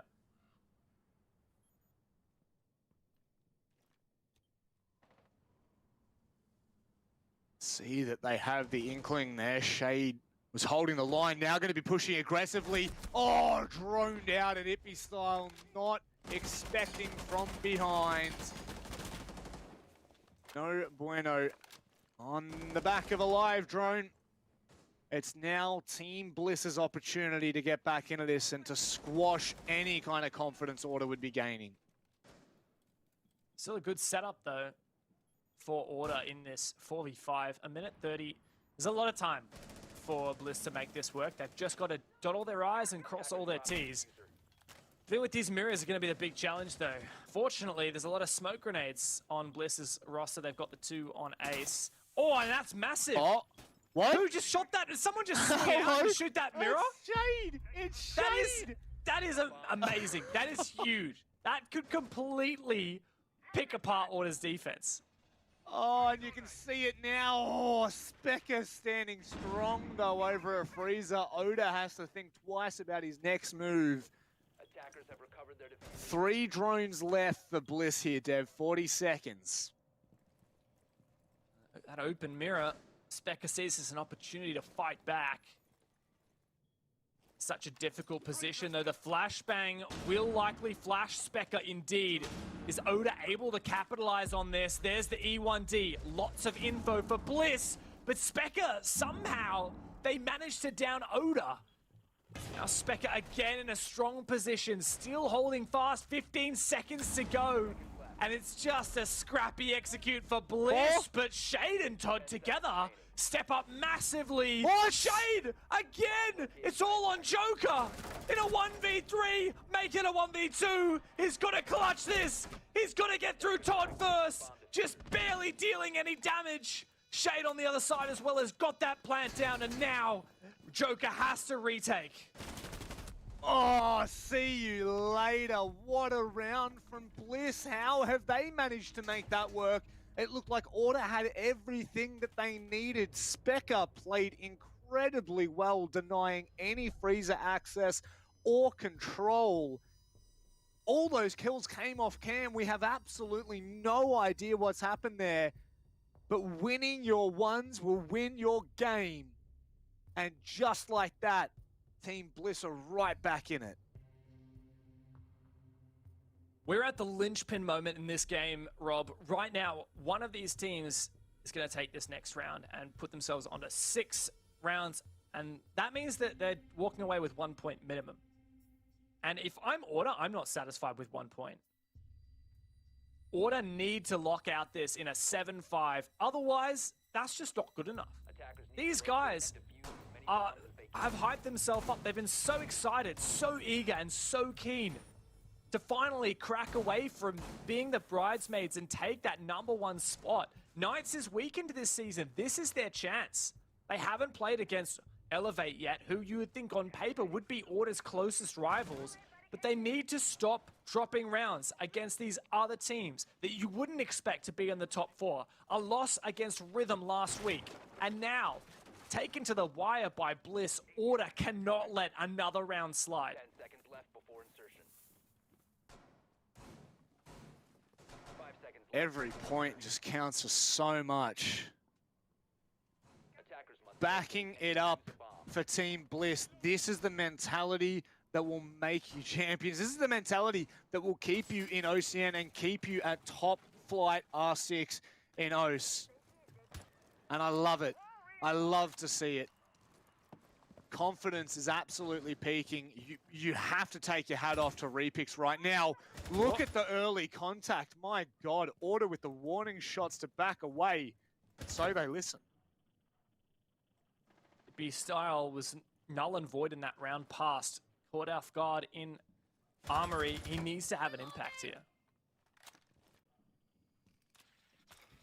Oh, no. I don't even know if it was looking the right way or not. I couldn't see that. It could have even been baiting, like deliberately pretending it hadn't seen him. Yeah. I don't know. Well, I tell you what, it baited me like no other. So I guess it did its job, didn't it? So regardless now, it's a very... it is an interesting storyline here. It's been back and forth ever since we saw that monstrous clutch from Specker and Jack Daddy. And for me, that was the tipping point. That was all the weight going to Order. And how have Team Bliss been able to bring this back? It's a storyline for the ages if they can manage to claw 1 point, 2 points. But if they pull it out with 3, whew, there are questions to be asked.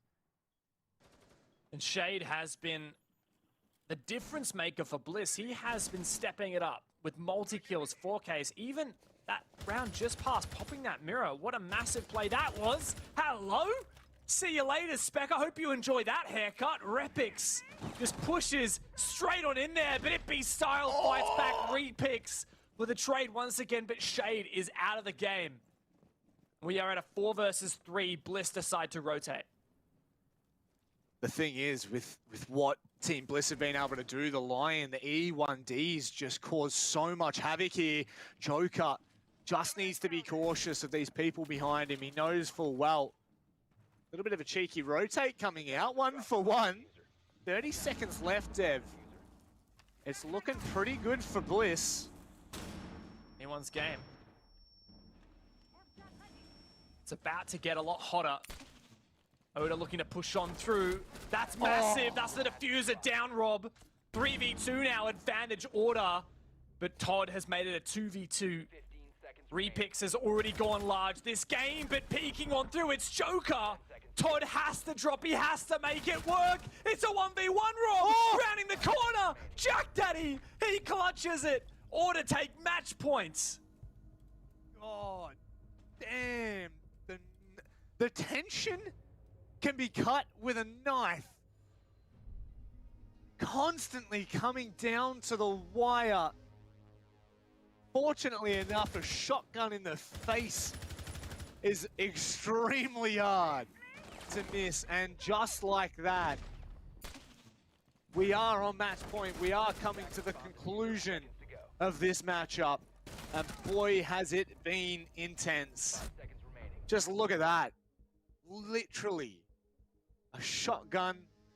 I mean, you're bringing a knife to a gunfight. You're bringing a spoon to a knife fight. It's just that close. And now it's all on Order. This is their chance to take those 3 points that they so desperately need this season.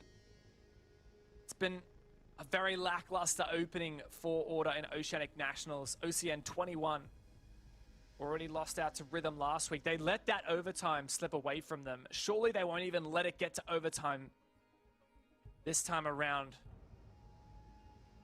Please just settle for a moment with this brief pause. Gives us a moment to consider what the stakes are for Bliss here, because yeah, for Order, they've really on the back foot this season and they're not achieving what they hope to. They need the 3 points here.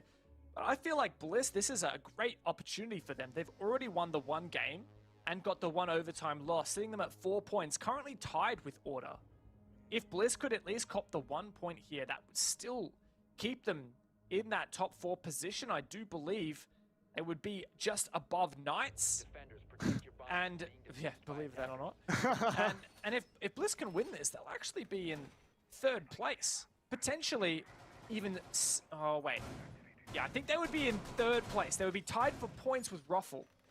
But still, imagine Bliss in 3rd place in OCN. Again, it's the season for it, Dev.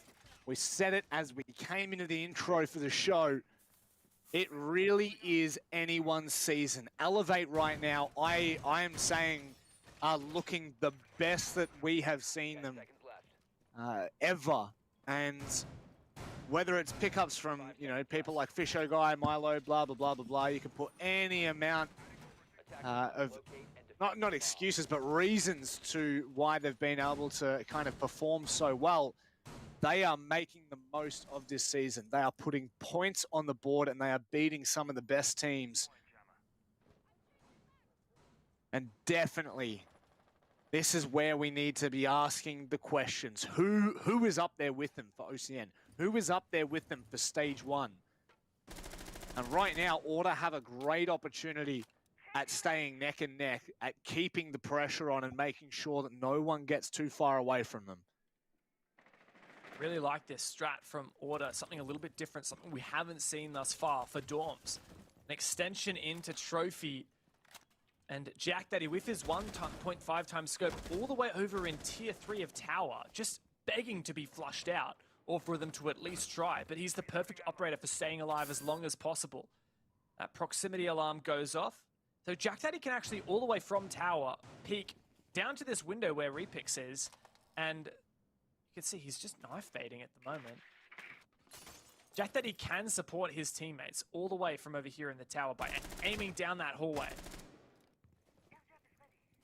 And obviously, you know, even if necessarily not to contest straight away, it's just the pressure on there. The timing, though. Has Repix found the timing? It looks like it's see ya Itby style ever since Specker hit him with the nice haircut. He's been giving him left, right, and center like a barber. Now Jack Daddy's starting to feel like I'm really helping over here. May well be able to get back to sight unscathed, reinforcing off Attic as he goes. At least that puts another body on site for Order, but Repix starting to encroach upon that bomb site. C4 misses though from Specker. Tried to be thrown over the top. Could have been a massive double kill, but alas, Order once again flounder. 6-5. They're so close to the victory, they can taste it, but Bliss is holding on for dear life. Very interesting games left. Oh, that's big. Cutie's gone down. They have Games Controller at the very least to look in for Games Control. Jack Daddy now, they're getting pinched. It's Jack Daddy and Specker again in a 2 versus 5. Surely not this time. Is it looking very similar? Shade edging his way in here. They're just going to absolutely crunch Specker. There's 4 of them and down he goes. We are headed to overtime. What a round from Bliss to send us to OT. Not a chance in the world for Jack Dad in the 1v4. Specker completely abused on the objective. Bodies thrown at him. Didn't even need the refrag. Bliss have turned it up. We have been trading rounds back and forth this half, 1 for 1. And here we settle it in overtime. Now, the last time Order played in OCN, Playday 2, very similar. We saw them go up against Rhythm, who I would put in the same category as Bliss. Good, competitive, but not the best that OCN has to offer. And they took them to overtime. Rhythm won 8-6. This has to be playing on the back of Order's mind. They've already lost at least 1 point here. Bliss could make it 2. I can't even believe I'm saying that. Self-proclaimed best team on Oregon in OCE, but Order lost it to Rhythm. They lost it to Giants, and now they're looking to lose it to Bliss. Now, we might be even at the scoreline, but I'm starting to feel that momentum flip once again. I'm totally with you. This is getting very scary for Order. 10 seconds to go. Well, the implications of this, look, it's Playday 3. The implications may not be shown for another couple of days. Exactly. Well, we might not know, but right now, like, you look at Order, the only teams they've played so far, 7-3 against Wildcard, a loss against Rhythm. If they lose here, like, they've still got to play Knights, they still got to play Elevate. There are so many teams that Order have still got to face, so many teams that they're going to really struggle to cop those 3 points, if any points at all. And if Bliss can start to steal some of those points, not only does that have massive repercussions for Order, but it also does so for Bliss, who have taken the scalps of one of OS's best teams and one of the APAC South contenders.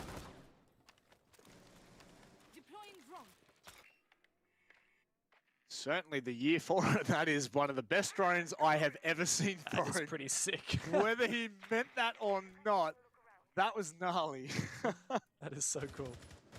Oh, Jack Daddy going to be backing. Okay, thought for a second there was a point to back away, but once again, Yana playing full effect here on Nazgul. Looking to get so much information. Thought to breach the electrical hatch now. 2 Summers will do the trick. Order, almost a full site presence, except the Ippy style. Ever that cheeky Roma looking to make a play, but he has been punished more often than not. It's not been his best game, not his finest hour. Shade, what is that? Ippy style's gone! What is happening right now? That's the second time Order have been caught unaware of a player in Laundry. Last time it was just the mirror window. This time it was a kill. And look at that, a minute left on the clock. Bliss still have so many drones to work with, but that's what we need to see from Joker now. He can start to buy a little bit more time with those magnets. They're going to have to do a lot of work to get him away here. Oh, no! Oh, no, they're not. Bliss has just sent it in. Nazgul gets caught reloading, but it's okay. The trade's there and Specker falls. Just like that, Team Bliss blitz the site. This is it, Manic. Bliss have put themselves onto match point against Order in overtime.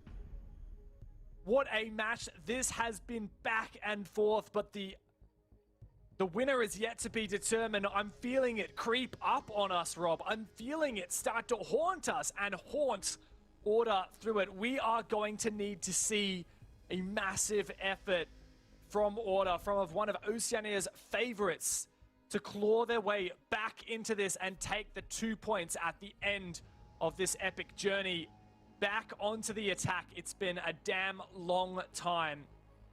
We saw how much damage Specker could do on the 0 and how much better Order did once they started to adapt and play differently. If you recall, they lost their first 3 attack rounds and then came back, retaliated with 3 in a row once they switched to that 0.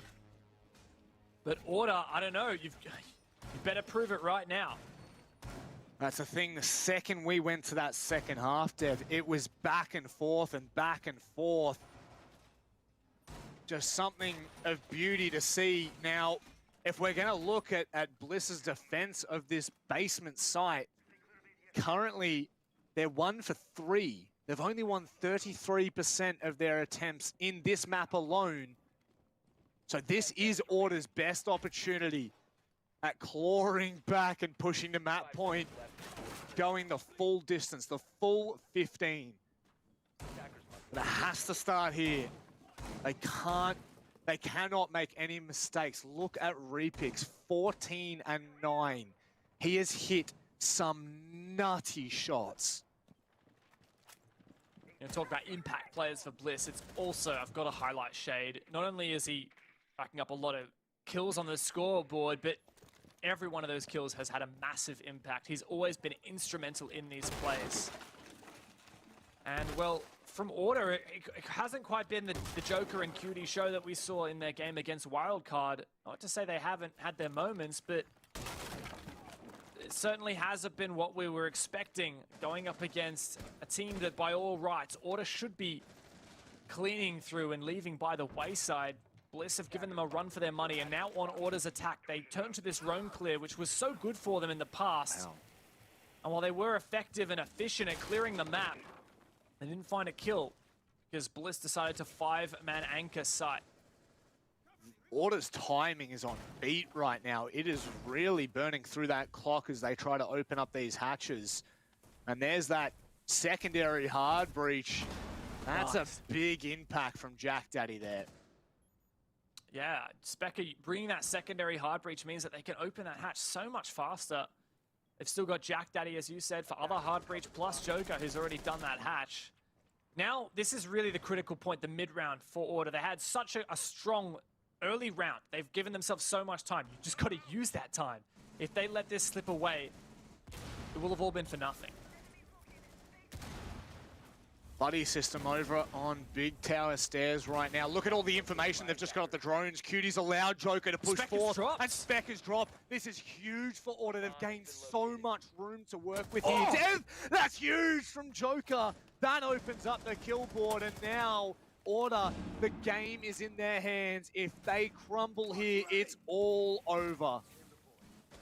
50 seconds left. They don't need to rush, but they need to make progress. They don't have full control of Elbow, but they do have Blue. Joker shut down. Shade, another massively impactful kill, still has the C4 primed and ready. It goes deep. See you later, Cutie. Suddenly, Bliss have regained that man advantage. No! Specker falls to the nade, uncooked when Cutie fell, and it's all in Ippy style. Against a full stack of Bliss, 4 players to find. There's no chance. He's locking this one in. Blitz may well have done it. 15 seconds, this is a massive task. He sees the other player, but Todd holds down the last player. Bliss with the comeback. An 8-6 overtime win over Order. A taste of their own medicine for Order. That's 3 rounds straight from Bliss to finish it out 8-6. Unbelievable. What a matchup it was. 3 of Bliss players above double digits. Putting in the work here in Oceanic Nationals 2021 Stage 1. My God, what a game we've just witnessed. Tonight has been so exciting, Rob. Every damn second of it. Back and forth, Bliss. I still can't believe they took that one. I think across our expert panel, we were all Order every day. Every single one of us thought Order was going to take that. And man, we were wrong.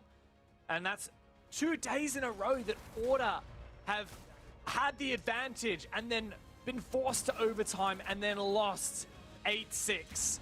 What a credit, a testament to Bliss. That's the best way of putting it. It really is just a testament to how well they've played here today. And it's not all bad news for Order. Fortunately enough, in the new ruling, they are going to walk away with 1 point, okay? They pushed it to OT. They were the team that hit 6 rounds first, and it means something. It gives them something, but it's just not good enough. It's not the Order that we expect to see day in and day out. And there were some huge rounds in here. That one right there in particular, Specker and Jack Daddy in a 2 versus 5. I mean, this was jam-packed with action. This was certainly a one for the highlight reel, this game. Just constantly full of it, and that's reflected in the scoreboard. Repix and Shade. Massive performances from them. So many impact kills from the both of them. Repix really, really amazing on those entries. As you can see, +2 across it. And he certainly had, what was it, 3 different opening kills. Always on that front line. And of course, Shade, just so many impactful kills that can't be represented in the stats. A valiant effort once again from Cutie and Joker, but like I was saying, it wasn't quite that highlight performance we saw from them against Wildcard. No, not at all. And just to bat home for Repix there, you know, 15 kills, sure, but holding true at 73% headshot ratio, like that's insane. That is literally insane. And you saw it, the amount of opening picks he found with little less than a pixel on the screen. The man is sharp. And now, I mean, that really puts Bliss in good standings for the rest of the season. It's only Playday 3. There's 7 Playdays. There's so much time for Bliss to just I mean, they can sit back and smoke cigars now if they want to, but they can push for top 4, top 3 even. This is insane. What a way to start. Well, it is early days. Like Bliss are currently sitting 3rd on the standings, I do believe. You've got Order and on 5 points after the 1 that they get from that, and Bliss on 6 points after the 2 that they got from that. Elevate and ROFLCOPTERGG above them, but oh wait, no, sorry. Bliss will be above Ruffle as well. Ruffle will only be on 5 points because they didn't even get a single point in their game earlier today. So Bliss, believe it or not, is in 2nd place behind Elevate. I think this is the best time to bring Oda in because I'm a little bit speechless right now. Oda, congratulations on your victory. That is absolutely massive. There were so many close rounds. What did it feel like when you guys pushed it to overtime? It feels good, you know, just like I can't be on Oregon. I thought they were the best team. What happened here?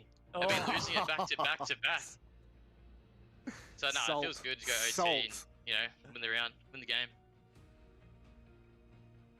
Yeah, amazing game. What a beautiful showing of the raw talent that you guys have. I really thoroughly enjoyed that. So you mentioned Oregon. What was the thought process taking Order to Oregon? Is it one you did a lot of counter research for? Not really. I pretty much just woke up today, looked at a few VODs. I said, yeah, we're doing these 2 bands, and you know, we'll just take them to it. That's it. Like, we know they're going to go to Oregon. They, you know, think they're the best. Clearly not. But yeah, I don't know. This map today. So, yeah. Well, when the smoke ban came in from Order, what was going through your head? Like, what? It's a bit unusual. Yeah, bit questionable. I was expecting the Cade ban. You know, that's what they normally go for. But they tried to change it up, and you know, it's still not working out for them. And so now you guys are sitting 2nd, a stark contrast from last season. What's changed? I think just like having Repics in over Sushi has changed. Just like, you know, he's getting frags out of nowhere. Like, Hippie Styles peeked him and he's just dead every time. So nah, he's just really been opening up a few rounds, just getting picks in that.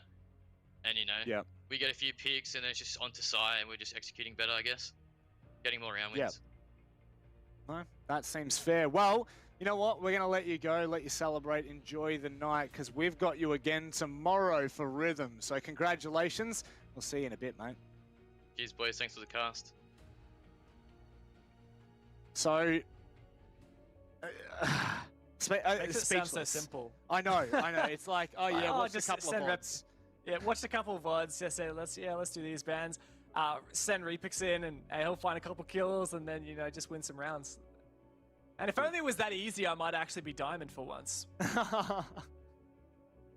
Oh man, if only life was that easy, you'd be taking dubs left, right, and center. Well, that is a big upset. Bliss have taken down Order 8-6. We are going into our final match of the night, ladies and gentlemen. Kick back and relax. We'll be back with you in a second.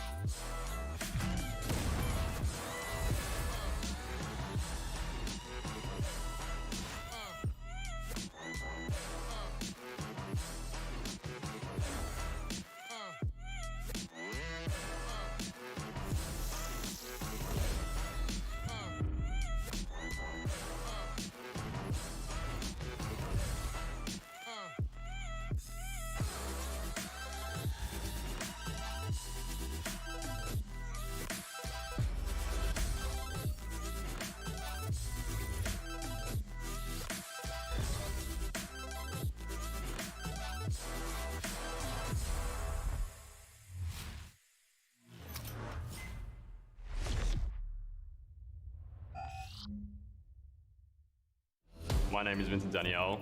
I play entry for Wildcard Gaming. But what you don't know about me is I've played drums for most of my life. So drumming's been a pretty big part of my life. I've kind of always been exposed to music my whole life. And growing up, my father was a drummer, so I was kind of exposed to that. I really looked up to him, and that's how I got into it, and I've played ever since. My kit at the moment is pretty basic. It's just my snare drum, 2 rack toms and a floor tom, and then my 2 cymbals and a hi-hat, and it's pretty basic, but it gets the job done. To say I'm a drummer is a stretch. It's more of just something I do. I put more time into Siege, more years into drumming, more time into Siege. Bending sticks is just part of the job. It's just something that you do mid-song, end song, whenever, and then just throw them at the wall when you're done. To show the rage, you know, all the energy from the song, you gotta let it all out at the end. Drumming has a sort of precision and accuracy to it that you kind of get, and it takes a lot of time to perfect that craft. And I think I kind of brought that into Siege more as a mindset than just, you know, as a direct relation. So I guess hand-eye coordination maybe, but other than that, it's more about a mindset, yeah. Doki would have to have the best rhythm. I'm pretty sure she danced in her elite, and that's pretty rhythmic, I guess. Growing up, I listened to a lot of Green Day. So Trey Cool was their drummer, and he was an awesome drummer. I actually went to one of their shows in Adelaide when I was younger, and I got 2 of his sticks. The singer, Billie Joe Armstrong's wife, was standing there, and she saw us, and I would have been 7 or 8 years old, and that got me going, for sure. The passion definitely sparked there. My dad was kind of like, am I not enough for you? I've been doing this for such a long time, but yeah. My name is Jacob Stefancic, and I play Fragger for Team Rhythm. But what you don't know about me is I'm literally always listening to music. Whether I'm doing something with friends or family, or I'm in scrims, or I'm even sleeping, just always listening to music. I think music helps a lot with just like relaxing, and just a really powerful thing. I just have a big playlist and put it on shuffle. Whatever comes on, from like rock music to rap. I think it's something like 13 or 14 hours. My dad got me into the more like rock and rap style of music, and my mum got me into more like EDM and like kind of trance type of music. Even when I play drums, I do have my right earphone on my ear, but it's just my left one's the only one in. I'm sure people are always frustrated that I'm listening to music, but no one has ever interfered and told me so. I'm actually a really heavy sleeper, so music's never woken me up, like in particular. I had a picture frame fall once, and like glass broke all over the side of my bed, and I just slept through the whole thing. And my mum walks in and she's like, what's going on? And I'm out cold most of the time. The Siege operator that I believe has the best taste in music would be IQ, because of her elite animation where she's jamming out to tunes, some EDM, getting the vibes high.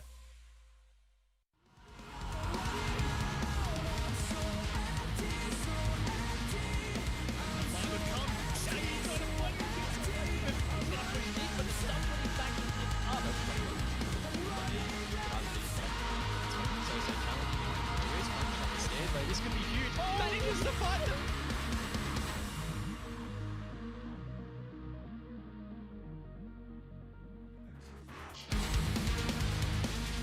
Well, we're into the final match of the night, ladies and gentlemen. It's a big one. It is none other than Wildcard and Rhythm. But I do feel as though we've seen some pretty intense matchups already. And this, although on face value, Wildcard and Rhythm, you'd expect it to be a blowout. I mean, even last season, okay, we expect it to be a blowout. But last season, it was OT. So, a new season, a new dawn, a new day, all those things. Wildcard are injured, Dev, and this is a big chance for them to take the 3 points. Indeed, yeah, Wildcard definitely have been that best team in O's for a very long time, but they are very much a wounded beast at the minute, and Rhythm has already outdone themselves taking down Order last week. Let's have a look at Wildcard, the guys that you know and love, and look right at the top of that list is old mate Vinny Tam Silex. He's usually at the bottom of this list as the coach, but he's had to fill in for Diesel, who is probably the most prolific and notorious smoke and thermite support player in OS. He's such a passionate guy and has really been such an integral part of this roster, but unfortunately he's had to depart due to some personal reasons. So Silex is filling in for this team. You've still got some amazing fraggers there, Vinny, Emo, Pat, and Geo. Four of the best players that you could really find in OCE, but these guys just aren't performing how we would have expected this season. No, and I would say that it's it's a lot of pressure riding on their backs. By the way, Dev is now 1 for 3 in predictions. 8. Thank- You're not having a yeah. good one. I'm throwing you under the bus nice and early tonight. But seriously, this roster, there's so much potential. There's so much promise. And no matter how good you are as a team, no matter how good you are as an individual, I think a champion team will always beat a team of champions. And right now, this is a team of champions. Without that centerpiece that made them the champion team, they have to rebuild quite heavily, Dev. It does suck to say that, but it is just the nature of the beast. The thing is, like, the Silex, he used to play on this squad, right? Like, he has that experience. It's been a while. He's been out of the game. Yeah, like, his mechanics might not be there, but he still plays the game regularly. And so he still understands the game, and he's been a reasonably active coach / manager for some time.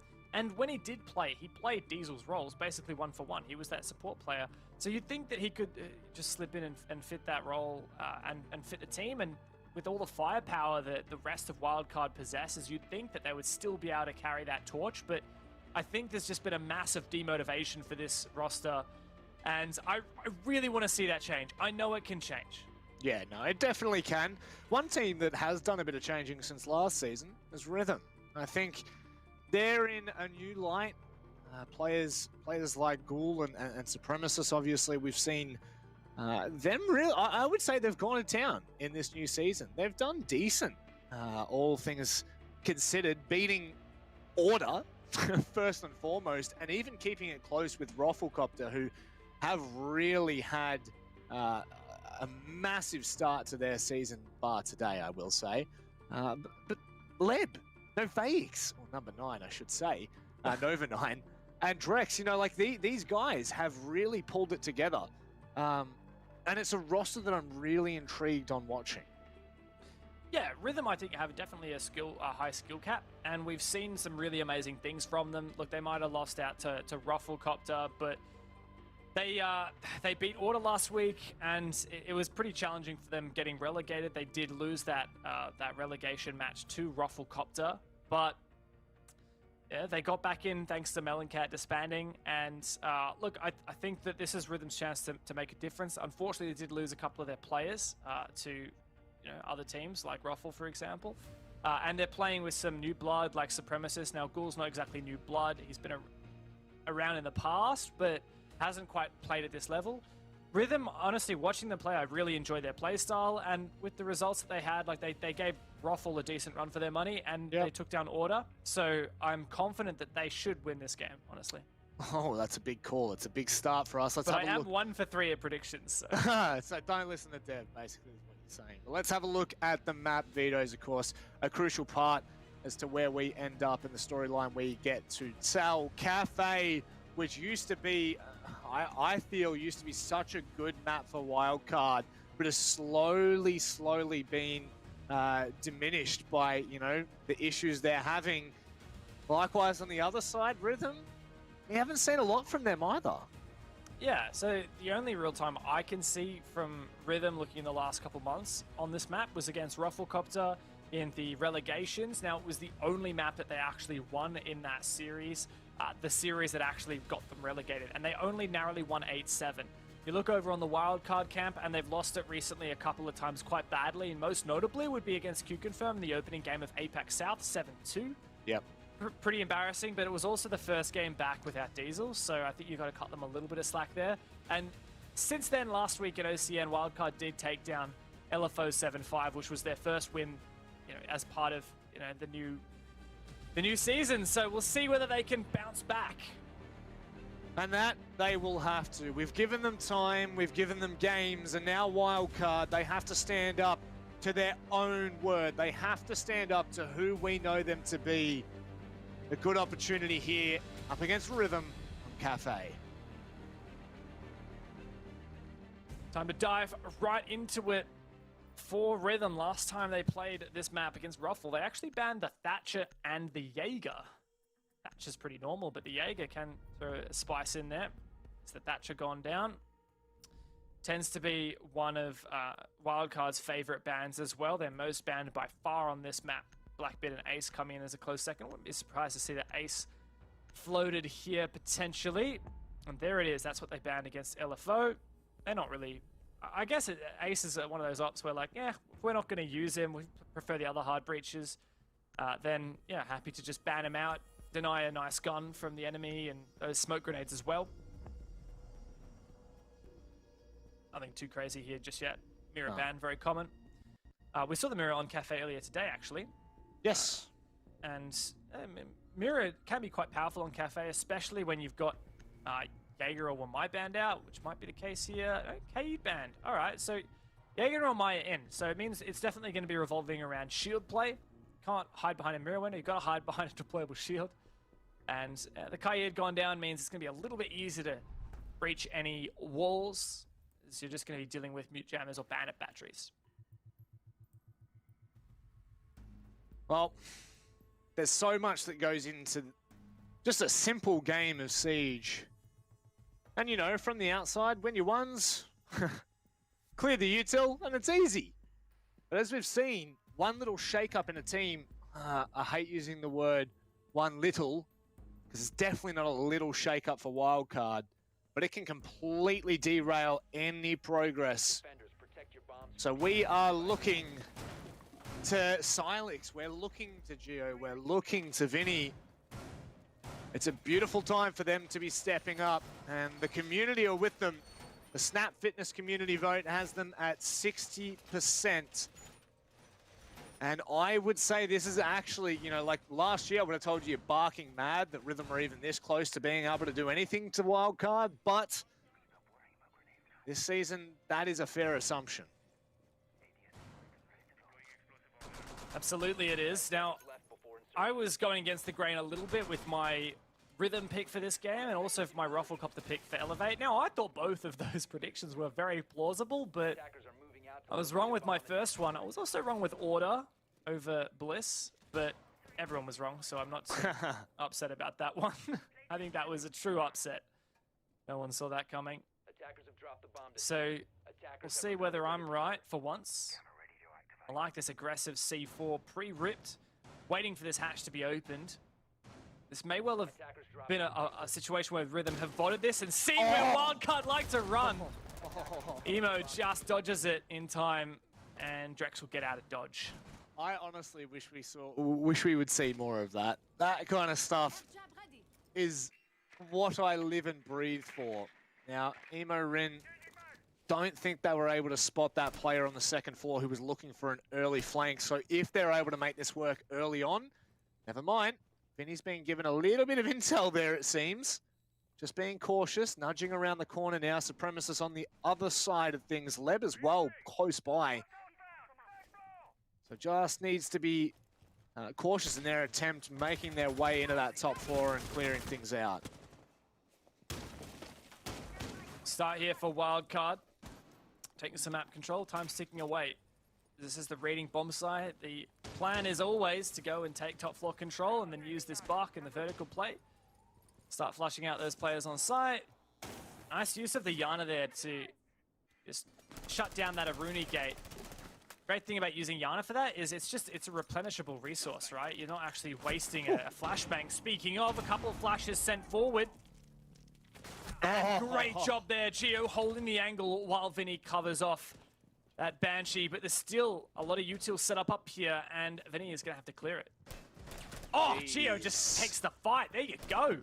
I mean, they were very close together there. Could have been an opening, but it's just Geo doing Geo things. This is the roster that we have come to know and love. Always happy to take engagements. And I think one thing I didn't talk about in the pre-show for this matchup in particular is I really hope we see Wildcard lean into a more aggressive playstyle, more loosey-goosey than what we're used to seeing them. That's not a bad C4. It tickles the foot of Geo, but doesn't find anything in the end. Except for that Vulcan shield, which does make the floor lava a little bit there. Nice nade comes through, but Ghoul safe for now. What's Leb doing? Pat needs to cover off this, but he's got too many things he's got to cover. Caught from two different angles. Is there a refrag? No! What is happening? Vinny's got to clean up here. It's just Ghoul, not Leb. Ghoul left. A 1v3, but great cover from Gio. A 3K on the round for the buck, and Wildcard starts strong. I mean, on face value, that looked super dangerous. You know, it looked like there was only one player holding that reading push so that the plant could go down, but it was anything but that. Vertical lines left, right, and center. And even though they had two coming from pillar to try and diffuse the situation, that's the defenders I'm talking about, Wildcard were ready for it. And as you saw there, a 3-1 end to the half. To the round, sorry. My goodness, it's been a long one. A 3-1 end to the round definitely is indicative of what Wildcard have been able to do. Really pick them apart here. So Rhythm are going to need to step their game up now. It looks like Wildcard have found their own rhythm, finally. Ooh, I like that, Rob.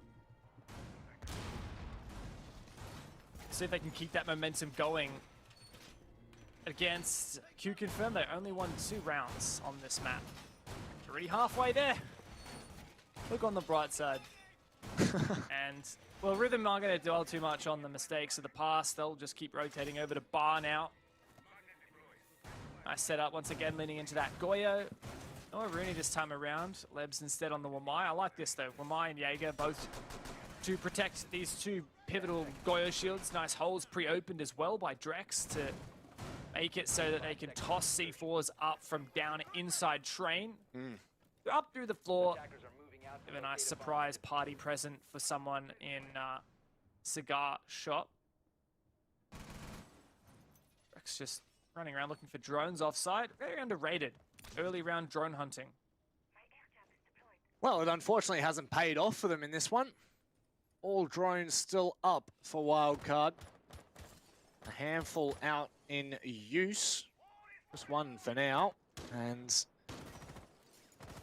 Supremacist, what are you looking to do, Supremacist? What kind of cheek are you up to down in Bakery there? Surely you're not going to do what I think you're going to do. Surely not. Watching. Oh, he's muting the air jab! Oh, this is genius! He's just muted the air jab! That's only come through in the patch just this season. That is totally fair game, bro. Just go for it. You would get at least one kill. They would have no idea. Supremacist, you're breaking my heart right now by falling back. You've got to commit. Oh. No. That could have been so much fun to have seen that. Unfortunately, that pretty much, the opportunity, the window is now gone. It looks like Wildcard using that Gemini to take a lot of control there. Drex hasn't found anything with a C4. And this is Wildcard taking control the western side of the map, but Rhythm have bunkered down over in the Bar Cocktail. Rhythm's starting to peel away. Like you said, that C4 from Drex found nothing, and he's been pushed back. Pat does have concussions, but no explosives left, so he can't clear off that shield in backstore. And he has one nade left, but aside from that, there's not a lot of explosives remaining for Wildcard to clear that final shield. It's the risk of only bringing the 2 impacts and the 2 grenades on this lineup. I don't know whether that was just my sight, but that looked awfully close there. Vinny not entirely sure what's coming from behind, and I mean, that would be fair. Drex was causing quite the havoc there. And Wildcard will look to edge closer to the site, taking the space inch by inch, but they don't have anything substantial yet, Dev. That's the final explosive from Wildcard gone, and I think that shield is still intact, so it'll be very difficult for Wildcard to deal with this. Actually, is the shield gone? Looks like it may well be. Can't tell from this angle. The shield is still there, and Ghoul still doing some work. Ready for the trade, and now is the final push. And that's not what you want from Emo. Leb's still behind. They're going to be careful, and that's what I'm talking about. They get pinched from both sides. The air jab went off. It went unnoticed, and Leb was allowed to come in from behind of Cigar and pretty much dismantle that final push, that final attack. Rhythm. That's what we needed to see from them. Good patience there displayed by Rhythm as well. They just waited. They know that the way Wildcard are playing these days, sometimes it's just a matter of waiting for that moment when Wildcard starts to fall apart, when they don't really have a solid execute planned. 15 seconds left in the round. Silex ran on in, try and get that plant down, but it was not happening at all. It's easily covered off. A player simply watching that angle, no trade to come through, and then it was just straight into the meat grinder for Wildcard. Getting lined up is never fun. So what do we owe the pleasure for Rhythm down in basement? Technically, it's the ground floor. Very true. Very true. I always call this basement, though. Yeah. I don't know what it is. I'm terrible for it. I think I'm just lazy, you know? I think I'm just lazy. Same. But that's okay. You can call me out for that. That's fine. That's fine, Deb. Oh, don't worry. I will every day of the week. Oh, there's a new phase skin here on Leb's MPX. R6 Sheskins. This is one of my favorite cameras. I love that one. Lots of good vision. You can see all the way towards piano with that one. Here for Rhythm, a lot of information and a lot of information denial. Got 2 dedicated info ops with the Mozzie and the Valk, and 2.5/3 info denial ops, the Mute, the Mozzie, and the Vigil. And Ghoul just on the smoke to tie it all together and make sure that he can hold down on site pretty safely. But this is definitely a roam-centric kind of lineup for Rhythm. And onus is on Wildcard to make sure they can deal with that. Well, with their initial steps, that is looking like their first and foremost intention. They're taking top down. It looks like they are. Yep. Ooh, I like that bulletproof camera as well. Drex has a bit of info. Just waiting for the contact now. Drex can peek up as needed. Crosshair, hasn't been spotted. Obviously, visual signals are going to be raining out. There we go. I don't know whether he intended to fall back or not, but he certainly has. And they've forfeited top floor for now, but Wildcard's still unaware of it. The thing about this info denial, even if you get past those mute jammers, the Mozzie pests, still second-guessing everything you know because of that vigil. Nova's gotten all the way back to site. Drex as well. This is so good from Rhythm. They're actually not committing to the roam. They're just roaming to waste time, falling back, heavy info denial, and then whittling away that clock for Wildcard. And I think this is a great play. Means that Rhythm in the late round are probably going to be on 5v5 for the execute, and that's exactly what happened last round. Wildcard fell to pieces.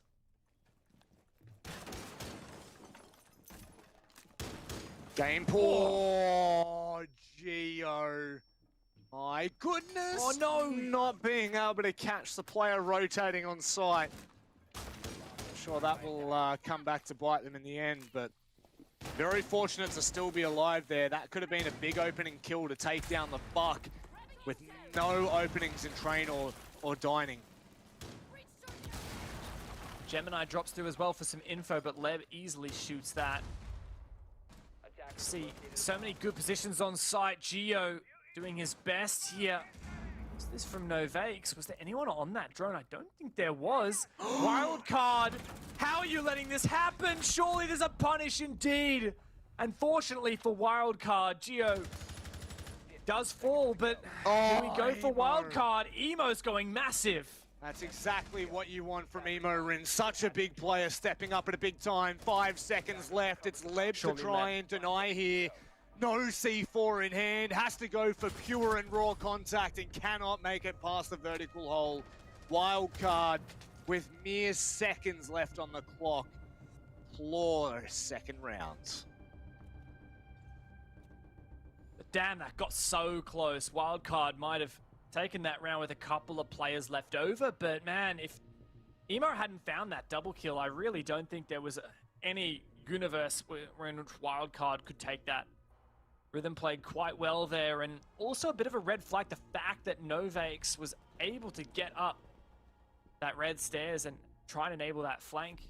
You know, if he was maybe a bit better on his shot, if there was a little bit better timing, then he could have done some serious damage there.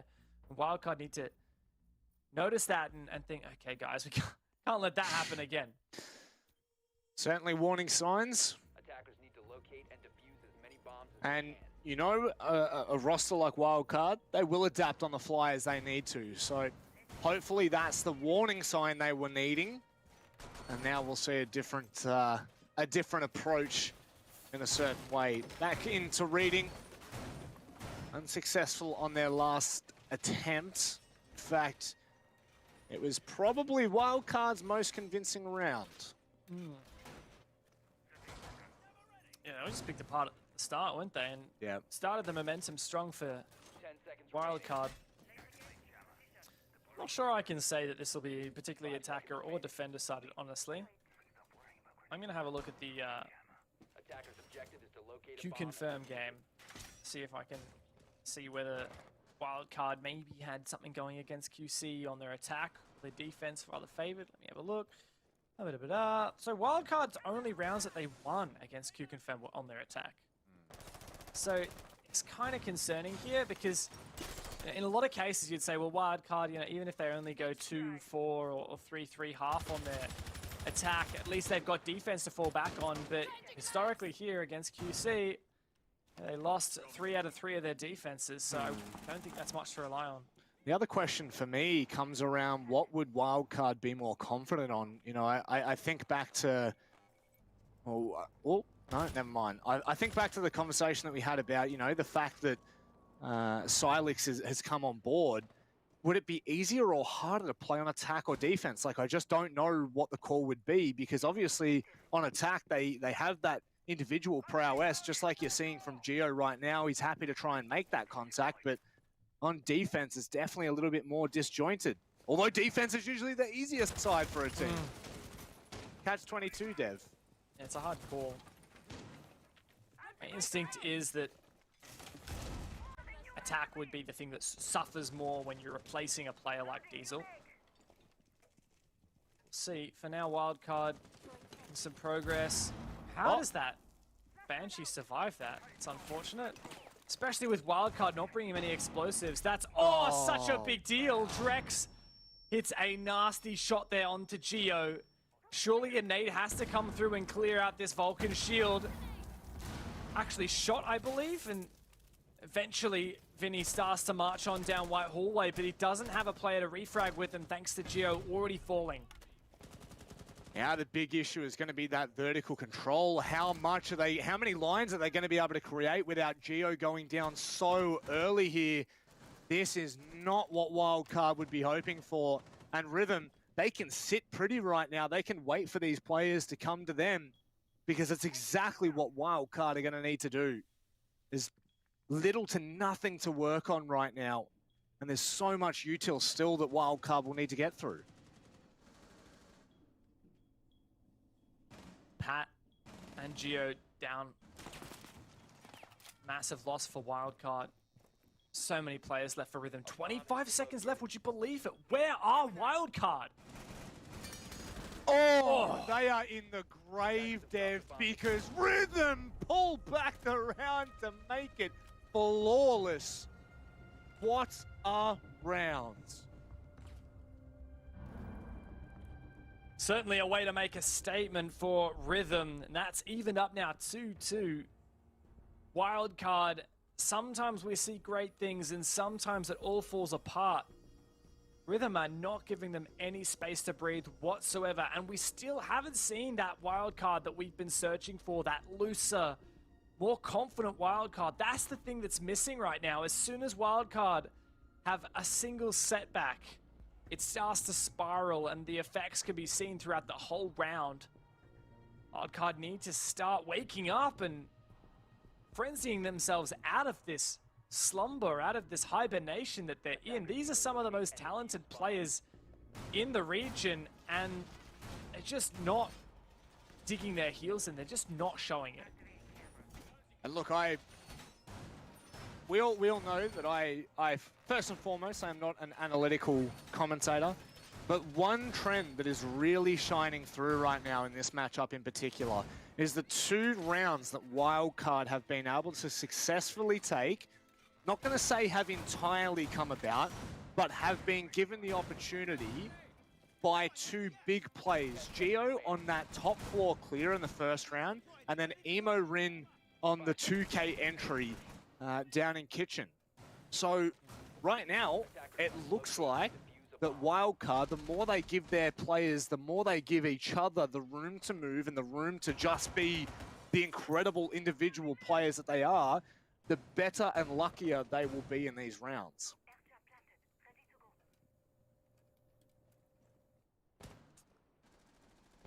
At some point, they've got to get back on the horse. I mean, I just can't see a world where Wildcard doesn't once again play like they used to. I just can't imagine that, honestly, Rob. So when is it going to happen? It's got to start somewhere. I think we've got to be completely honest here, and we've got to say that, you know, maybe stage one is going to fall at the wayside until we can find a replacement for Diesel, or until potentially, I mean, there's a big potentially Diesel can return, which it definitely does not sound like is going to happen. I don't know. It just seems like they're so wounded, and, you know, we have a good, I would say we have a good relationship with most players in the region, and Wildcard is no exception. You know, they are, I would consider them close friends, and it just feels so bad to consider the fact that this is still harming them so much 4, 5, 6 games into it. So it is really going to come down to it. This is a gnarly line from Drex, by the way. Novakes has found the first. Oh, air jab shuffles him back, but it doesn't matter. It's Silex who went down. On a massive loss in terms of the fragging department, Silex has been under a lot of pressure to deliver the goods here as that coach stand-in, and he just hasn't had impact that he would have wanted. Desperately trying to fill in for his team after being out of the game for so long. At least now he can sit on cameras and help advise the team from a less active position. Maybe being dead will help him do that more so.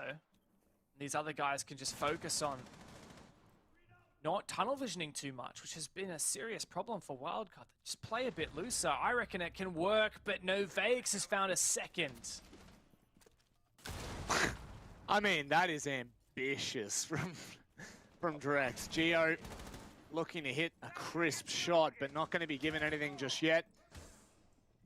It's just falling one by one by one. Drex has been able to get away. Leb's still down below with a C4 in hand. Wildcard have not been given any room, but that may be something to work on from Emo Rin. Only 20 seconds though, and Leb's found Geo. The lack of hard breach is really hurting Wildcard, and the lack of explosives as well. Pat shut down. Could it be a double spray? Emo can't find all the targets, and Rhythm take that lead for the first time.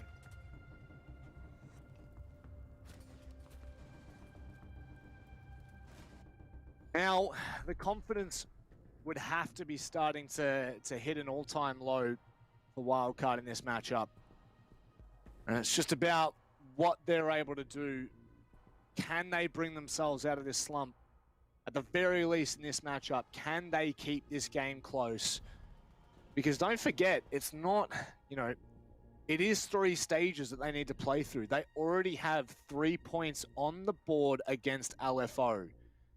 So from my perspective, it's about keeping in the race, keeping your head in front.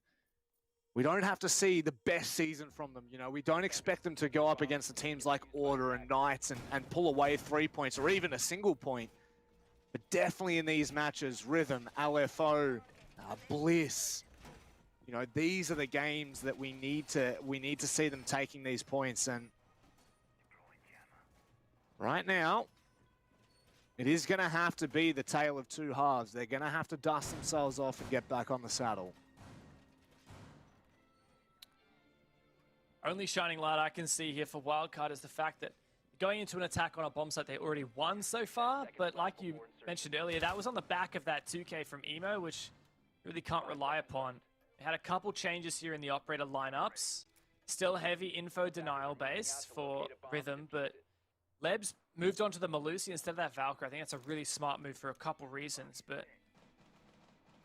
just give Novakes a moment to try and spawn peek if he wants to before I get too into it. Oh, Pat almost had that missed opportunity.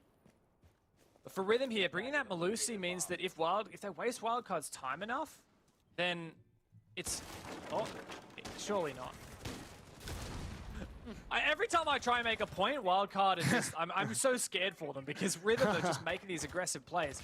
To quickly summarize, Malusi, right? So firstly, Wildcard aren't bringing many explosives. Only 4 explosives every single round. The 2 nades on the Yana, which is now dropped, and the 2 impacts on Pat. So they even have less explosives this round. And the Valkyrie isn't necessarily as important. You've got already some info. Bring that Malusi in. If you're wasting a lot of time, it comes down to a late push, and I don't think Wildcard have enough utility to deal with the Banshees. That is a really big concern, and I'm sure it'll be a red thumb at the end of the day. Stick out like a red thumb, I should say. And now Geo progressing quite deep, quite early as well. Those drones giving him a lot of intel. There we go, top floor clear now. That's one of 3 floors that they need to go through right now. And Rhythm are doing such an incredible job of not actually taking fights, but just engaging. Look at the drone economy for Wildcard now. Half gone with 1:30 left on the clock. And the more they continue to hold them at bay, the harder this gets. Like you were saying, Deb, those impacts, they're going to be nightmarish. Salix is all out of drones, Emo's all out of drones. These players that you really need to be droning up. That's massive. Even for flank watch. Need to have a couple set out. 1 minute left. Geo hasn't even begun to work on the floor. Quite a few C4s on the board. Still 2 in the pocket for Rhythm. This is what Wildcard need to be cautious of at this point. Vulnerable to those C4s fighting back through the floor. 1 used, 2 to go now. And it came, when push came to shove in the last round, Wildcard were just able to sneak on site, find those picks. And these C4s are not hitting the mark. Are they best just holding on to them right now? How? Down goes Vinny. That should never happen. Drex unpunished, takes a lot of damage to the gas, and Silex capitalizes. Ghoul really threw his teammate under the bus there. 15 seconds, Silex has to make a move. We need to see this coach sub get that plant down. Emo looking to push in from the other side, but caught out. Noveix is right there. Silex can't plant, and Geo trades, but 2v3 is a desperate position. Geo's been the man of the game for Wildcard. Pat has to cover, but Noveix denies the plants. And so there's no way Wildcard can win the round. Rhythm take the half 4-2.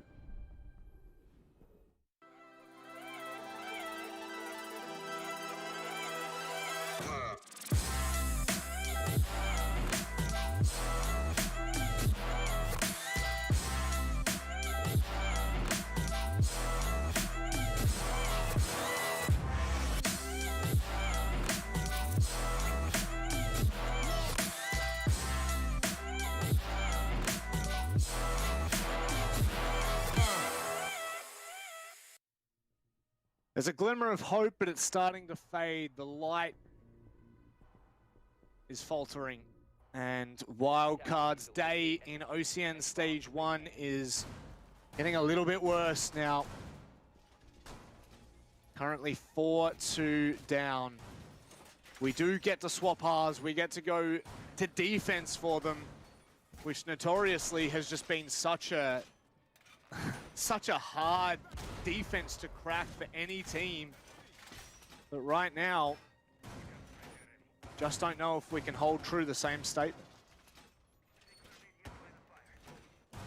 We'll have to see. Rhythm very much in the driver's seat of this affair.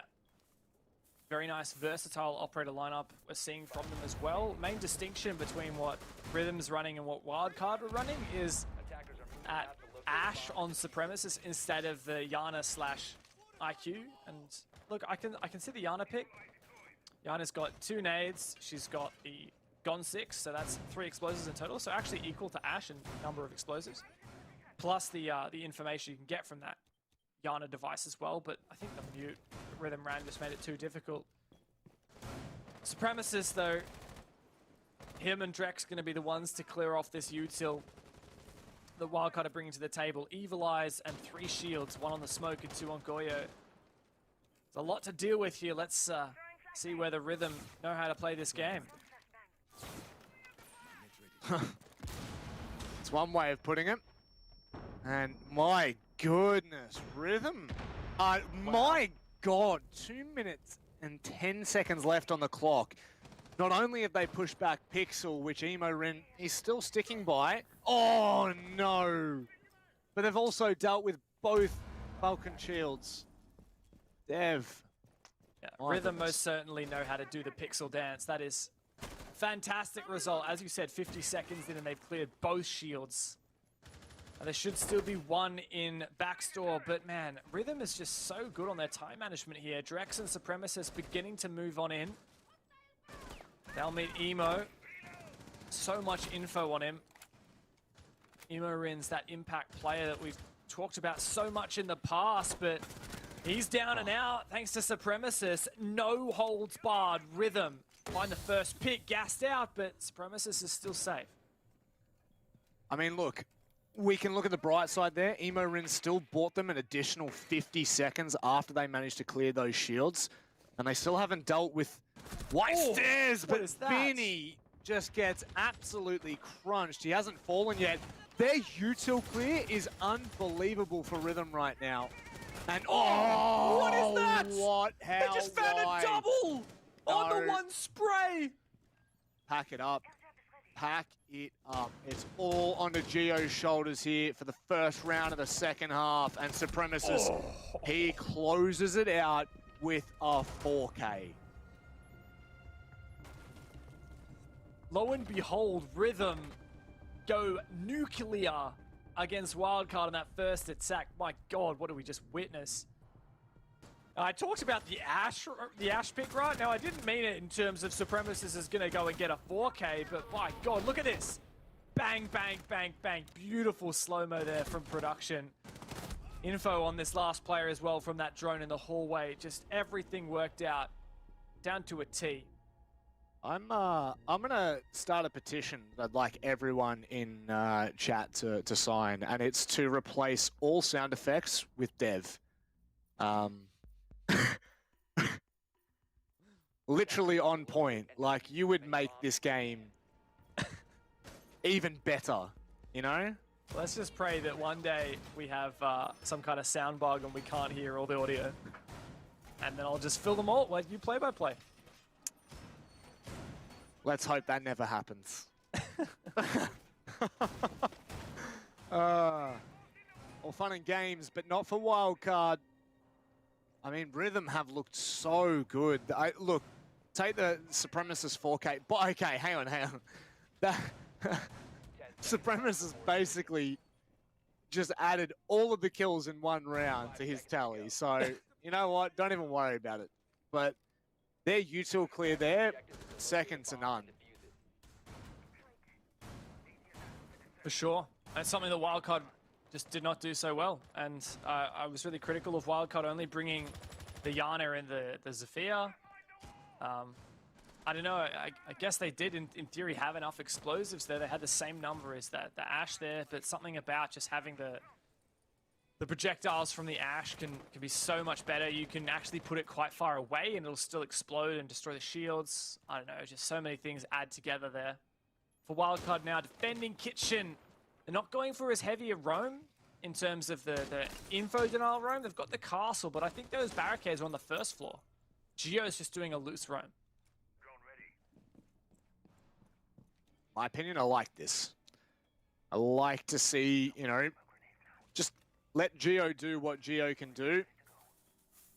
Again, if Xenox was on the broadcast, he'd be speaking the praises. So it's just, there are some incredibly sharp individuals. And I know it's probably hard to see, but just to let them do, oh, wow, Leb. Really nice early line there. That, I'm pretty sure that just pushed Gio all the way back. Of this Drex and Supremacist together, ready to refrag. Gio's retreated all the way back. Rhythm a minute and a half remaining, and it looks like they have control of the third floor and almost all of the second floor. Getting to it. Now the Buck will move in and start to open up all this flooring. 3 C4s, I believe. 2 C4s. The wildcard camp. Pat just waiting to hopefully find one. Well, it would be a gift from the heavens right now, and something that they definitely need. Attackers have recovered their diffuser. Still just waiting patiently for this. Not looking to overextend. That's not going to hit the mark either. Both C4s coming out then. Just not good enough from Wildcard. And now there's only one C4 left on the board. Time is definitely of the essence. The time front, definitely onus is on Rhythm. 30 seconds left. Gas, how many left for Emo? Still a bit of time. Emo's got 2 gas left. He's lost his shield, but there you go. It comes through the drop. And the opening pick for Rhythm. Pat goes down, and the plant starting to go down. Yeah, they're also... Wildcard, that gas is just not doing it for them. They were watching Emo's every position, but right now I don't know if they can get to the diffuser. They're going to have to try to take the straight-up engagements there. Drex getting caught. Leb making it possible now. Is Drex in? No, he's not. He got stuck. He was held outside of Freezer for so long. And on that, Wildcard take a much-needed round. Finally, a moment to breathe for Wildcard. They've had their first defense round. Against Q-Confirm, they couldn't even find a single one, but now they're getting back into it. But after a 2-4 attack half, I don't know whether it's still even possible. We need to see this momentum build. We need to see Wildcard start to step it up, because even that round right there, that was Rhythm executing very, very late, and Wildcard trading out every single kill. Whereas if Rhythm play a bit more assertively, I don't know if Wildcard are going to be able to have that clock on their side. I agree. Could buy yourself so much, I don't know, leeway, so much room to breathe, but... Wildcard now. I mean, that's the sign that we needed to see there, right? We needed to see that ability from them. And it gives us the glimmer of hope. It gives us a chance to see Wildcard, regardless of their current standings, continue to just take games, take points, which is essentially, from my understanding, the most important part of this is just making sure, again, they keep themselves in the race. They don't give up without a fight.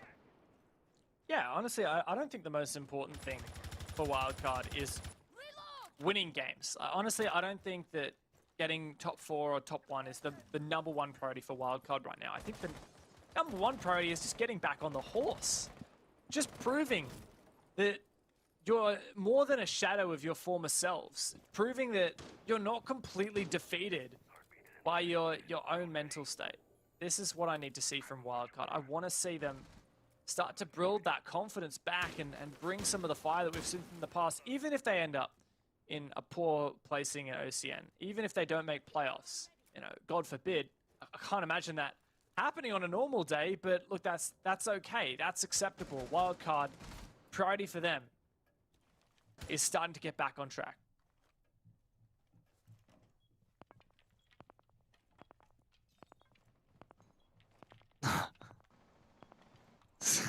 Gio, settle down.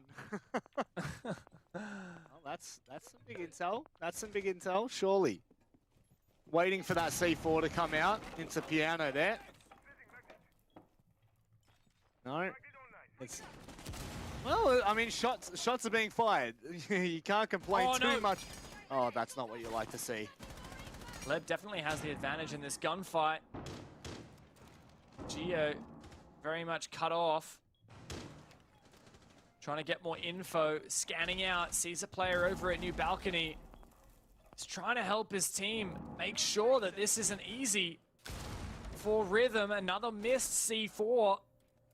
Wildcard holding onto this top floor as long as they can, but here comes the file in through bar. Ghoul is the first to fall.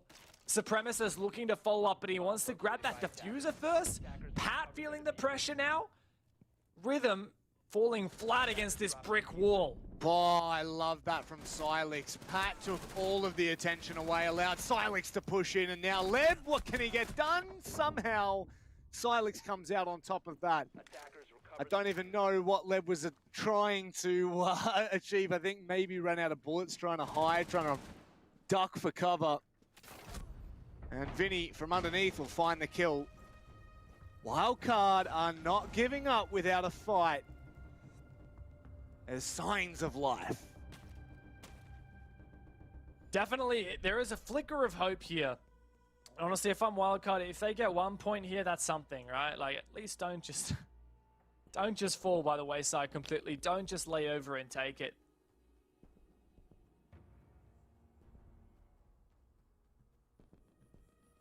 Oh, it's... No, then...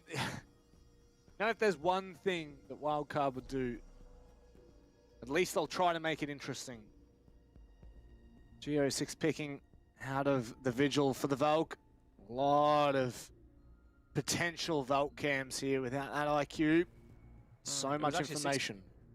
It's kind of funny there. The Valkyrie was 6-picked onto, and the IQ was 6-picked off of. So I really like that from Wildcard. Not having the Valkyrie there to begin with, maybe Rhythm would have kept that IQ had they seen that Valk. So I really like that.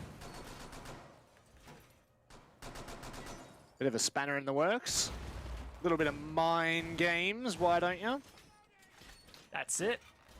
Oh, I mean, I have no doubt, but we'll kind of keep a close eye on what happens for Rhythm here then. See whether that intel is going to be something that they really struggle with. There's just so much, there's so many great places on Cafe, especially on top 4, for you to place those eyes and just run away with so much intel.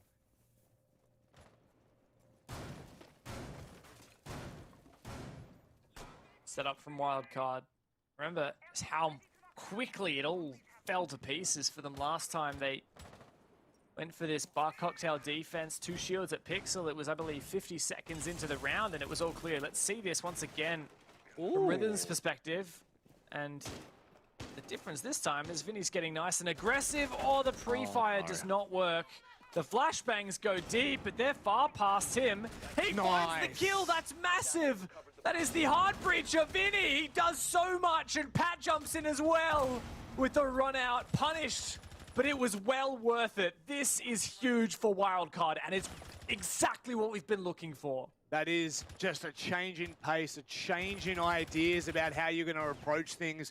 You could see right from the get-go that Vinny was looking to play aggressive, whether it was the default cam or the cam being thrown out from Geo, which I would suppose that would be the main game there. They had so much information to go off, and it just allowed them to absolutely pick them apart. You could see the live pinging coming in, and now Rhythm have to try and fight back in a 2 versus 4 with no piano control. I don't even know whether they were able to get those...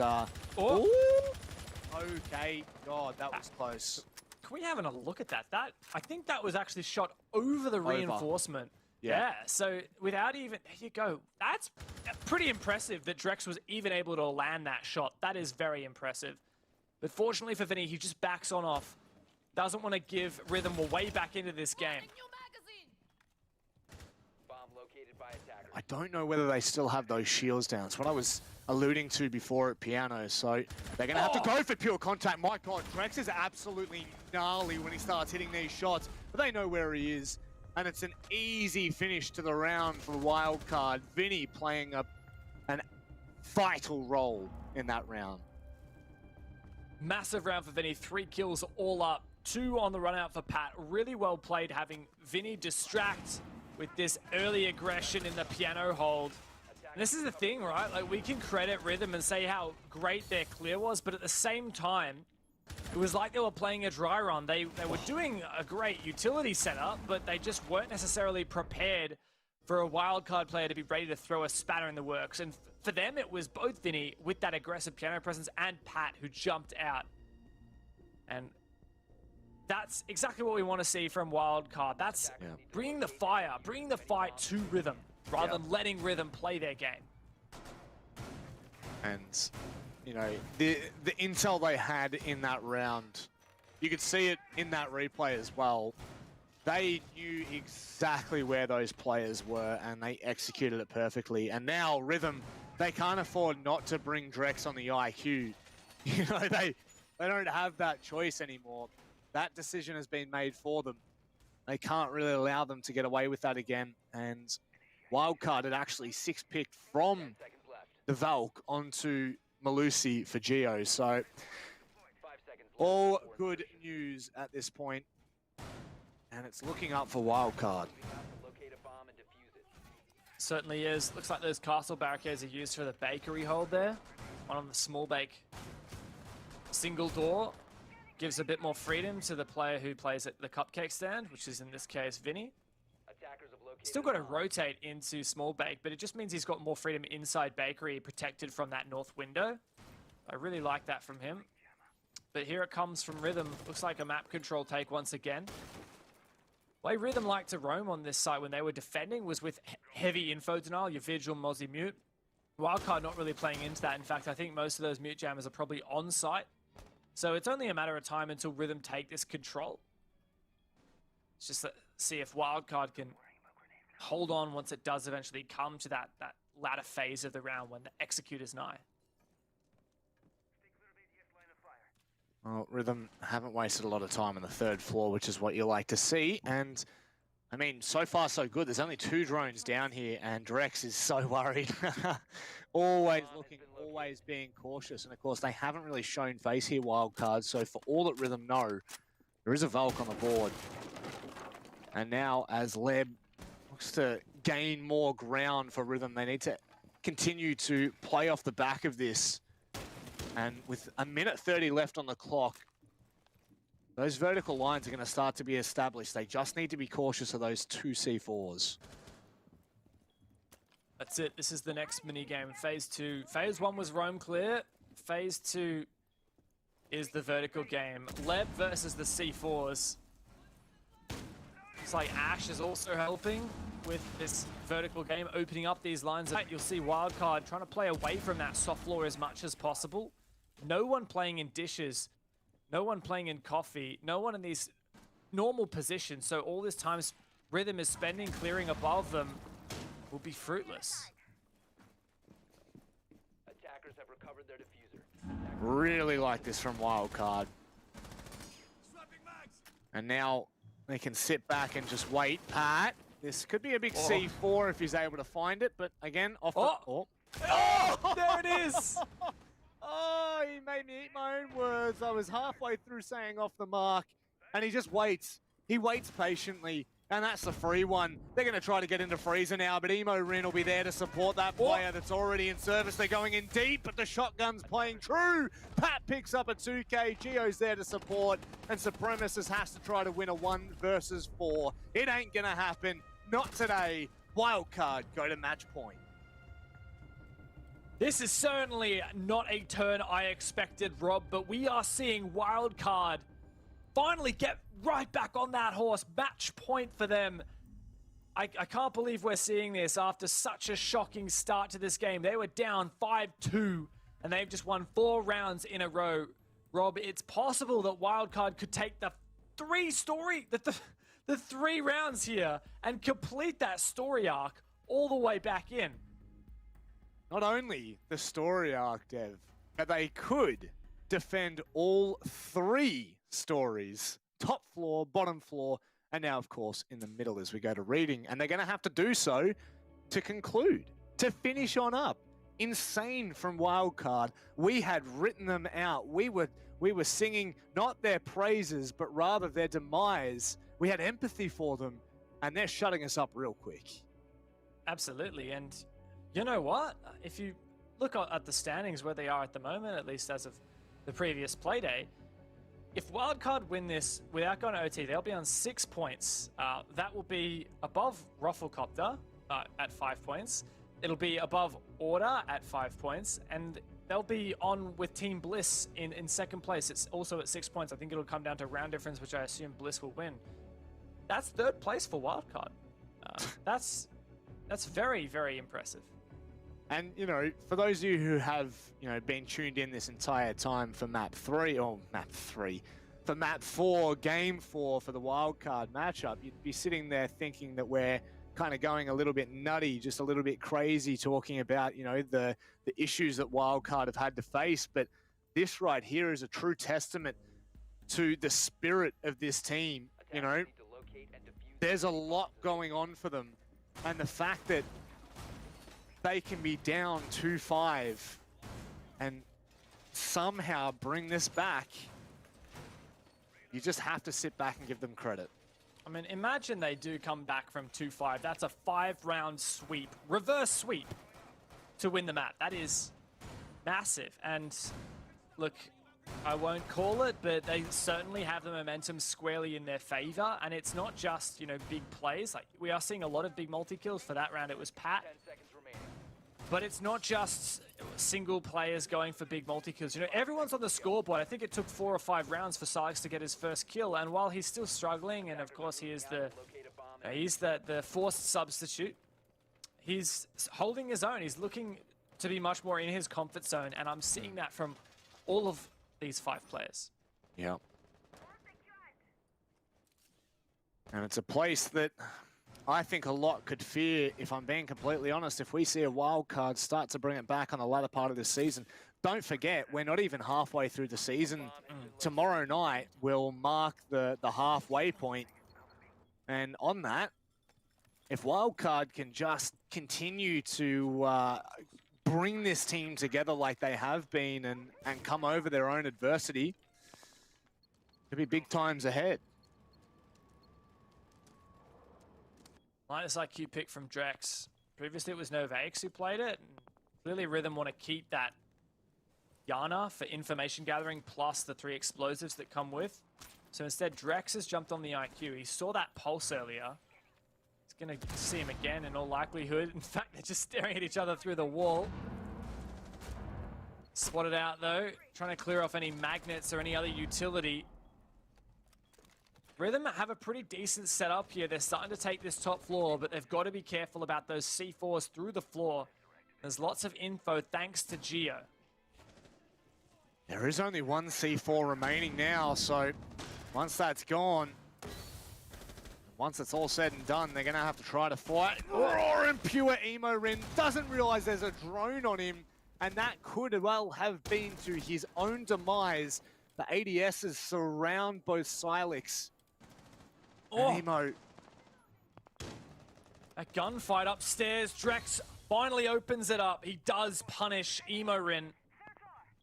But Silex is still the lone man holding upstairs after Emo's gone down. How long can this coach hold on for? Not long enough. Drex cleans him up, and we may have match point on the cards here. Pat and Vinny and Geo look to step it up. Vinny started it off, taking down the Ash of Supremacists, and Wildcard start to relocate, start to move around and take up better positions. 40 seconds left. That was just a Gemini, but it's still something. Pat and Geo together have retaken this west side. Vinny is the lone player on site. He's about to meet the full brunt of what Rhythm have to offer. Shotgun in hand. He swings wide. Ghoul isn't ready for it. Vinny doesn't realize, but Geo's just saved his life. Leb trades out efficiently and effectively. It's Geo and Pat. 10 seconds left. All they have to do is wait and play for this time. They need to ensure the 2 versus 2. Drex in an advanced position here, and Reading swings on the Pat. Geo, he eliminates the first, and now it's just into the 1v1. Leb forces it to OT, and we are going the distance. This game could not get any more exciting, Rob. And what started to be a bit of a blowout for Rhythm, and then for Wildcard, has turned it up and delivered massive plays from Vinny and Geo to get it back to that point. But at the end of it, Drex held on just long enough, and then Leb to clutch the 1 versus 1. All the way to overtime now. Both of these teams locking in 1 point for their standings. And that second point for either of them is still going begging one team to take it in the next 2 or 3 rounds. Well, that is the round they were looking for. They break the rhythm. It was 4 straight for Wildcard. And now the questions are in the air. Wildcard remain on their defense though. And it has looked extremely strong from them. Right now, Bar and Cocktail is actually sitting at a 50-50. And the last round they won, it was a very aggressive play from Vinny and Pat that kind of opened things up for them there out on the rappel of the west floor. So, how Wildcard adapt here, this is where the questions need to be asked.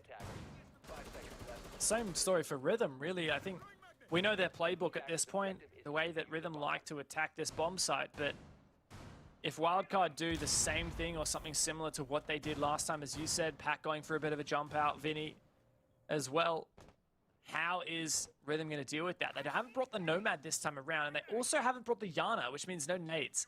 Nades are that perfect ingredient that you want to clear out Vinny from that aggressive position of Piano, and the Nomad's that thing that you want to prevent the jump outs from Pat. Rhythm don't have either.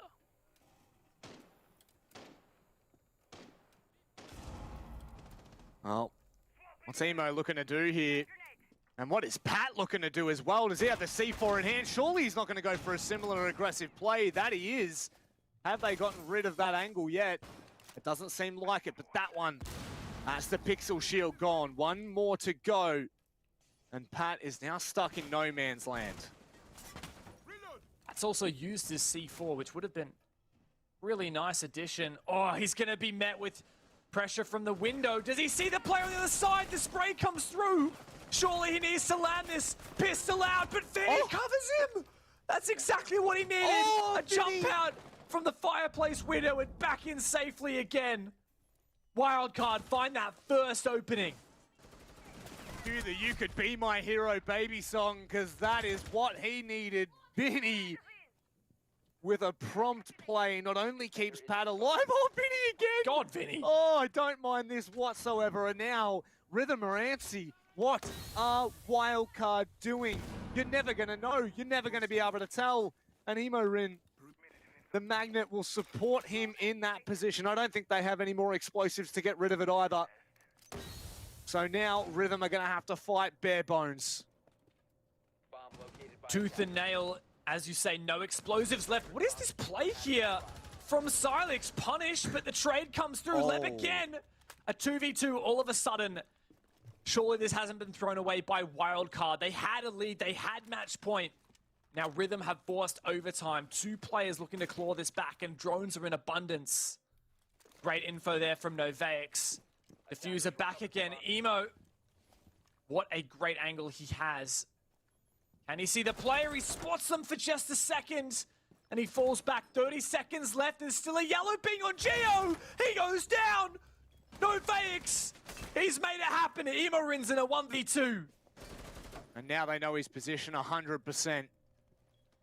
Leb to support this time, but he rips his head off. Nova's going to stick it. Oh, Emorin.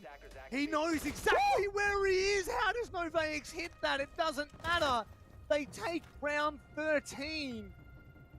Dev, you spoke about the drones in abundance. They had to have played a huge impact in that round in the final 20 seconds. There's no doubt about it. What a round from Rhythm. Noveix in particular, Wildcard did so many things well, but this drone and that yellow ping was certain death for Geo. Emorin, insane shot onto Leb, but he couldn't land that last one. Noveix just had him. A graze on the shoulder was enough to get Rhythm that match point they've been searching for.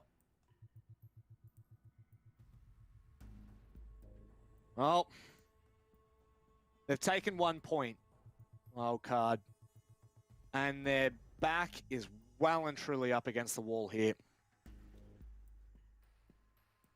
So, there's no way that they're satisfied with that 1 point. No way. Never. Never.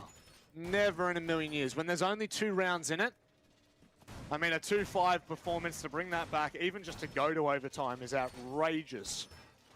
But you know that this roster, this team, it's just not going to be good enough.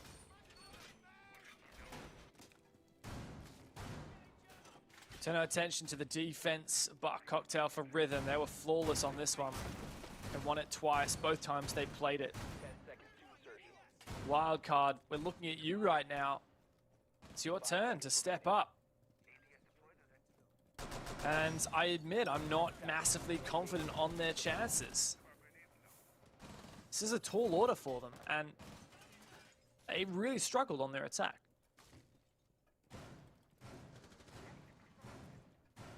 Well, let's hope the trend doesn't continue there.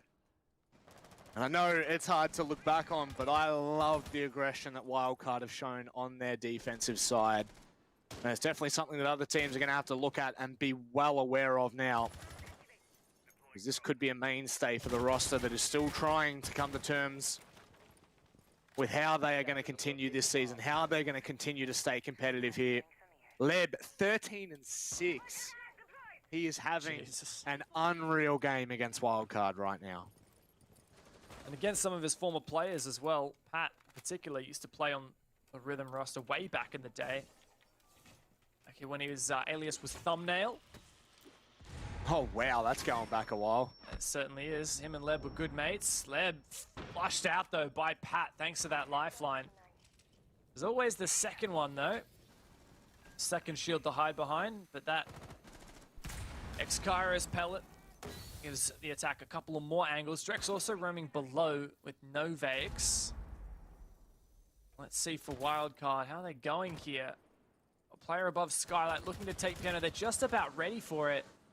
This is the thing that Wildcard has struggled with, always taking that next step.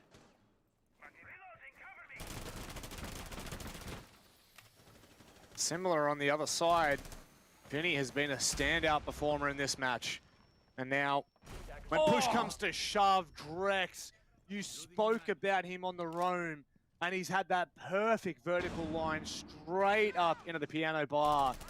And there's nothing that they've got to show for it now. Wildcard in a 4v5, a minute left.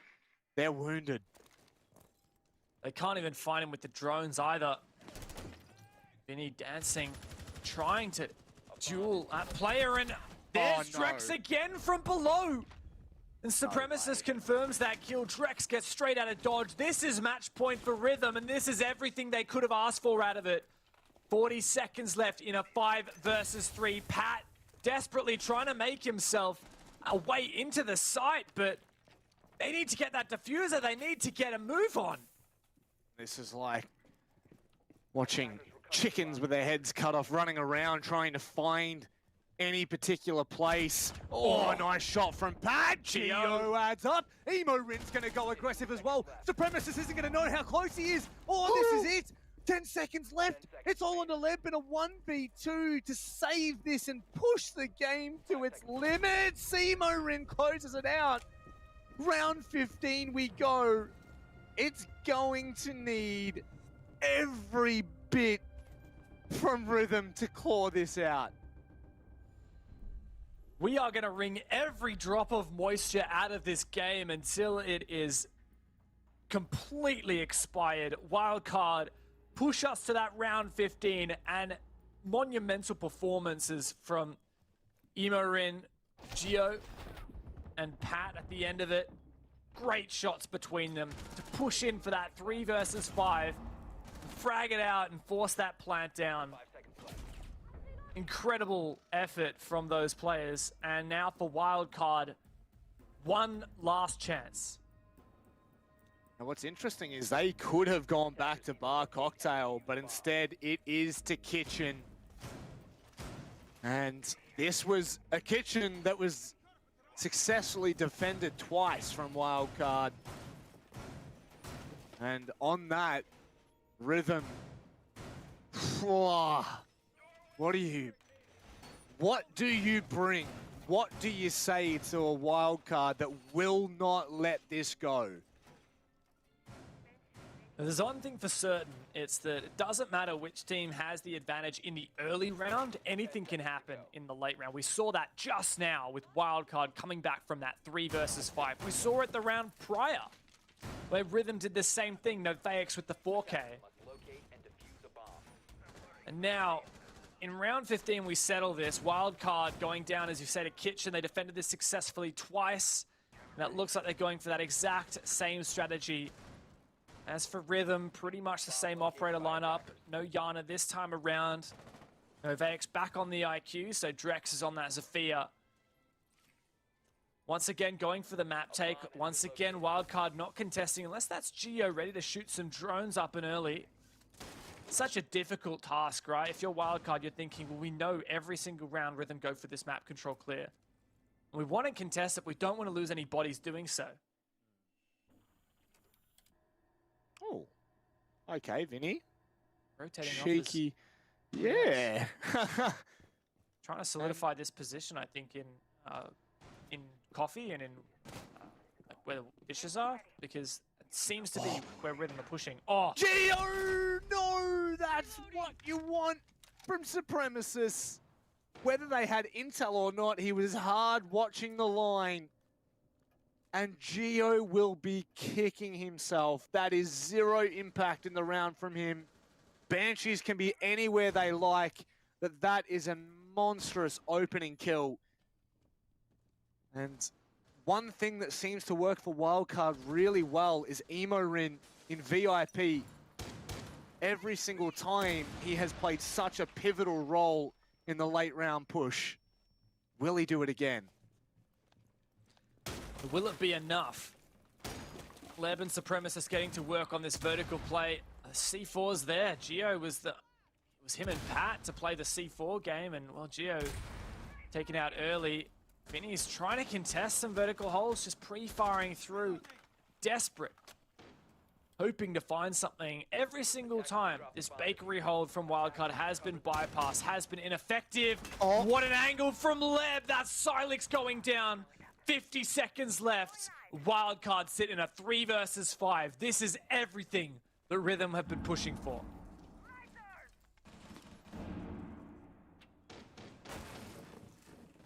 They've worked hard. And they've fought valiantly here. Both of these teams, they know what they've got to do. See you later, Emo Rin. The impact player, they're falling like flies, and Wildcard, they rest on the shoulders of Vinny. It's a nice shot! Vinny. 2 in a row! Oh my goodness, no fakes, close him down, but that is it. 8-7 Wildcard fall at the hands of Rhythm. A game that needed all 15 rounds to settle it. Fighting tooth and nail, Wildcard and Rhythm go head to head, but Rhythm take it by storm in round 15. A monumental performance. And Wildcard have once again been slain.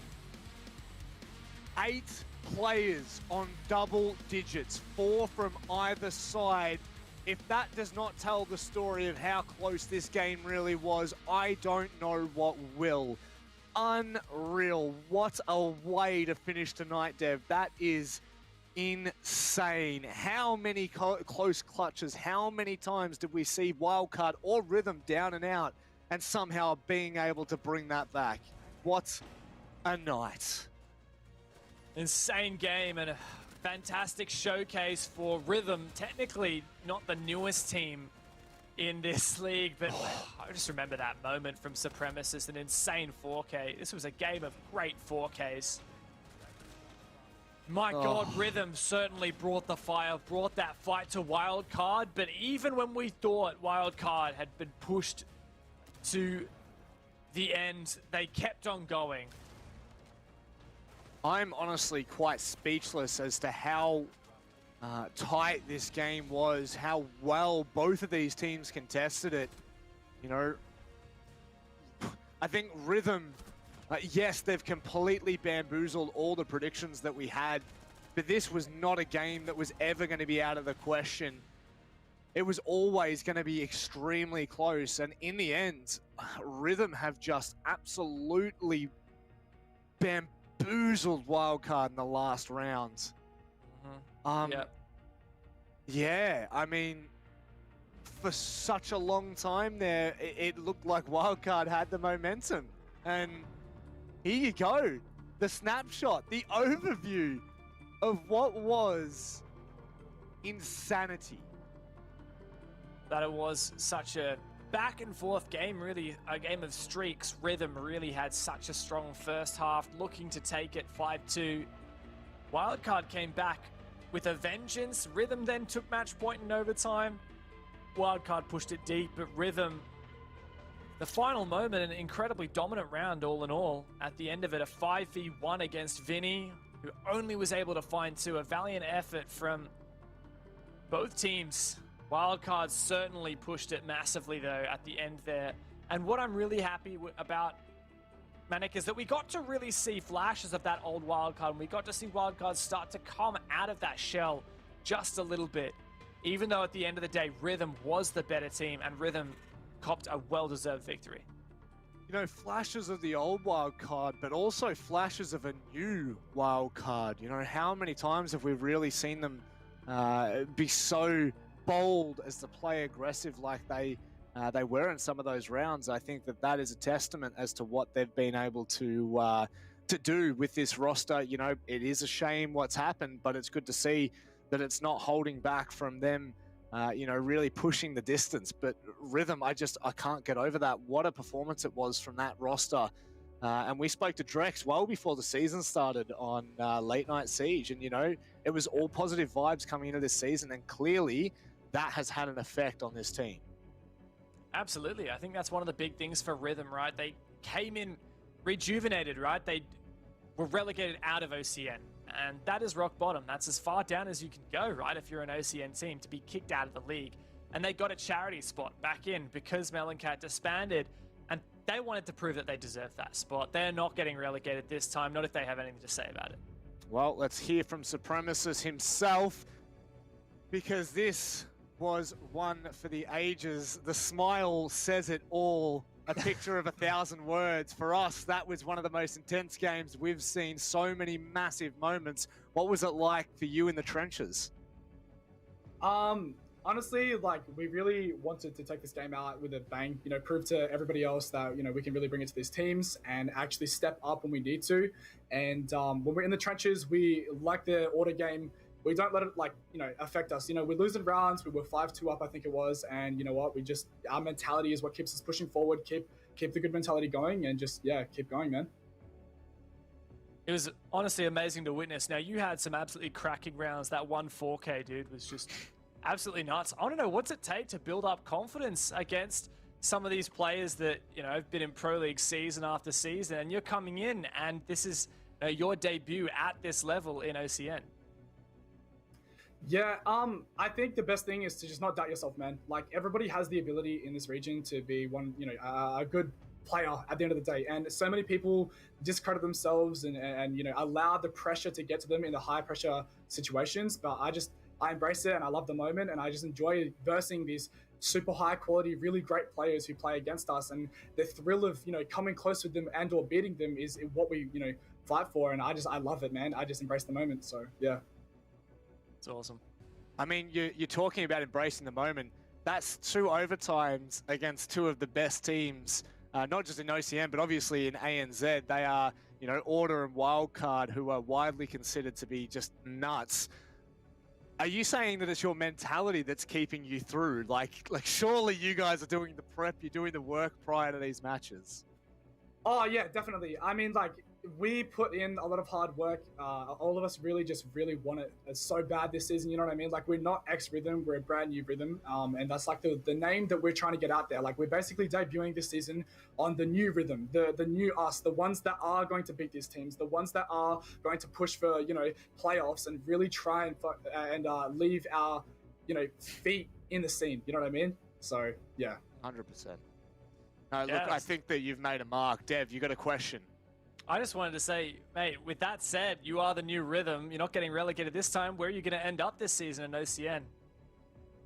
We're definitely just aiming for top 5. I think that's super realistic for us. I think, you know, having high goals is for usually on the game day stuff when you really say to yourself, like, we can beat these guys, we can bring it to them. And if we end up becoming, you know, top 3, that'd be awesome. Well, more than what we expected, but we really want top 5 this season. You are incredibly humble, and at the same time, you know what you're worth. And look, to be honest, Supremacist, you showed it full well today. You guys have Bliss coming up tomorrow. What are you feeling like coming into that matchup? I mean, that on paper would be a closer match toward and being serious, a closer match toward the bottom end of the table, but you're both at the top end of the table. Woof. How are you feeling coming into this? I mean, it's the same mentality as every other team. We're going in with the neutral mindset on wanting to beat these teams and just bring it to them as best as we can and just try and lose as many rounds. And honestly, like, you know, we're in their heads, I think, already by these wins. And so, yeah, I think we're really going to get there.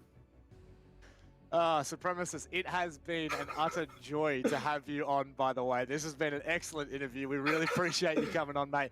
Do you have anything that you want to say to friends, family, fans? We really just obviously appreciate all of the fans, all of the support from everybody coming into these games and just seeing that, you know, the support is never really expected in the first place. I think from all of us, I think we kind of thought that, you know, it would be harder for everybody else to try and get on our backs. But yeah, people are supporting us and I thank you guys for that. I really do appreciate it. Well, Supremacist, I'm going to leave it on that note. It's been incredible talking to you, mate, and best luck in your match tomorrow night. Thank you, man. Have a good night, guys. Jeez, talk about a player knowing how to hold himself. Supremacist with an excellent interview there. Some great insight into the roster that is Rhythm, and what a night to get it from him. What an absolute chat, I must say. My new favorite interviewee. He's so well spoken, beautiful, so great things to say. The only gripe I do have with you, Supremacist, if you're going to watch this back later, is that you didn't go for that run out when you muted the air jab. That was just missed opportunity right there. But jokes aside, what a game for Rhythm. This is massive for them. And to what Supremacist was saying, top 5, I completely think that's achievable for Rhythm. I think in terms of, you know, those teams at the kind of the lower end of the standings, what we would expect, the lower seeded teams, I think Rhythm is looking like, if not the strongest, maybe kind of near ROFLCOPTERGG, you know, Ruffle Rhythm, I think are going to be definitely breaking and pressuring these top teams. They certainly are. Let's keep an eye on Rhythm as we go throughout the season. But it's been a crazy night. Let's have a look at the standing, or rather not the standing, sorry. Let's have a look at the schedule.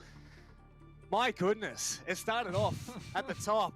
7-2, 7-2. They were quick matches. They were done and dusted in 10 minutes. You know, it felt like we were kicking back. It was going to be an early night for us, Dev. And then it flipped on its head. 2 insane games. I don't even know what to say. Yeah, me neither. A massive, massive game. And look, I might have got my Ruffle Elevate prediction wrong, but at least I can tell you to suck it when it comes to the Wildcard Rhythm prediction. Rhythm, I believed in you from the start. Oh, well, let's have a look at the standings. I'm speechless to that. Let's move on. Move on, bro. Don't worry about him. Elevate on top by 2 points clear. They are sitting pretty. And due to how the OTs work at the moment, Team Bliss sitting on 6 points at second as it tapers down to the bottom with LFO on the donuts. Yeah, big shame for LFO, really struggling at the moment. And look, while Rhythm, they only are in that second to last place. Remember that is a tied position with Wildcard and the Knights. And it goes to show, right? Like, Knights have won 1 and lost 1 in OT, whereas Rhythm have just won 2 in OT, and that ends up being equivalent. So I'm really expecting to see a big shake-up in the standings come tomorrow night. I think we'll be looking at something very different. I think Elevate have definitely shown that they are stand out above the rest for now. I think Knights will take some time, but they will climb a bit higher, and I think Rhythm is going to do so as well.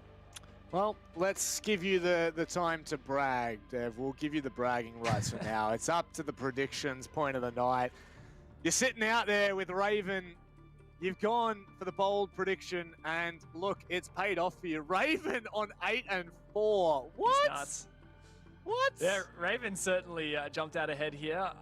He went with Elevate, his former team way back in the day. So I can see why he was a bit biased towards that one. I went for the upsets today. I really wanted to see ROFLCOPTERGG take it. I didn't predict Bliss. If anything, Bliss is the most surprising upset of the day. I really didn't give them enough credit against Akame. Order, rather. Come on, man. Come on. It's been Order for so long. Come on, man. We expect more from you, Dev. We expect more from you. You but really should. Bliss, that maybe we shouldn't. Maybe we shouldn't. But, you know, look, speaking of the Bliss matchup, there was one player that really stuck out in that matchup, and that was Repix. He was absolutely mental, and he is well and truly deserving of the MVP of the night. I mean, every single time Bliss opened up the game, it felt like his name was on the scoreboard. Yeah, absolutely. He had an insane game, KOST 93%. And just looking at some of these shots he managed to land in some of the plays he pulled off, C4s, shots through the floor. And then, of course, on the attack, he was a monster on the Zephyr. Some really hot shots here. This one was one of my favorites. Oh, that flick. It just doesn't get much better than that. You know, I'm sure if he was, you know, on the soccer pitch, he would be scoring goals. And here, he's just landing those shots just the same.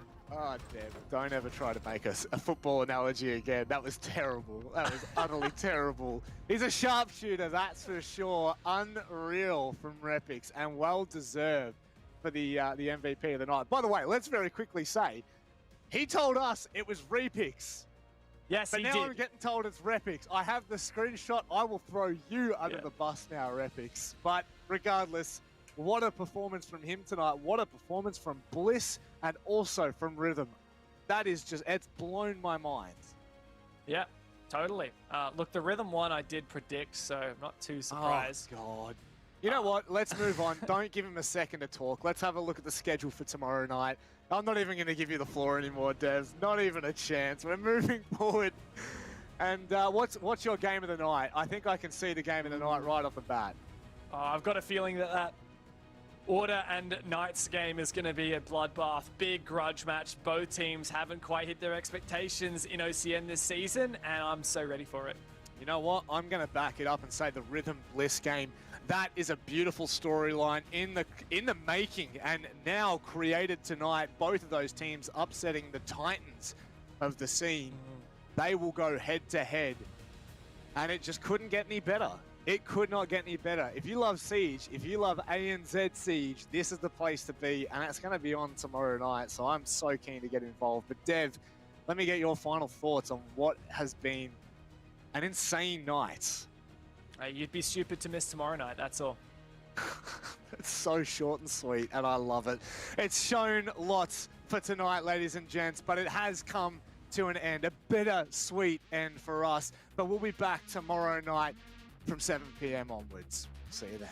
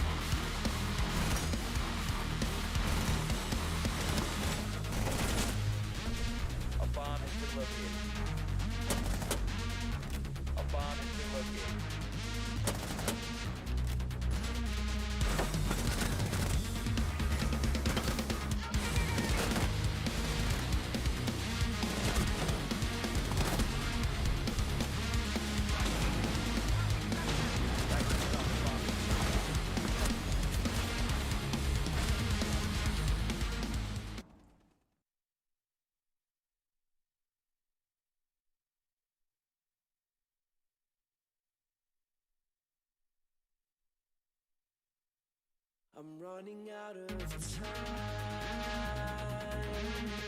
I'm running out of money on a feeling so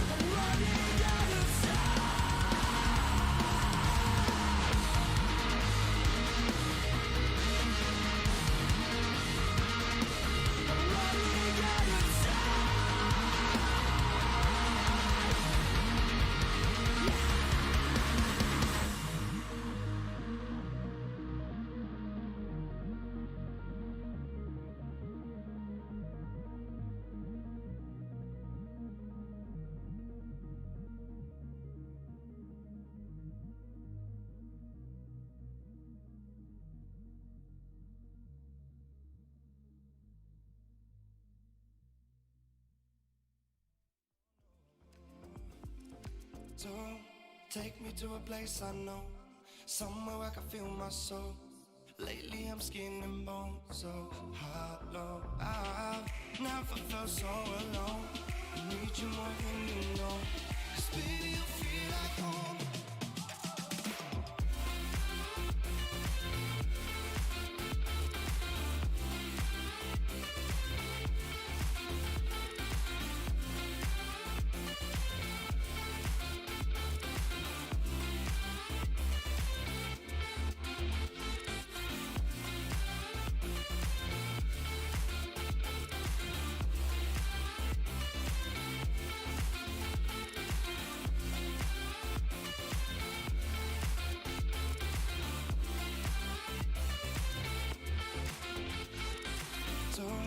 Take me to a place I know, somewhere I can feel my soul.